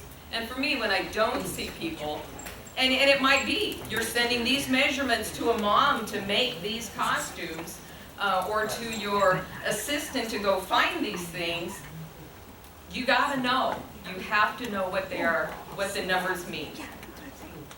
Okay, so I'm gonna move beyond these. Continuity, and so that's just getting the right pieces, no, the right sizes. Now we're into like the colors. This is a shot of Amy's Charlie and the Chocolate Factory. This is mom and this is son. They are color coordinated. Not by a lot, but they have a little bit of yellow in both and those very primary and secondary colors. Okay, blues and yellows, greens and pinks, primary and secondary colors. They actually go well together. Her Oompa Loompas were all in silvers and grays, but then so is Charlie. And these are actually a gray plaid pants. You don't really see the plaid come through, which is okay. But between the gray here and the gray in his hat, it starts to pull it all together. Now you may not say, oh my God, those two people don't match. Okay. But you might also say, everything looks like it goes together and not quite know why. Because the eye will pick up a piece of color that you didn't necessarily see before. A few years ago I helped direct Footloose. It's modern day clothing. I had absolutely nothing to do with costuming it. But when we sat down and talked with the kids, we said, okay, we picked a color. We called it Footloose Blue. And Footloose Blue was about the color of your cup back there. Every kid at some point in the show had to have at least one piece of Footloose Blue in their costume. Now, not everybody all at the same time, because we didn't want it to look like that. But maybe the kid with the bow tie at the dance in that color. Maybe a girl with a pair of bobby socks went across that way. Maybe a hair bow. But it was enough to go, and when you look at the whole cast picture, it's like, it's a dot, it's a dot, it's a dot, it's a dot. But it's enough to pull it all together so that we have what's called color continuity. Your judge may not pick up on it. Your audience may not pick up on it. My son, who did one act for me for a few years, now comes to all of the shows that I direct, and he can walk out and go, oh my God, Mom, all of those certain characters, those were all the earth tones, weren't they? Those were all earth tones, yep, they were. When I costumed Little Mermaid, every human character, except for the princesses, were in black and white, on purpose, because the under the sea was the color. And it was just varying degrees. But you can do that, and you can play with color, and you can bring a whole bunch of people together without them being in the same costume. And you can do that with a tiny bit of color. The Same is true for Mr. and Mrs. Powell, who were a hoot to costume. A tiny bit of orange brings them together. Their costumes always color coordinated, which if you ever watched that, Gilligan's Island, Howells is usually dead. But Gilligan and Marianne, they're both in red, white, and blue the whole show. Okay? Gilligan, you can't change. That's who he is, that's where he is. But what do you do with Marianne? And of course, she always had a bunch of cute little outfits on in the TV show. But here, just a little bit of red and a little bit of blue, and then she had some hair bows.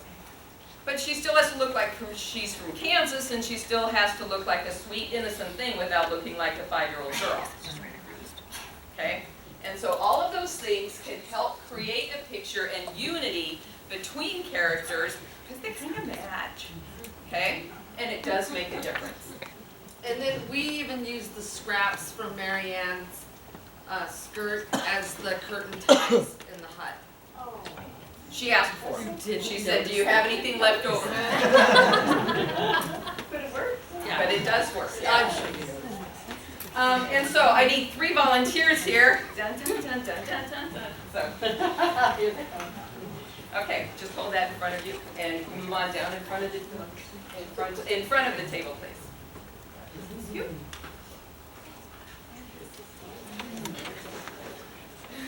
Yes. You're just going to hold it. Okay, so now we get into continuity of color and time period. Because all of those things are important. Those are all things that you need to think about as you put your shows together. So I told them I might stick a hat on their head. Oh, she's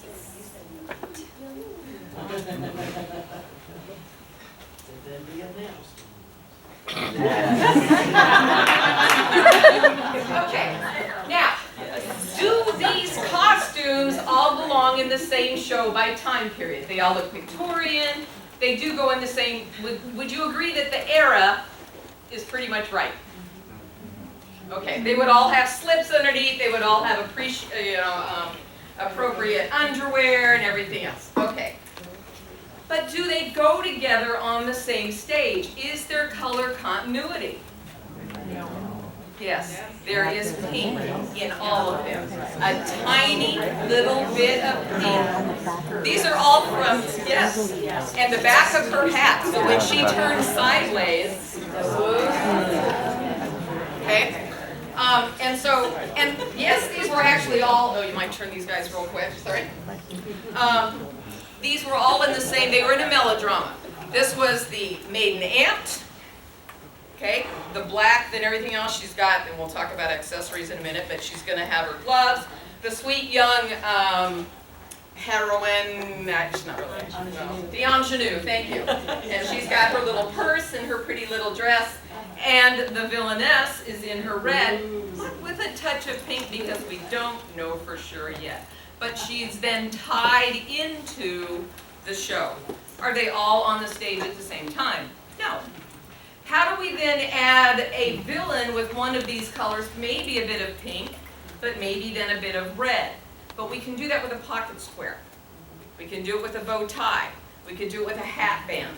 There's all kinds of ways to make a little piece of something pull everybody together. We're very good at doing that in our ensembles. Our ensemble is going to be in purple and black. Our ensemble is going to be in black and white. Our ensemble is going to be all in earth tones.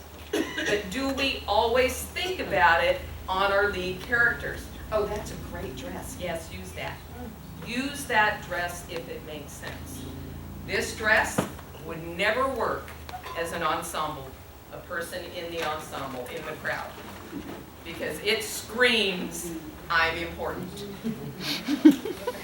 And with the hat. On the bag. And the bag. The bag is, yes, very appropriate time period, appropriate purse. Pocket. This one also has it could have a big bow, so you could tie a bow and let it float behind, okay, so there's a lot of options there. And it also has gloves, probably in her bag, but I'm not sure. she's going to, you know, she can change this up. She's got a brooch. It automatically makes her look older. Okay? The flowers in the front of the hat, the smaller hat. You have to think about these things if your play is going to be pulled together in time period and in color. Thank you, ladies.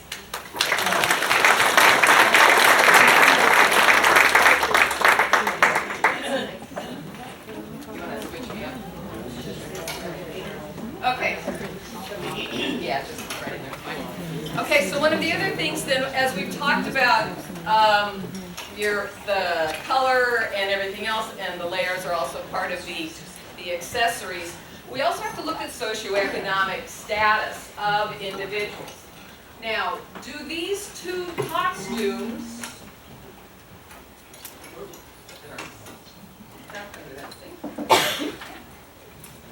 okay, which of these two costumes belong in a play in the 1920s? This one? Both of them. Both of them. They are in completely different types of plays. Maybe. This is Millie. Millie has a whole bunch of different socioeconomic individuals. Lower socioeconomic classes, and I don't care what era you are in, are going to be earth tones and coarser fabrics. Okay? You're probably not going to put them in something bright and shiny. Lower socioeconomic, cheaper fabrics, and the darker, plainer the fabric, the less expensive it cost way back when. Still true. Okay? And so if you look at Millie, and if you know or remember anything about the story of Millie, we have Millie, who's from Kansas, she wasn't rich. Okay? She's not wealthy. And when she first enters into New York, she's got a very tweedy coat on and everything else. But a lot of the girls that she runs into, and the white slavery pictures, I used that one again, as she did. These girls were also all trying to make their fortunes, which means they didn't have their fortunes to start with. So to put them in flapper dresses isn't right. Okay? Just because it says 1920s doesn't mean a flapper dress is where you go. Now, they all go to the speakeasy and they want to be like that, so there have to be some flapper girls in there. So in the 1920s, in one show, we have a variety of socioeconomic status individuals, a variety of occupations. You can tell that there's more to him than there is to him in terms of what his status is. Okay? And you should be able to see that. Your ethnicity, and of course that show had, there was the Chinese villains, for lack of a better term. They were all in reds and golds, red, golds, and black. And different textures, different colors, and then the layers came from the accessories that you need. And when you look at this, there is a link there on what accessories to at least think about. And in general, think about faces. What is fixed? What can you not change? Okay? My little girl should be coming up here anytime. What can you not change? You can't really change someone's height. Okay? You really can't change their build for real. I mean, not unless you do a whole bunch of different things. But those things are fixed. Maybe this person has to wear glasses. I don't know. Okay? But what is fixed? What's their age? What color do they need to wear or do they represent? What is their era and what is their size? Okay? And what is the size of the thing that they're holding? There's a difference between a little tiny pair of gloves and a great big long pair of gloves. And somebody's going to wear them differently. Okay? And so you look at head, shoulders, fingers, and toes. What are they going to wear on their head? What comes off of their shoulders? What's around their fingers? And what is, if you just scroll that up a little bit, it should. Yeah, and it shows, you know, what are you going to be thinking about in terms of footwear. And if you go up further, you get the men. And you think the same thing. Faces, and then head, shoulders, fingers, and toes. And if you have to make those decisions. If you are going to do something like the maiden aunt's brooch, sew it on. You're not going to lose it. It's always gonna be in the same spot, and it's there. It'll be exactly even or whatever.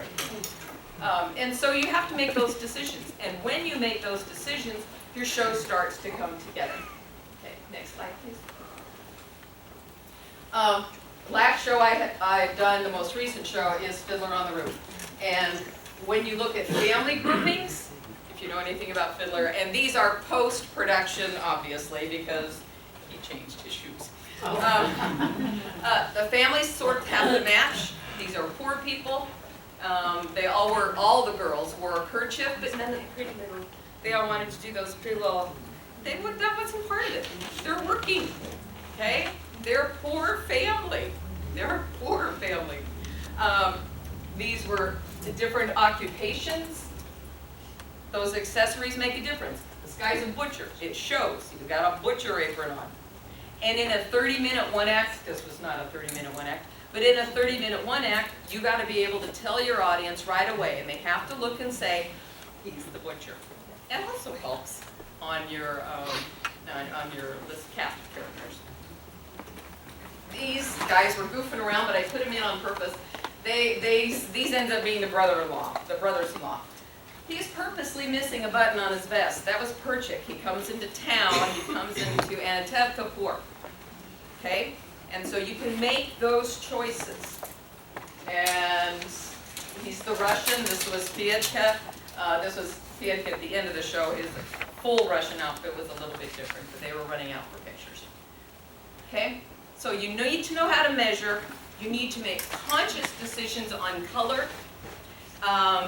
And on the accessories, and then you need to look at everybody together. A parade of costumes, one individual going across the show, the stage at a time to check, isn't enough. When you look at everybody, do you have continuity? And that is so very important. And in a 30-minute show, yes, it's only 10 points on the ballot, but don't give them away. Don't give away 10 points. Any questions? Generic questions too. I also feel like if my character, if I don't put them in like street clothes, like the kids take on the role when they're in the clothes. There's something that happens from kid to kid in costume. It transforms. A hat. So, right. Headgear is mandatory, or special hair do. My lead guy, wore that hat all around school the entire day. Yeah, someone over here? Best way to measure inseam. Oh, thank you. Best way to measure inseam. Great question. This is a two-person job, and the second person is the individual, may I please borrow you again, who is being measured. You need to measure the inseam from the crotch down to the floor. So, they need to hold the silver tip where their legs meet, okay? Not just where their dangling, hanging low shorts meet. So if you would hold that down just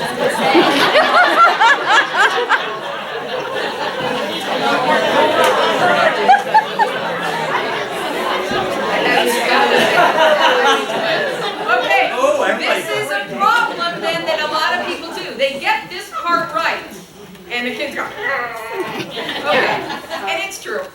A lot of people get this part right, but then they go straight to the floor. Well, this says that his inseam is, stand tall, is 34.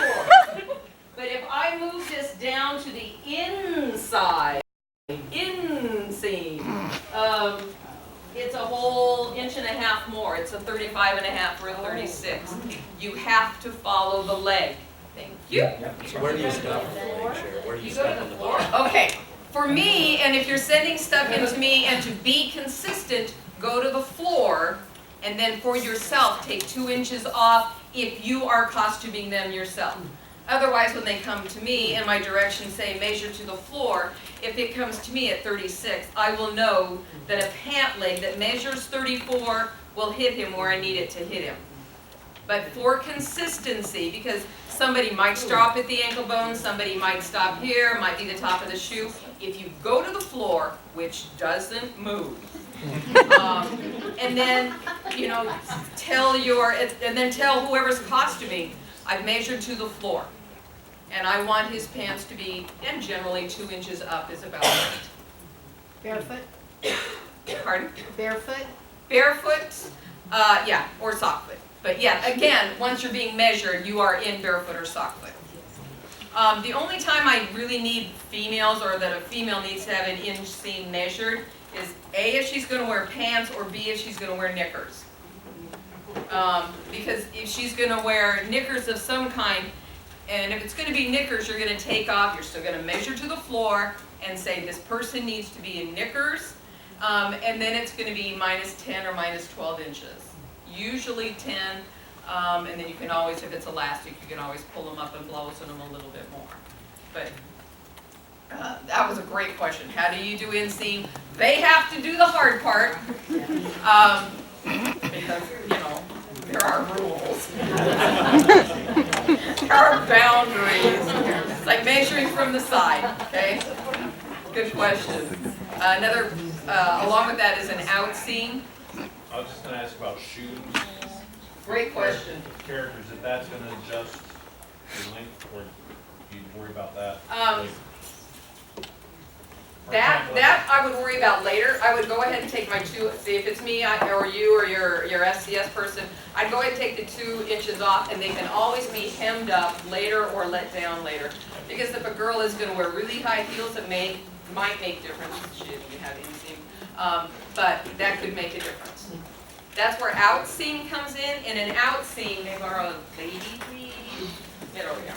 Fine. This helps show me like how long does a skirt need to be. So from the natural waist down the outside to the floor, that helps me really get a picture of hips. That's 42 inches, okay, on her out seam. So I know if I'm going to put her in a skirt, like Golda's skirt over there, it has to be at least 42 inches, and then I know if she's a Southern Belle and she's going to wear this great big 5-ring hoop skirt, it's going to have to be a lot more than that.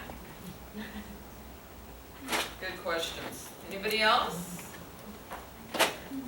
Invest in these. Invest in a little one. If you know you're going to be going to like Goodwill or whatever, bring one with you. Yes. Bring your characters, your actors' measurements, and bring a tape measure. There's no guessing, and you'll save a little bit of, save a few dollars as you come and go. Yes. Where is your costume shop located? I'm located in Hastings, and I've gone all over the state, so. Yeah. So your shop's at your house now, is that right? No, it's always in its own shop. It's in its own space. In fact, if you go, the links even have the address on and everything else, yeah. And it's real easy to deal with. You can talk to Amy, you can talk to a lot of different people who will catch me afterwards. All right, so costuming, measure, accessorize, colors. All of those are important things.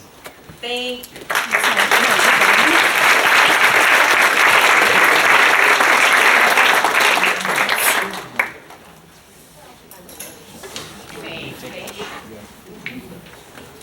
Okay, all right, so I'd like to thank you all for being here today. Thank you. You had a great day.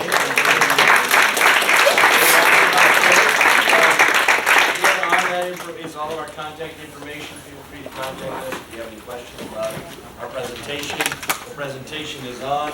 The PowerPoint is linked to the NSAA website. The video will be eventually linked to the NSAA website if you want to go through it. And you know, like for example, measuring people. You want to see Cheryl do it again. You know, because again, it's after a long day, you can't quite remember, or back to the set pieces, those kind of things. Now you're going to have an exit ticket. Okay, your exit ticket is at your table, and we're going to give you 1 minute to talk about it, and then another minute to do it. You're going to create a stage picture with the people at your table, and we're going to have to be able to tell who is the person of power in that table. And you need levels.